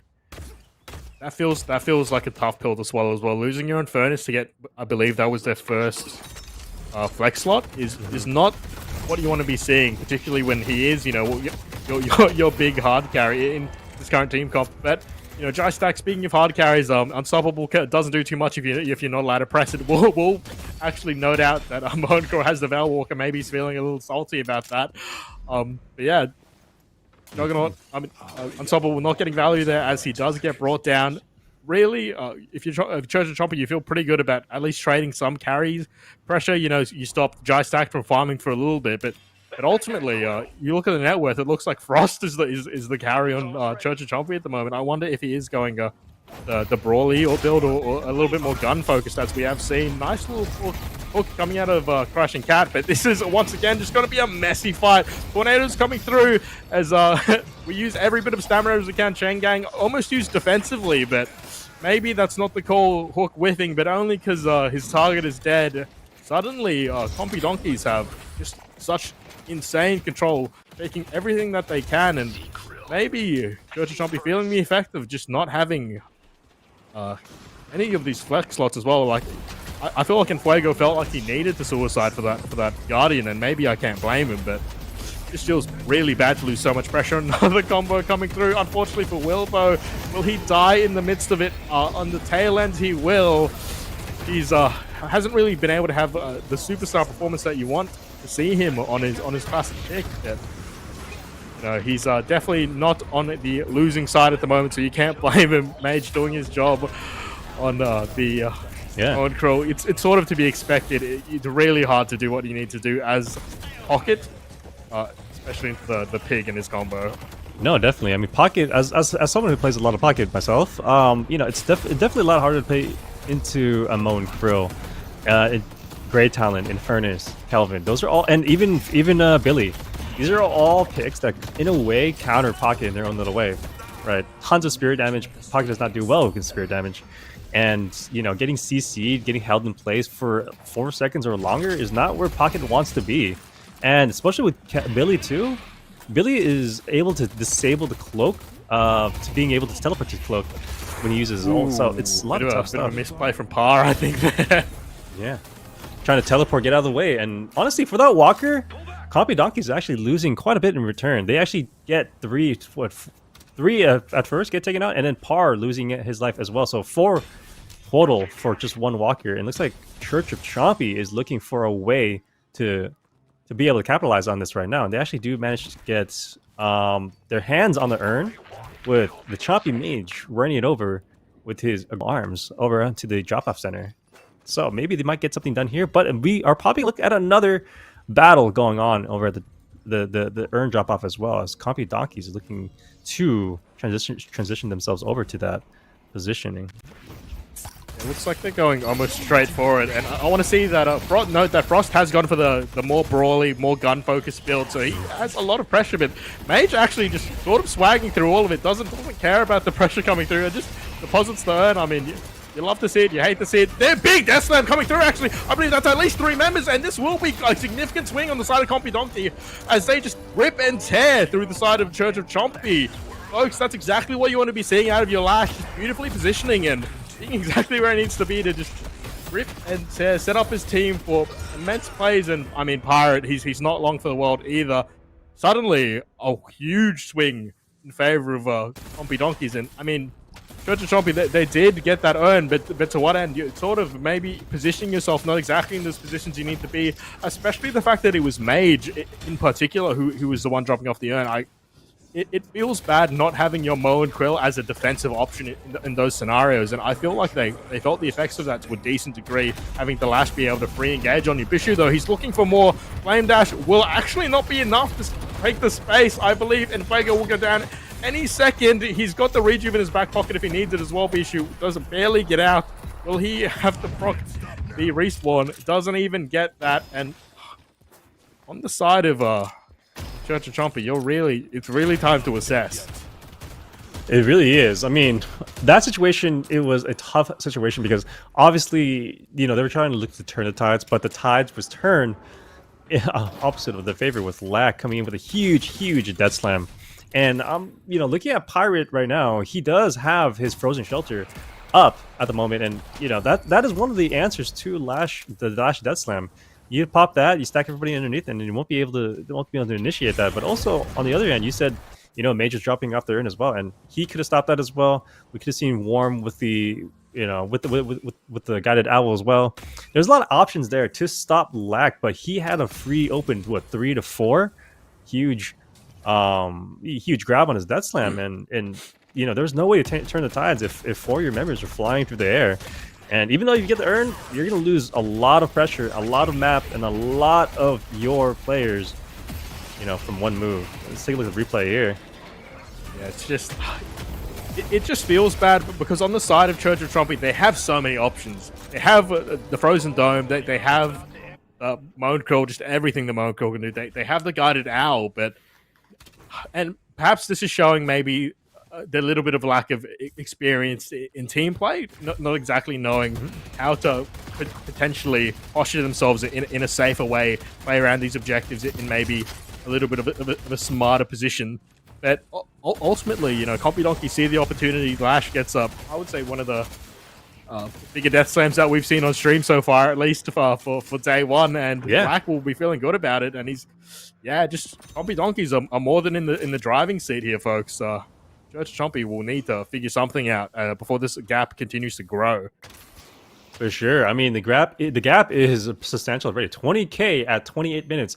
Not the worst, I may add. All it takes is one big team fight and a couple objectives. They do have 3 walkers to take, and those 3 walkers can equivalent to the differences. But to get to those 3 walkers, they are going to need to win a couple more scrappy fights and maybe make it a little less scrappy and scrap themselves up a win. Yeah, it's I think we're well past the scrappy fights, and we need some nice, clean, dedicated picks. So we need something defense to open here. things up. So, I stacked as well. I mean, we saw some cheeky Stormclads in the base earlier today, and I'm imagining something similar. Combo will come through. Bishu's got no ult to play with, but he will respawn at the end of the day. Guided Owl coming through, looking for anything that it can, but flying around is the last thing you want to be doing at this point. Will stun out, get some value there. Ultimately, as Wormy does try and throw some traps, try and get some charge shots through. Crashing Cats does go low for himself. Pirate, I believe, will just barely get away. I mean, far from the worst defense possible, but this will be a patron drop. Not too many members down, but it's tough to see where this is. Lack will actually get trapped in spawn. The Spirit Trap as well, making life a bit harder, but he will ultimately escape for now. Compy Mage will go down, and I think it is time for Compy Donkeys to push the advantage here. They want to end the game. They're not here to back off. They're not gonna slow things down more than they need to, and this will be a GG call even on the side of Mage. Compy Donkeys will ultimately beat out their tongue twister team sister on the side of Church of Chompy, and they will really, that was such a close game. It ultimately come out on top. That was a fun game to watch. I mean, Compy Donkey came out on top against Church of Chompy. That's a fun one to say, and I'm sad we don't have to say it again. But you know what? That was a game to watch because it was pretty scrappy at the beginning, and we love to see good fights, happening all over the place. But unfortunately for Church of Chompies, Compy Donkey came out on top with a lot of those. The mid-boss fight was huge. The urn fight was huge. That huge death slam ult from Lag. I mean, chunky donkeys, right? Chunky donkeys. Well, close enough. Yeah. I mean, hey, they play their heart out in the later half of that game, and we saw a little bit of more of like organization. You said they were kind of the old guard, and we saw how much experience matters in a game like this. Yeah, certainly. There was a lot of little macro things that could certainly be highlighted about this game that really just show, especially shout out to Bishu. I believe one of his nicknames is actually the Commander in the region because he is so prominent. He is so powerful with his comms. For those of you who didn't know, he's actually a I believe he at least speaks Korean. I'm not exactly sure what his nationality is, but he is known to hard cob during games in multiple languages. So shout out to Bishu, definitely one of the standout IGLs of the region, at least in terms of those regards. But yeah, at the end of the day, you look at these numbers and it definitely tells a story. Like, Monaco was not really able to play the game beyond just hitting ultis, and Jai Stack relatively free. Yeah, I mean, if you look at the numbers, you want to put it back up on the board. I mean, 7 over there coming with huge numbers there with the highest soul lead, huge player damage numbers, and huge objective damage numbers. But I mean, Chonky Donkey having 2 kind of like hard carry focused players slash characters, and then either one of them is gonna be farmed. So 7 looks like here is the farmed one. He played in the middle lane, and I don't think he had a great lane per se. He did get the early Guardian down, but I mean, that character, all you got to do is press 4, and we know how important Spirit Shred is in this game. And seeing it now, 37,000 is nothing to be, looked down upon. It was, especially with the lineup that Chonky Donkeys has, especially, and then Wilbo coming in with Afflictions. I think Jystack was huge here for the win. Yeah, I do want to note as well, though, in the terms of the pocket, I'm sure, as you know, as a pocket player, suspiciously low damage for pocket. Yeah. Maybe short of showing that Wilbo wasn't really allowed to play the game as you typically do want to do on pocket, as we have a little bit of a sneak peek into production. Don't worry about that, folks.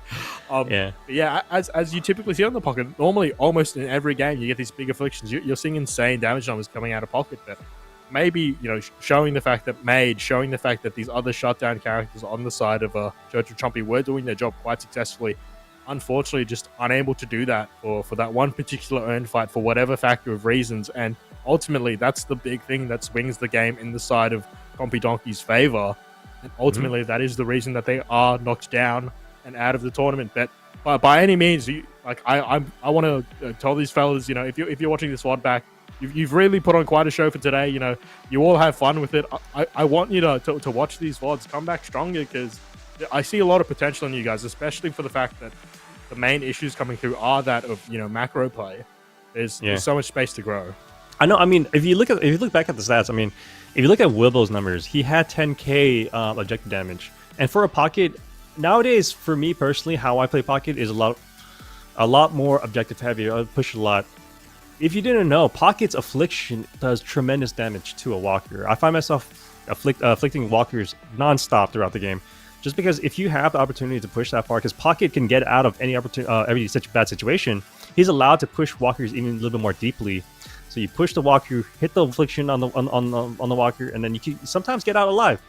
But seeing 10k objective damage on Wilbo makes me wonder, maybe he was more focus on objectives, making space for his team for them to farm.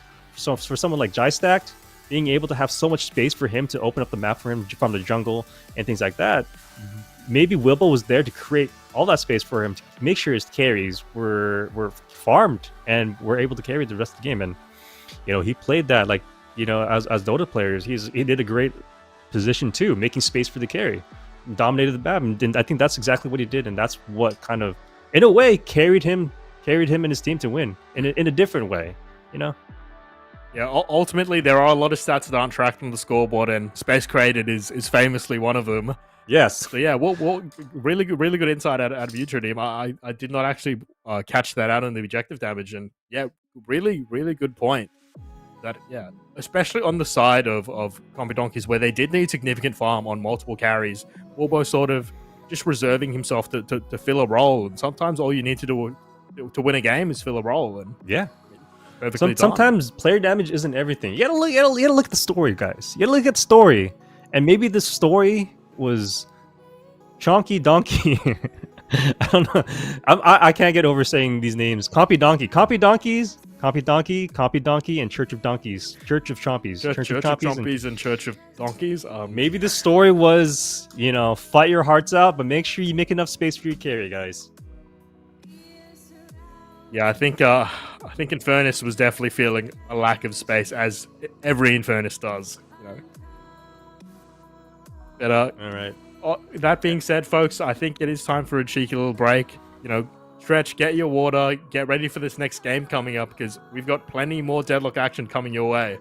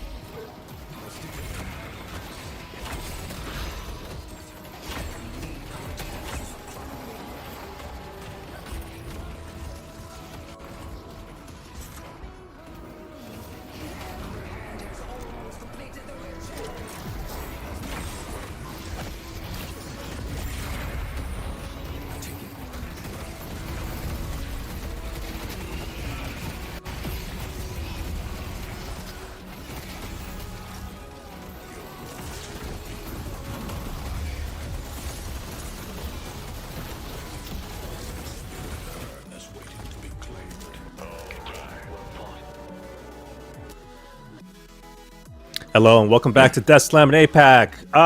And that was an amazing game, Kakacho. I had a lot of fun. I think I had more fun saying the names, but I had a lot more fun on the other end watching those scrappy fights go down. And to me, I think that was the entertaining match that I really wanted to see. Yeah, that's in my mind. That's what good old premium Deadlock is. It's what both teams pick real brawly comps, real heavy engage. There's potential for crazy 6-man anythings.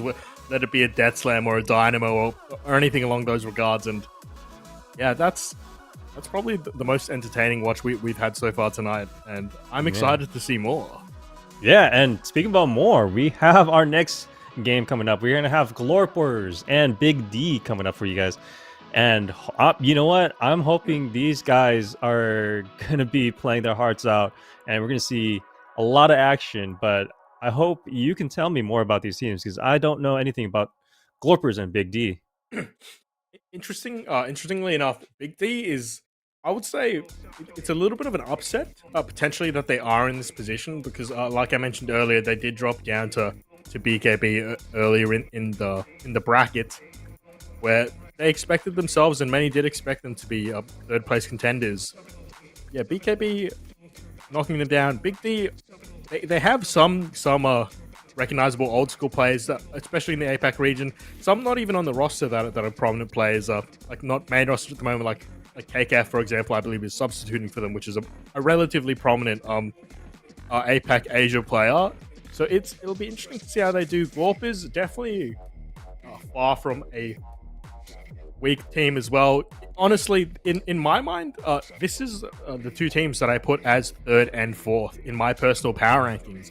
So I'm excited to see where this actually ends up being, because I'm hoping, if I trust my own predictions, this should be quite a close game. But Big D, I want to see more out of them, because a lot of these players were here at the start for the first few seasons of the APAC Pro League, but they've been quiet. We haven't seen them for a few months.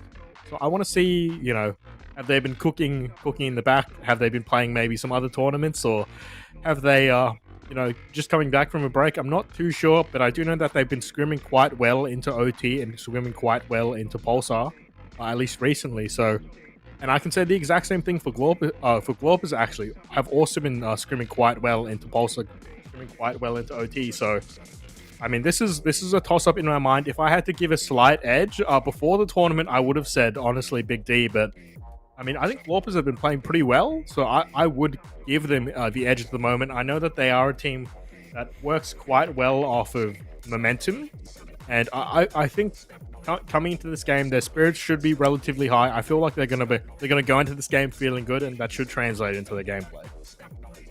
Yeah, no, that sounds exciting. I mean, I'm looking at Glorpers is seated number 3, Big D number 4. So this looks like it's going to be a pretty intense matchup going forward into this losers bracket round 4, I believe. And I think this is our last stream match of the day.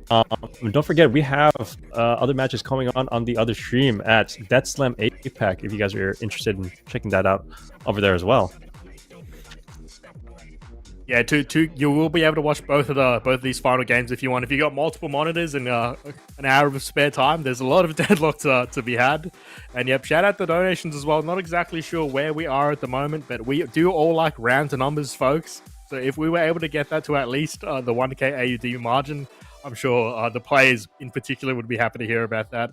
Once again, we're not taking any of those donations. That all goes straight to the players. We want to support the community. We want to support, give them a reason to fight. And, I mean, we all like money, don't we, guys? Yeah, we all love money. And, unfortunately, we as casters do not get paid. But we do love some good merch. So make sure you guys head up over to !merch, get your merch. And, yeah, and please donate for you guys, because it supports us as a community. It supports the production team, and it helps us keep pushing forward to make events for you guys, to keep the Deadlock community strong. Head over to Death Slam Discord as well for your Death Slam events. We have custom games going over there. We have pugs. We have Death Slam League going on right now, which actually I'm a part of, and I'm having a lot of fun over there. So if you guys want to join in Death Slam League events, Death Slam tournaments, or Death Slam anything, Death Slam, or just want to hang out and buy some merch, go head over to the Discord. And we have the Deadlock APAC Discord as well. In Cocktail, like what's going on over there? Well, typically, we've got we've got what we're seeing right now. We run big tournaments monthly. So occasionally, we do have pugs going as well, and it's just, I would say, the most active competitive community in the Deadlock in APAC at the moment. So if you're at all interested in being competitive, even just following the scene to a degree, I do highly recommend joining. Just say hi. We're quite a friendly community. We're always happy to see new players. So yeah, get amongst it. Maybe next time we'll be casting over your name if your cards are played right. Yeah, I mean, remember, guys, the community is based off you guys. We are the community, and if you guys want to support, and it's not you guys want to support, it's you're supporting yourselves. This is us. It's you, me, and everyone who's watching. So join the Discords, donate if you need to. You don't have to, but maybe buy some merch if you'd like to. But you being here, you watching this tournament is enough to support the community, and I appreciate that you guys are all here. And I think there's some scheduling on some pugs and Cocktail. Do you have any say about that? Yeah, we do also have weekly pugs that do get run. It is set at a set time. I can't exactly remember off the top of my head, but if say you're not the biggest fan of matchmaking at the moment, is sometimes it can be frustrating. It's a good way to get to know people. It's a good way to get your name out there, and it's a good way to get high quality Deadlock games. So yeah, feel free to join pugs. It's an open community that there's no gaps of entry or anything like that, no minimums. So get amongst it. Maybe you'll find a teammate or two, or find a new duo buddy at least to make matchmaking feel a bit better for yourself. Yeah, I love this community, man. I mean, I've been finding a lot of good people, but hopefully we can see some draft coming up soon for the Glorpers and Big D. And we are heading into the draft right now as we speak. And the first ban is gonna be from Glorpers, and they're gonna take out Lash. And this is the first time I saw Lash get taken. Actually, I don't know if you saw one earlier, but Lash getting taken out from the pool. It may be a comfort pick for Big D. Who knows? But how do you feel about this? How do you feel about this ban? I feel like that has to be a bit of a snipe because yeah. First pick. To be honest, though, actually, doing in my research, I did see. So Sunday, a member of Big D, I believe he's rank 1 currently on the APAC ladder.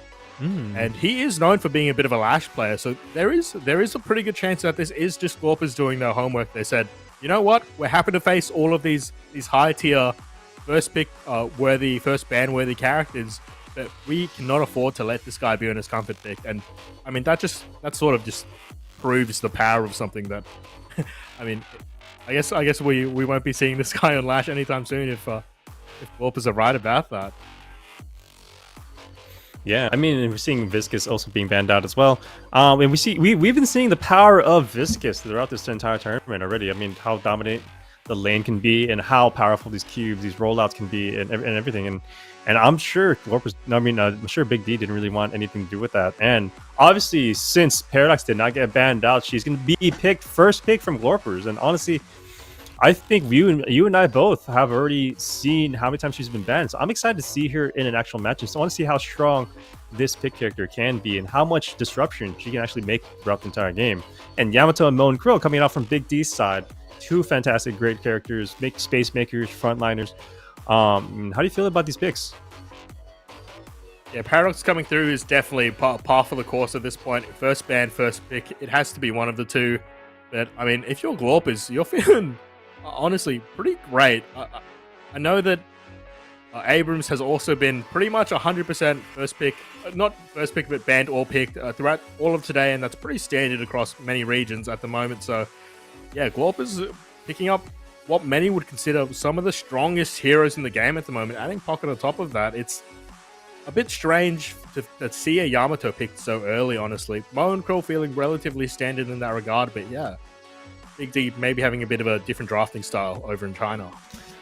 Yeah, looks like Glorpers is like heading more toward like just picking meta picks at the moment. Paradox and Abrams are the top 2 picks / bans you want to see in any region at the moment.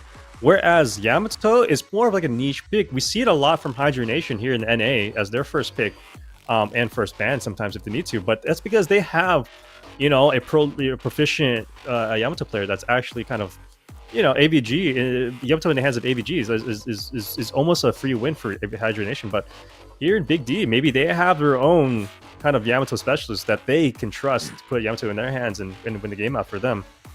And starting it out. Go ahead. Sorry, some cheeky bands coming through, but yeah, I do believe that is the case. Forget exactly who it is, but they do have two players relatively known for playing Yamato. I believe potentially Rain will be the one piling it. Big D, it's another example of all of these guys play together all of the time, and they really like to push their leaderboard ranks. So, I mean, yeah, if we had to talk about a team of potentially character specialists, Big D is a team to consider in that regard. But regardless, it still does feel quite strange to pick up the Yamato so early. Shiv as well. I do believe they have a Shiv specialist as well, or at least Sunday and Reina also. That might potentially be their second most played characters for those two players as well on the side of Big D. So very, very heavily favoring just picking comfort picks while Glorpers just continue to effectively draft meta. Yeah, I mean, looks like both teams have strategies going on, and I mean, I'm excited to see kind of like the specialists from Big D kind of like showing out who they have. Because we've been seeing the meta picks throughout the entire tournament. I mean, Paradox, we haven't really seen, she was banned out, but she is like the #1 pick right now. And Abrams, we've seen a lot of him so far. We've seen a Pocket. We see what Pocket can do. The space maker, and we see a lot of great talent. But looking at our Big D side, the only one I see often was maybe Mo and Krill. Shiv, Holiday, Yamato, we haven't seen too much so far, especially the ones we've covered. And it's always nice to see some refreshing new picks coming in from a different in a different matchup. Oh, Hayes too at the end. Hayes notoriously not picked often in competitive scene. I don't know, in NA. I don't know how it is in APAC, but we don't see a lot of Hayes. Maybe we'll see a pick Hayes here and there, but typically we don't really see that. Yeah, this is not what I was expecting, in all honesty, from Big D. But I kind of like it. This is potentially their elimination from the tournament.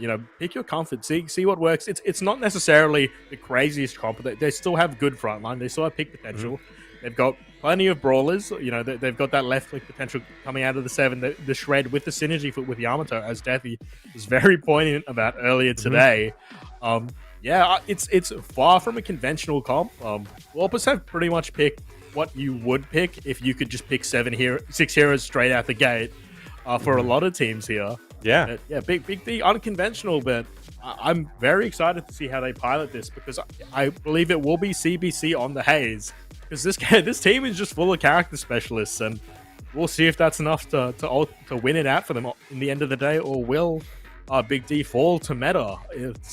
Yeah, we're gonna see really meta fun versus like rank 1 pubbers.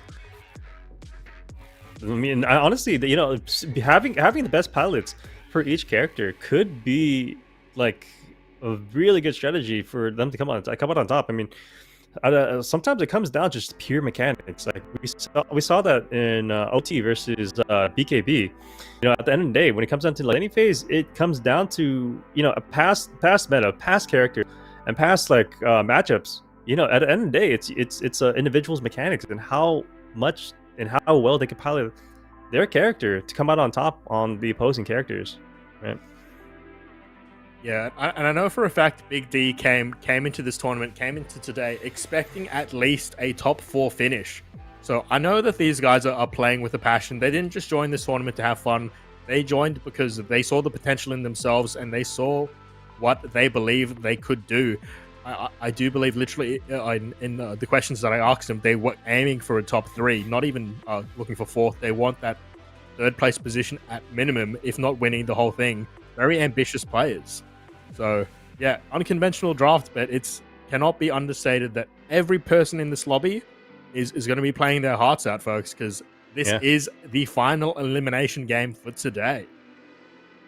Yes, I mean, I guess whoever's losing out in this game is going to be going home, and whoever's moving forward is going to be in the next losers round 5, actually, and then they're going to be playing the winner of BKB and Compy Donkeys, actually. for the next loser round. So this is the last run for either one of these teams. And Big D, they trust in their pilots because it's not a best out of 3, it's a best out of 1. So regardless of how the other team plays, how much research you've done, this is the time to shine right now. And Glorpers, they are just picking meta, and that's a safe bet. And you know what? That's what we usually see in tournaments. And Heading looks like into my the research laning paying up phase. a little bit as well. Lots of, Yeah. I think all the specialists are playing their necessary characters. It will be fun to see Rain on this Yamato. And funnily enough, it's actually not the CBC running the Haze. They all sort of do swap things around a little bit, but we'll pause, maybe give us some time to break down these lanes. Yeah, I mean the pilots might change as we go through it right now, but looking at the lane setups, Holiday's always playing mid because obviously, you know, it's a great Holiday lane. It's very open. You're gonna hit barrels left and right. It's very easy to hit headshots if there's no cover around the map. And after the mid laning phase, you know, coming in from middle, it's easy to roam around the map, and Holiday wants to be active. So, what better place to put her than middle lane? And I think she's one of the best mid laners in the game. Pre-patch, but post-patch, she's definitely, you know, one of the stronger. She keeps her strength here at the middle lane, and Rain on Yamato. So he's gonna make sure Rain is actually gonna have a good lane here, with the Yamato, and that's gonna be against a Geist and Great Talent. Great Talent, one of the more prolific laners as well. Same thing with Holiday. Open areas, big burst spirit damage, and nowhere to hide is not what you want against Great Talent. So Great Talent is going to be pretty strong there in the middle lane, especially with guys frontlining for her. Tons of spirit damage from either side. So I'm actually kind of excited to see that matchup. And coming into these side lanes here, we have the Paradox and Abrams. And how do you feel about these matchups, man? Yeah, honestly, in terms of the side lanes, nothing particularly too crazy that I'm seeing. I'm expecting some pretty even trades, maybe some fun interactions with the Haze Sleep Knife here or there. But I do once again want to focus on this middle lane because yeah, as you were mentioning, this is such an explosive lane. We're talking about 4 spirit damage nukes coming from every single character, and not exactly the highest health bars. You know, like particularly in Great Talent on like Holiday and stuff like this. Like you really do get chunked out, and we've seen Great Talent gets stupendous value coming into this mid lane, but we've also seen him just get completely rolled by poke straight back. So I believe this will be a very big opportunity for these players to show their skill expression and coming into this lane, because I don't heavily favor either side. I do believe that this will just be a show of who's got a couple more reps of Deadlock under their belt. Nice little power slash coming through. Might have got stuck on the barrels actually, unfortunately for Rain, but you know, I'm sure he'll clean himself up. Unfortunately, it was a bad trade, but Rain didn't take much in return for that trade. But talking about trades, Hungry for Eggs over here, taking tons of damage against the Mo's Burrow, actually, and then Pocket running around with half HP is not where you want to be as Pocket. Flame Dash coming in from Elroy over here, taking half HP over from Haze and Mo and Krill. So the trades are going out right now, and looks like Lorpers is going out ahead, except for Pocket there. Yeah, a lot of aggressive trades coming through, and a little shout out as well, just to shout out how multi-regional APAC is. For anyone who doesn't know, I believe Elroy is Korean, so Glorpers isn't a full Australian team. It's APAC as a whole region, so Yeah. you know, we love to see that as more trades come through. This middle lane, it's going to be non-stop action on, and just everyone's health is always moving if you're paying close attention to the top of your screen here, folks. Sunday gets chunked down, Bob's Dogs gets chunked down, everyone's picking up healing rights here or there, or some extra regen, some restorative shots. It's very volatile. Looks like things are getting a little spicy right now compared to the other game. And like, I'm excited to get to the 5-minute mark when this, you know, when buffs start spawning and people start getting their ultimates. We're gonna start seeing bodies fly in a minute just now. Dash aggressively. We will get a lot of damage onto Car. I mean, Ramon Crow, you do always have those healing up options. He does already have his Quicksilver reload and extra regen, just the cherry on top. Sure, he'll be feeling fine after a little bit. But yeah, good trades overall. It always feels really bad to play Mo and Krill into the Infernus. You're such a big body target, and you just get stacks again and again and again. And Rain going in, pretty big damage chunk on himself and the Bob's dodge. As great talent flying into the air, that's not exactly the place you want to be, but with the charge shot going straight into rain, perhaps it is really, really heavy trades across the board. I wouldn't say necessarily too favorable on either side, but there are definitely we're getting into the danger zone as we approach this 5-minute mark, as you mentioned, Troy. Yeah. No, I mean, I love to see trades going off because it means both teams are looking to get something done, get active right now. And as you said, you know, Mo doesn't like being against an Infernus for sure. And on his counterpart, Pocket, one of the highest spirit damage characters in the game, you know, with Afterburn, you're looking at pretty low HP bars that want to get bursted down. So that lane is going to be tough. And the best way, you know, for Mo and, for Hayes to even survive is to make sure Mo and Krill soaks that all up. And hopefully Hayes is going to be able to farm and survive and then there. And we're looking at the other side. 7 here with the Shiv pushing into this Glorper's Guardian, putting a lot of damage into that right now. Holmes was actually taken out, so he's on the way back to try to protect that Guardian. But in the meantime, the damage is done, and they're looking to get the buffs off her now. Glorper's Elroy getting the movement buff on the left-hand side, so they are going to go back to that lane and probably going to have a little bit of advantage already because they were poking that Mo and Krill down quite a bit already. Now coming back with the movement buff, I mean, I think they're going to look towards, like, maybe getting a kill here, actually, in the left lane. Yeah, there's only more punishment to be had, but I do just want to quickly highlight that play that we did see in the middle lane. Speaking of just how close that this middle lane and how explosive this middle lane is going to be, it literally was down to a Yamato and a Geist and like a single left click's worth of damage. Ultimately, the side of Glorpers did come out of that on top of that interaction, but yeah, just absolutely just playing with margins. I believe Holmes Inc. as well got traded on a different part of the map, so ultimately 1-for-1. But yeah, really close. And combustion does come through. Actually, Hunger Frags will fall to the Bullet Storm, and just like that, Pocket goes down. Elroy playing with fire a little bit. Sorry to be a little bit punny if I have to be. Will ultimately fall down to Gar and start dash the other side of the map for himself. Storm coming through, but CVC, you don't have the health to play with. Sparky cleaning that one up, and just non-stop action so far. I'm here for it. Yeah, and we're getting trades on either end of the map. I mean, Glorper is losing out on their Infernus and Pocket lane, but Holmes making sure he pays that in return by taking out CVC on the other hand in the map. So regardless, I mean, there are bodies getting taken out left and right, but they are back and forth, and we're looking at the top here. We're looking at 29k to 30k. Glorper's the big D. It's a close game. It's even right now, and all the Guardians are still up with a little bit of damage here and there, but everything's still up and still popping. Yeah, unfortunately for Sparky, the Paradoxical Swap does go wide, and Dash, I'm sure he'll be counting his lucky stars there. Potentially quite a dangerous situation in front of the enemy walker, but will away. Oh, Aljo coming out and hits the Mo, yeah. I mean, he was hiding away. The thing, you know what? He was looking for the Haze, probably. The Haze is there with like a quarter HP. And I think the Mo was just threw out his body to save his good old buddy, is that Lantian? Lantian? I believe so. Lantian? Yeah. Lantian is how I would say it. Lantian? Okay.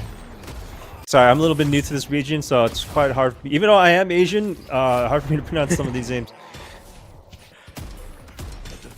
CBC dropping on the sideline as well. Start dash. I mean, it's starting to look a little bit more dicey on the side of Big D. As much as we were praising how even the game is at the moment, Bob Stoge does have Soul Exchange, and he'll be looking to use it, walking up with great confidence, maybe a little too much confidence potentially. As yeah. Big D responding accordingly, trying to get the hell out of Dodge. Yeah. I mean, that middle lane is getting spicy now. With Paradox coming in from the side, wreaking some havoc, displacing out the Yamato on Rain, and ultimately ending his life there in the middle. And now, yeah, free reign over that middle Guardian. Yeah, Glorpers with really strong presence. I don't know, they're not letting any space really be given up for free here. Elroy just... this guy, I think this is exactly the sort of person that you do want to be playing on Infernus, because he's playing just exactly where he needs to be. He's not being too aggressive necessarily. he's not, like flame dashing into his death as we see many Invernuses do in the APAC region. But he's also not playing too far back where he isn't actually getting value from his character. I'm a really big fan of the reactor barrier pickup for him as well. Obviously, I'm sure that's saved him more than once already in this game. For sure, especially against Sleeper and Mo and Krill. I mean, that's a deadly combo. And he also has slowing hex as well. So terrifying combo coming in from the Haze and Mo side. But Elroy actually does that alive with his life. And then Pocket is coming in to actually help out his buddy. Afflicted was a cut and Lachian over and actually manages to save his buddy Elroy, but loses his life in return. Honestly, if this bag does end up being able to get saved, unfortunately not, it might be not too bad. I mean, you never feel too horrible saving your Infernus. Trades across the map will go down, and unfortunately, today we haven't really seen much in the terms of Yamato really having too much impact. As we see Rain continuing to struggle and continuing this trend for today, unfortunately not able to do too much. I believe there was a cheeky parry that came out there, preventing Abrams from doing much, and the combo comes through. Reactive arrow is procced. Is it enough to save him? Looks like it is. Just continuing to get huge value as Haze just trying barely to get away. Just not enough left in their tank. It will be Mo just getting punched again and again, unable to parry from the floor. He does get shoulder charged into the wall at the end of the day. Really tight margins once again, but it's a good lasso to at least trade something back. Holmes does ultimately go down, but this is a lot of low health bars for Big D to work with, and it's a dangerous situation. They ultimately choose to just concede the space.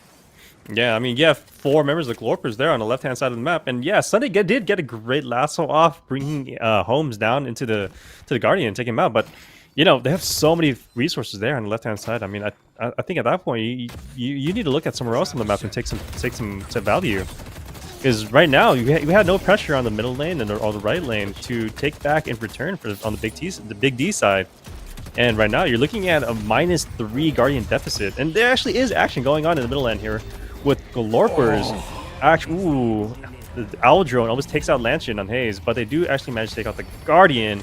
Holmes here looking for more. He's hungry for more, but he actually turns around. He knows he's not going to be able to catch a Holiday flying through the air, so smart move from him. But they do lose their Guardians. It might be the domino that they needed, because they actually have a second Guardian taken out on the left-hand side. I did not notice that, but Big D taking out 2 Guardians to try to catch up. Yeah, it's definitely what they need at this point. I really do respect the attempt from Haze as well, trying to just basically one-shot the Great Talon there. Wasn't too far off after the Sleep Dagger did go through, but yeah, I'm quite curious to see how that's going to evolve, because one thing that's always necessary to consider is the fact that these players, maybe they haven't versed some of these characters in a while. Like, when's the last time you've scrimmed and you've seen a Haze? Like, that's not something in the back of your mind that you're considering.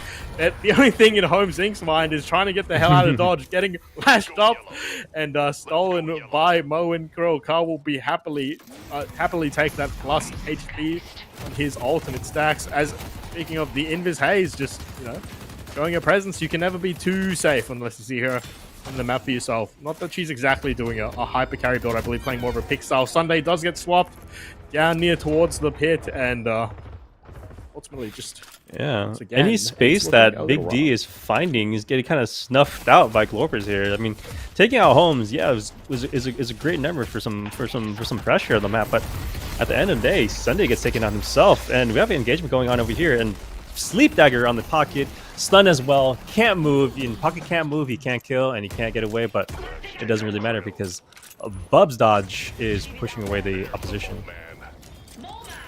Yeah, this poor Maurice, I feel like the only thing that we've been seeing him do all game is running away from Infernus or getting stunned out of the ground from Abrams. But Carl, he is able to get value, but maybe not as much as he wants to. I was actually just about to speak about Haze. Actually, I'm able to get a pick on the side of the map for herself. Pretty big. The only thing that's kind of scary about Haze is, depending on how you're building, I'm not too sure. I believe he is favoring potentially the more mid-game style of Haze. That, you have pretty tight timings. The later this game goes, the more people start to group up, the more you start to play around objectives, the harder it is for Haze to really get some value. So I do want to be seeing Latian try and get online, but as I say that he is dead, seismic impact comes through, but the parry is good. Start Dash knowing exactly what margins to play with. Homes Inc. will get quite heavily punished for this, and suddenly Start Dash has an opening into the game. We'll get Fragmaz, and is he looking for more? I believe we will be seeing much more out of this Shiv. He does have no more rage to play with, but I mean, 2 executes, you got to be more than happy to take that to the bank. Big D baring their teeth a little bit in this game. More than happy indeed. I mean, they have finally found the advantage that they needed. 3 members of Glorpers down, and they're piling into this Big D Walker, this Glorpers Walker here on the bottom right-hand side. But they actually are looking to head back as Holmes is heading into that bottom right Walker with the help of his buddy there, and they are going to lose a Walker on the top left-hand side right there. So Big D taking their advantage and actually kind of alleviating pressure because they are getting pressure on the other hand side. But in my opinion, I think, you know, not getting the Walker in return at all, especially after taking out 3 members of Glorpers. Actually, they're actually taking out 2 members of Glorpers right now. Elroy actually goes down. And Hayes over here, Lanchin looking here for another pick onto Pocket here, hungry for eggs, fighting for his life, loses it. And Big D is actually back on the board for a little bit, so maybe they're going to pressure that Walker again. Find some objective damage to take down because they took 3 members of Glorpers down in another big fashion. But at the 50-minute mark, they want to make sure they get those buffs down. And it looks like Shiv here, Stardash on Shiv, actually takes the gun buff on the right-hand side, getting chased away by Bubs. Yeah, Big D being perhaps a little bit less proactive in terms of macro as I would like them to see. But as I say that, Sunday does pick up the urn. Another objective to play with here, folks. And I want to eat my words a little bit because Latian, you know, maybe I was doubting him for a second about hitting his timings, but I think he's done quite a good job. He's been able to really get pressure out exactly where he needs to, getting a couple picks. And, you know, this Hayes is more than online at this point. Yeah, I mean, honestly, a pick Hayes is one of the more terrifying things in the game because what other character goes full invis and can actually kill you within like 4 seconds? You don't see a lot of pick cases too much in matchmaking all the time. I know depending on the ranks, right?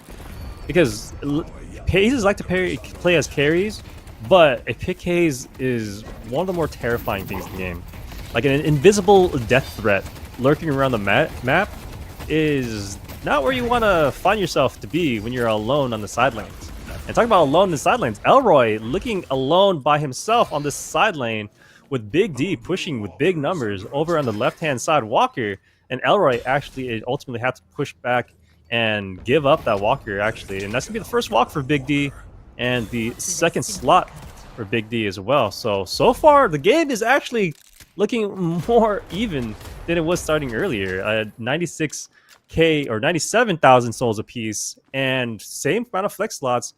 It's just that Glorpers has one more Walker to protect than Big D. Yeah, Big D have done a really good job of evening the game up, and it's really been a pleasure to see. They haven't exactly been playing macro too hard, but they have really, I mean, just as I'm talking about it, they've really successfully been utilizing this Moan Quill and getting really solid picks. Actually, though, Sparky potentially able to get out of here. The bird is beautiful to follow up. Does still have bloodletting to work with, but I mean, Shiv, you're not living that. I believe he might have even had affliction on him, so he was dead regardless. Elroy will be caught out here, though. Stun comes through. That is a big bag to drop for Infernus. Does not feel great. I want to see some decisiveness out of Big D. Make a call here. Where are you going?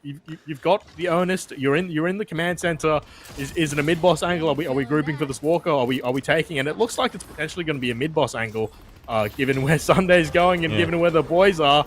And I love to see this. This is the swing. This is the moment that the Big D burger needed. flipping. Exactly. I mean, it happens again and again. But speaking of, Glorpers are looking to contest. We do have the Rejuvenated Crystal dropping down. Moan Krill in the pet. Shadow Form is procced, and this is going to be dirty. Nice little parry, actually. I'm not exactly who did it, but Fragmaz will immediately actually get punished for that. Ooh. Lasso comes through as well. Holmes Inc. has no HP to play with. CBC is ripping and tearing. Stun any second will pop. Will actually kill Fragmaz with the stun. And suddenly Big D, more than in the commanding seat, still with a Rejuvenated to play with as well. All of these low health bars. I mean, one of them is going to get respawned. And it looks like it will be CBC at the end of the day. Latiana will fall. Bob's Doge will fall as well. And it is just Elroy to see if he can make magic happen. And the only magic that's happening is how Moan Krill magically gets an additional 50 HP added to his health bar. a full wipe on the side of Glorpers, and Big D. I mean, decisiveness is a word. And, I mean, that's exactly what they did. Straight into the pit. I respect Glorpers' attempt, but just beautifully played on the side of Big D. Big D with big decisions there, coming out clean with the big mid boss right there. Honestly, like I as you were saying, like honestly, we wanted to see more decisiveness on the objectives from Big D, because I mean, I think you and I both were witnessing them kind of like take a step back from objectives and taking more team fights, and you know maybe that's exactly what they were looking for, because they did come out on top of team fights there, which led to a mid boss, win in their favor with a huge swing with 6 members down from Glorpers. Big D coming out on top, but looking at it now, Glorpers is all back, and Big D did not get any walkers from that. So I'm confused here. They are 10k ahead, yes, but I'm a little heartbroken that they couldn't get any walkers for that while all 6 were down. But having 10k lead here at this moment in the game is probably exactly what they're looking for, because it looks like Big D are more of a big team fight kind of team, and so far they've been winning all these engagements that they've been finding themselves in. So we may be seeing kind of more of a macro play from Glorpers, but Big D looking for that just team fight, or they're just looking for battle, and they're just battle hungry right now. Yeah, honestly, this might be a little bit of a difference in style in the team showing, is we pretty consistently see Big D managing to find a pick, let it be with Latian or through Car, and through that initial first pick, being able to really force things out. The Holiday as well, like there's just so much pick potential coming out of Big D, and they utilize it again and again to get themselves in an optimal situation to just take these fights. And I mean, at the end of the day, if you just if you keep taking favorable fights, you will win the game of Deadlock ultimately. Elroy, though, I really respect his conviction to not give up space as much as he can. This is definitely one of the more manly Infernuses I've seen kicking around coming out of him. But ultimately, Glorpers are starting to really get punished here as Big D's pick composition really gets online. Yeah, no, I mean, heading into this mid game, and now it's kind of the latter part of the mid game.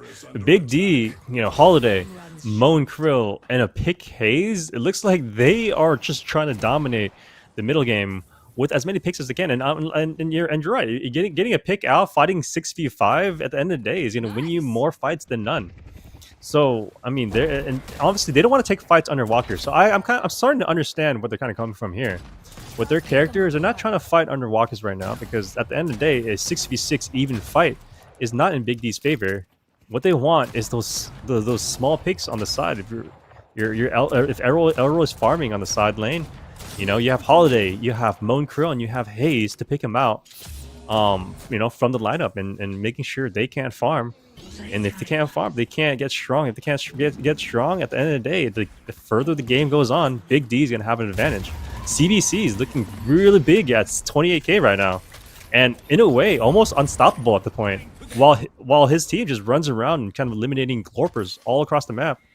Glorpers, they have more walkers right now, but they have no space to farm, and it's looking kind of bleak for Glorpers actually. Well, after being ahead in middle game, in early mid game.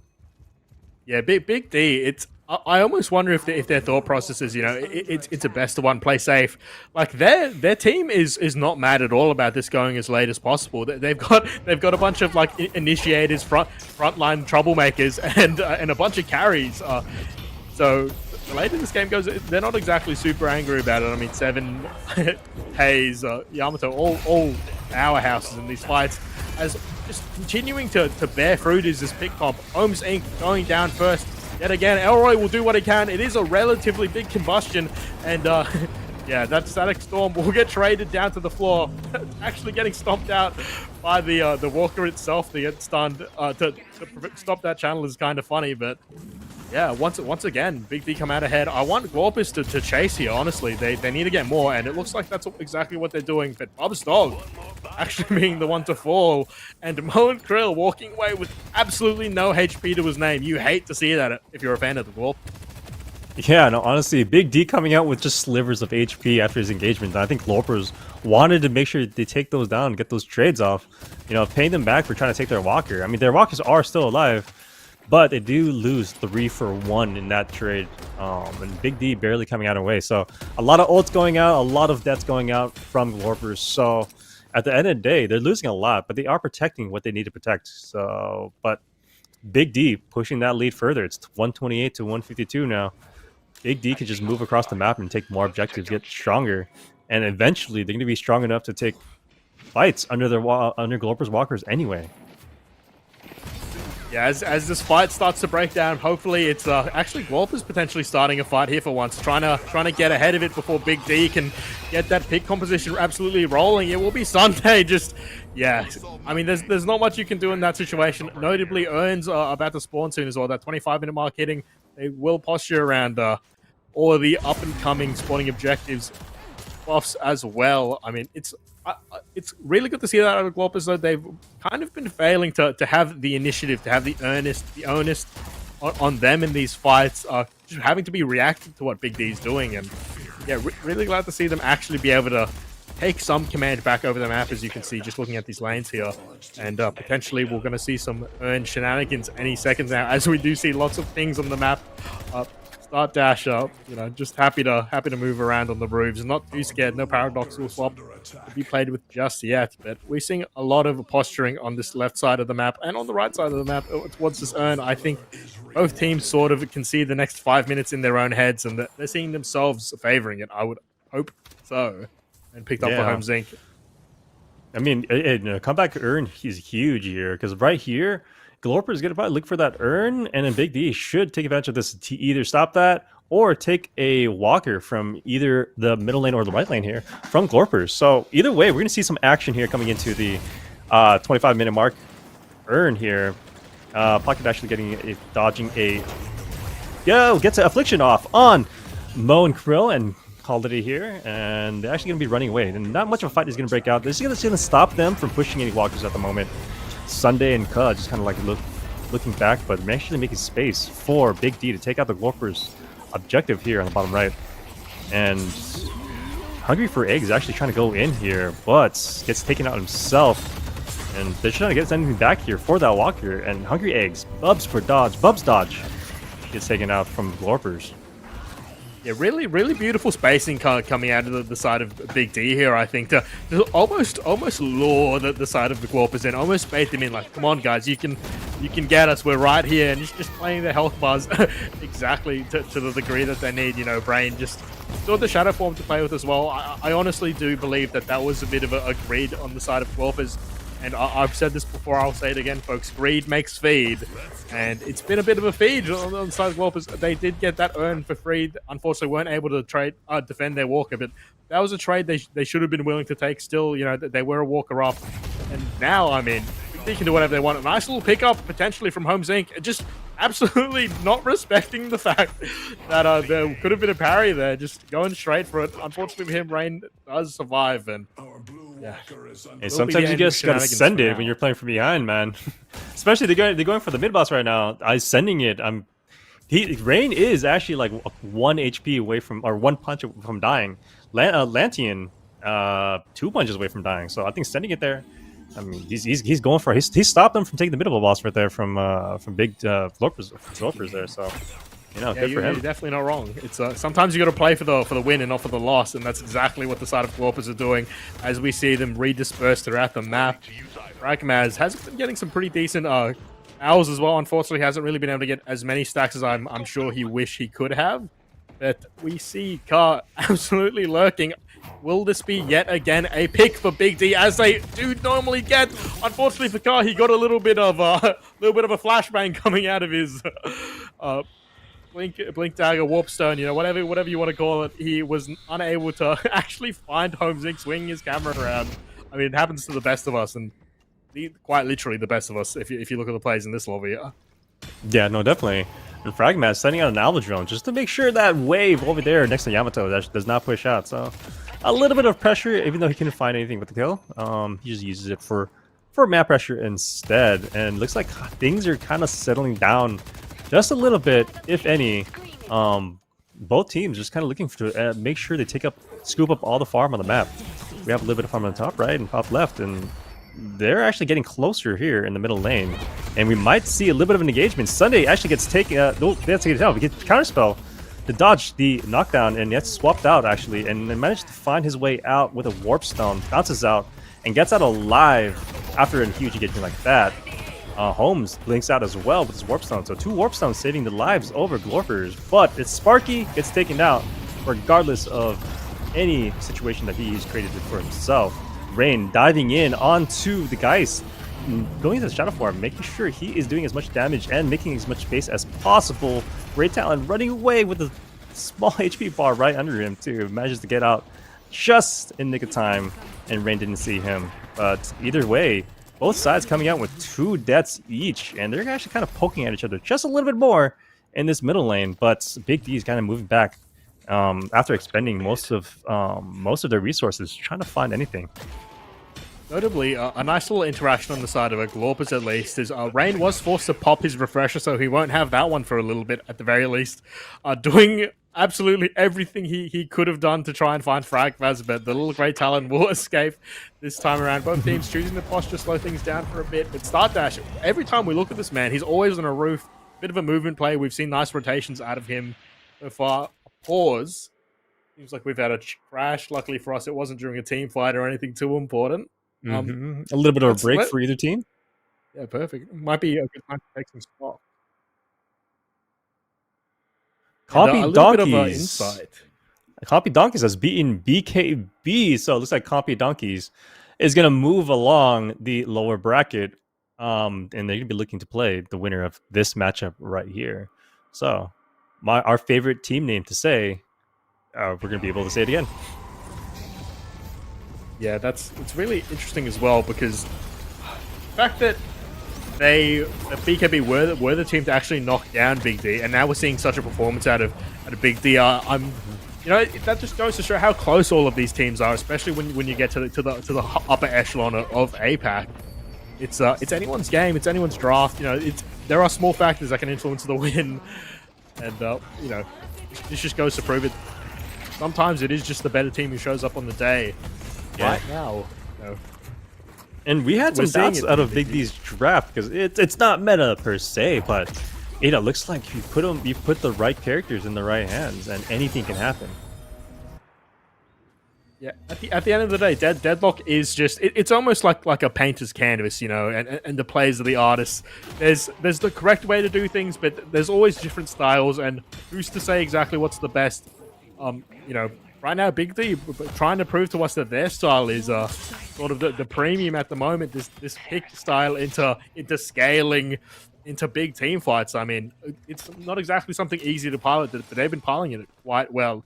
I mean, I really want to note the fact that CBC is just huge right now. Yeah, 43,000. He nearly doubles like some of the characters on Glorpers, and he's a force to be reckoned with, honestly.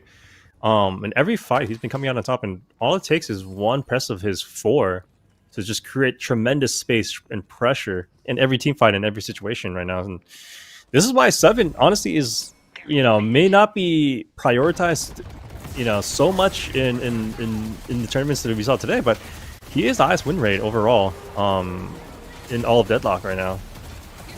Yeah, so this is a very swift mid-boss as BB jump to the pit, and Glorpers looking to contest potentially, but actually backing off, respecting Big D completely, and that's really scary if you're a fan of the Glorpers. The first mid-boss, it's still obviously quite powerful, but there's not it's not game ending necessarily, but the second mid-boss, especially 30 minutes into the game with net worths this big, like this next team fight could very easily end the game.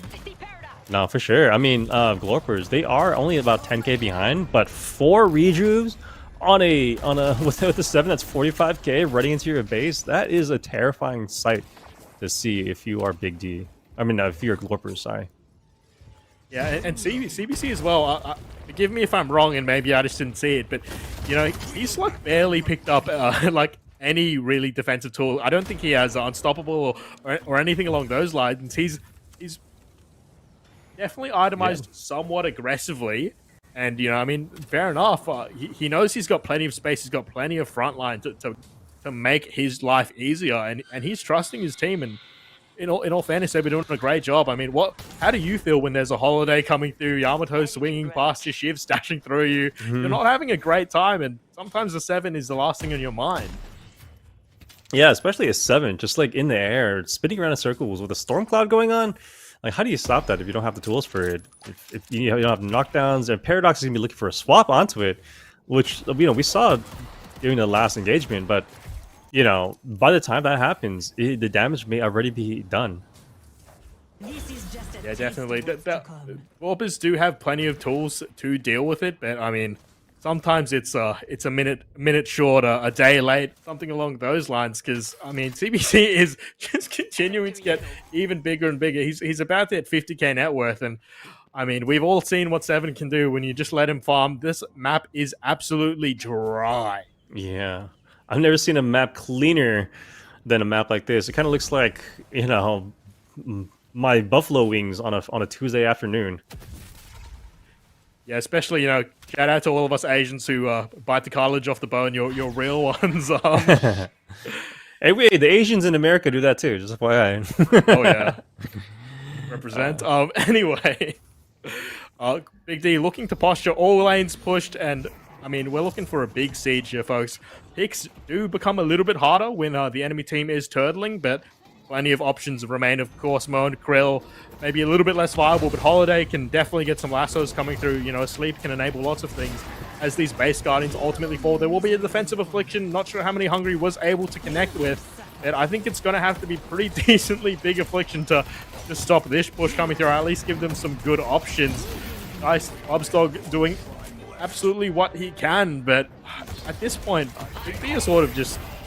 They just know that they have so much to work with. Or Rejuvenate is just... It almost feels insurmountable sometimes. Rain they're playing just with walking a in right now. Elroy pops the ulti, but almost defensively, which is not what you want to be seeing when your base is getting ripped apart. Rain does actually have his second death, though, so that will be a permanent member off the board for now. Warpers showing signs of life potentially. Their windows are closing, though. CBC also just so healthy still throughout all of this. Yeah, and it looks like they're playing it safe. They're just going to get the down on the Patron and just kind of make their way out. It is a 5v5 with Rain off the board right now, so it may not be in their best interest for them to push in. So Big D is going to play it safe, hold back, and there's going to be an Urn spawn and 2 buffs for Big D. So if they want to go back in and engage, they're going to be a lot stronger than Glorpers right now, especially if they get that Urn. And once Rain is back, I think I could see them going back for another engagement to try to end the game. Yeah, certainly. Big D, it's a very unorthodox draft, but they're playing some pretty clean-cut macro game, at least for now. Maybe being a little bit too safe at times from what we've seen in previous interactions, but certainly willing to do what needs to be done to end the game. Patron dropped. It's only going to be potentially one more fight in this map if Glorpers don't have something to say about it. Rain 10 seconds on. I think we're about to see go time quite shortly. Start dash holding that urn. Yeah, I mean, no, definitely. I mean, they don't want to make any bad mistakes right now because they don't want to throw the game, and bad things can happen if you take a step too far. So if you play it safe, it can mean them. It could mean difference between throwing the game or moving on to the next round. And right now they're more or less guaranteeing their movement in the next round by maybe making these plays. And it looks like Glorpers are crowding around that Urn drop-off center like flies to a light.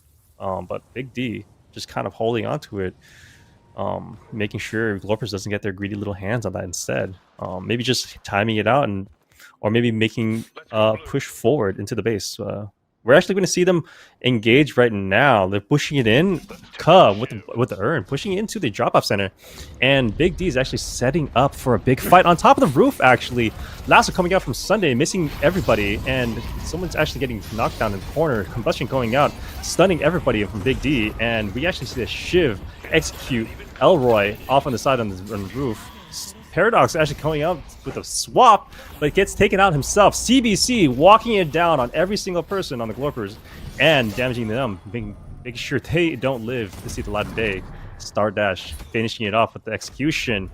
And at the end of the day, Glorpers is down 4 members to Big D's 6. Mid boss comes up, but they don't need the mid boss as they walk it down into the Glorpers base with a down Patreon Stormcloud coming out from CBC. And looks like they are, the E-shift coming out from CBC as well, but the game is going to be ending just like that. Big D moving on to the next round of the losers bracket versus Compy Donkey in the next round. How we feeling about that game, Kakako? Yeah, unfortunately for Glorpers, I mean, writing was on the wall at that point. I do like how they did position themselves around that earn turn in. Like, that's probably their only opportunity left to get back into the game, trying to get a favorable fight. You know, a bit of a hide and bush situation. Everyone is just, you know, fog of warring to the best that they can, try and get this initial pick. But Big D just, you know, moving around the map quite appropriately, making sure they clear their angles as a bit of a, you know, tactical shooter term, and just clean from them. Especially coming into the late game, they really cleaned up their objective play. They got exactly what they needed to do, and they just played towards their win conditions. I mean, at this point, and the crazy thing here is that, of course, CBC was huge, but he wasn't even necessarily needed to carry this game. There was just so much impact coming through from all members. Like, just the amount of pressure and just the amount of people that do die when you're running a hard big team comp like this without even being able to touch their keyboard. Like, Elroy going down first in that final fight as well, probably the least optimal situation if you are on this side of the Glorpers. I mean, Fragman's put up an absolute show. It's so much damage that come out of the Grey Talon. But yeah, I mean, at the end of the day, the story shows when you do look at objective damage. Like, yeah, and I mean, you know who's where with objective damage, right? Like, you know, if you're looking at the numbers right now, I mean, Shiv at 9k, Yamato at 7k, and on the other hand side, you see Great Talon with the highest player damage of the game, but only 1,000 objective damage, and only 800 from the pocket. We're seeing how much space is getting created from each team. Obviously, those are going to be huge numbers, especially when you're taking down Patron in the base. A little bit inflated, but you know, you can see who's active on the board. You can see who's active and who's where, and what space is being created. But for CBC, he was more of insurance. Honestly, we talked a lot about the haze. We don't see a lot of haze picks in the competitive scene, but honestly, Lantian did a lot of work with that pick haze, creating so much space for Big D coming into the middle game. That, you know, CBC had free reign over all the camps and everything, and you know, combining that with Sunday and Holiday, and especially with Mo and Krill, you're creating a huge pick force where nobody is safe on Glorpers. And I think we were seeing Glorpers were ahead. They were farming, you know, pretty nicely, pretty comfortably. They had 2 walkers up, but they keep getting picked off left and right, and then they keep taking team fights, 6v5, 4v6, and you know, from there it just snowballs into the latter half of the game. And next thing you know, you're looking at CBC at 50k running down into your shrines, and there's nothing you can do about it at all. Yeah, the unorthodox draft, I mean, ultimately takes it home. Like, Latian did definitely struggle in those early laning phase engagements as well, but really picking it up. I believe he got a key kill at around mid game, and it just immediately he was just online. And the second he was online, the pure pressure that comes out is just, I mean, it's insane. Like, particularly on the side of Glorpers, I really feel for Holmes Inc. because he is the one who is trying to get things started for his team, who is trying to get some space. And ultimately, when you're trying to get some space, when you're trying to walk into the fog of war, into a heavy pick comp, the amount of times we saw this guy lassoed, slept, comboed, or sometimes a combination of all three, it doesn't matter how tanky you are when you literally cannot input onto your character for like 5-6 seconds. This poor Abrams Holmes Inc. was struggling. Yeah, no, Big D definitely chose the you can't play the game comp, honestly, with some of the characters they had.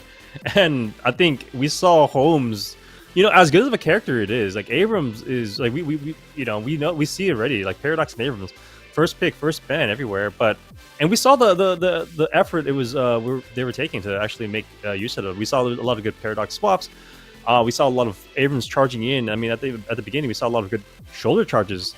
You know, make some good plays, make some good space. But at the end of the day, if you can't play the game, you know, you can't win the game. And Big D got the you can't play the game characters.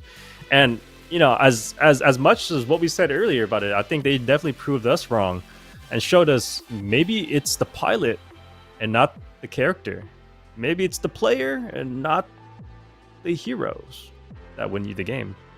Yeah, and coming into tomorrow as well, that makes me really interesting. Like, how good is this guy on Lash? Because if their character specialists are that good across the board, but you've specifically chosen to ban out the Lash, like, is this like, are we talking like 1v11 territory here, or it must be insane? Because if you're choosing, that's a really prominent first ban, and you got to remember this was a super close game, and Warpers, I would imagine, literally got almost exactly the draft that they wanted. So yeah, it's quite interesting to see.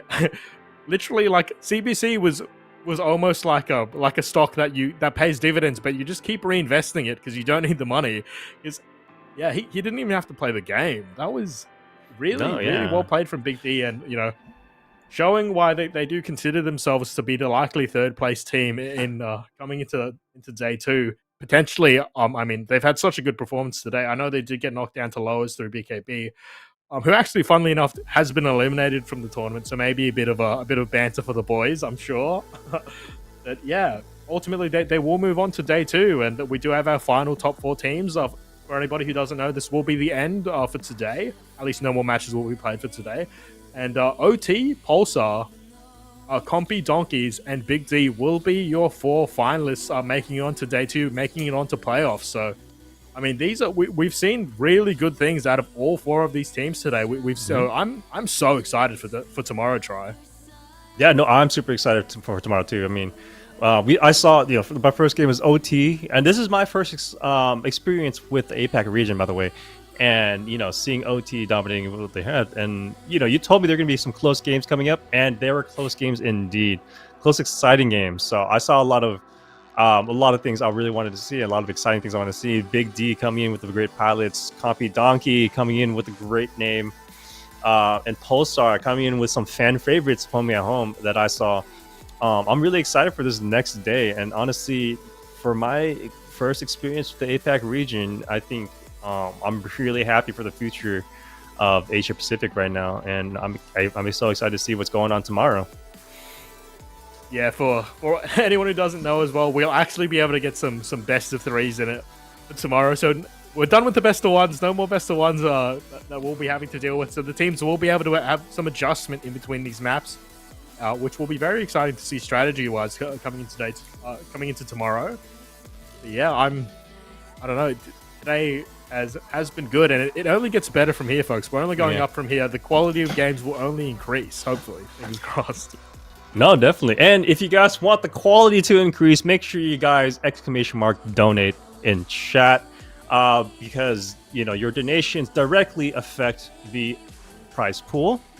And if you're directed to the influence the players pool, the players will be happy, and then we'll have more events, etc. Make sure you guys join the APAC Discord that was just shown down below, for your pugs, your events, your custom games, your custom lobbies, and to be a part of the APAC community. And there's a lot of good stuff going on there, guys. And make sure you guys join the Death Slam Discord shown down below as well. We have some great events, great custom games, pugs. If you want to make some friends, if you guys want to have your experience in Deadlock and heightened, join the Death Slam server, find yourself some friends, find yourself a league to play in, find yourself a team to play in, and you can join in on these events / tournaments in the future as well.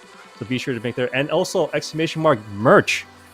Be sure to support us here and the production, with your favorite t-shirt from the Dead Slam events category. So, I mean, be sure to support us. It means a lot. We really appreciate it. You just being here, you watching, you typing in chat. Yes, you. We really do appreciate you guys. You guys keep this place alive. You're keeping the community alive, and you're keeping the community a great place to be. And I am so proud to be a part of this community. Yeah, and I think with that, those will be our closing words. Shout out to Deadlock APAC Discord as well. We hold pugs there and the sorts, and that is where we do ultimately host our APAC events. If you're an APAC player and looking to compete, but yeah, this is it's been a long day. I'm really excited to see how things pan out. Shout out to my co-caster Tritium, shout out to Jeb, shout out to Tempo on the B stream, to Kashi, to you and me. Of course, shout out to Deathy, being a big proponent of why we're able to do this today, and bringing all of these eyes onto Deadlock ultimately. So yeah, just I want to say a big shout out to everyone on the back scenes that maybe the average viewer doesn't get to see, because you wouldn't believe how much work goes into these events, and there's just so much passion behind it. And passion's what makes community at the end of the day. And we're all here for the same thing. We're all here for some good Deadlock, and good Deadlock's what we're going to give you folks. Yeah, and I'm looking forward to some more Deadlock. And I don't know if I'll be come back tomorrow as a caster, but I'll be there in chat watching along with you guys. And then I want to give some shout outs to Deathy as well. I appreciate Deathy, Kashi, you and me, everybody in the production room. Kaka, I really appreciate that you're here. You made this experience a beautiful experience, and everybody in chat, to all the teams who played today, I hope you guys get some good rest for your games tomorrow. But at the end of the day, that is it from us. I appreciate everybody in chat. I appreciate everybody watching. I hope you guys have a fantastic rest of your days, and I will see you guys next time.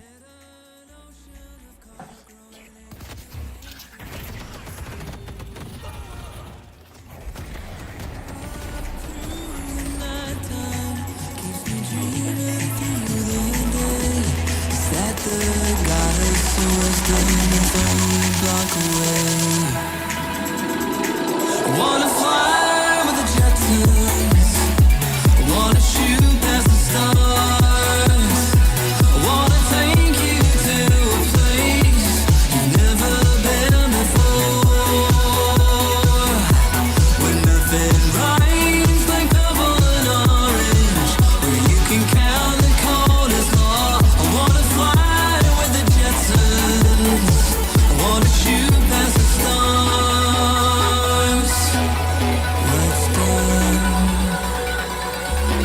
It's done.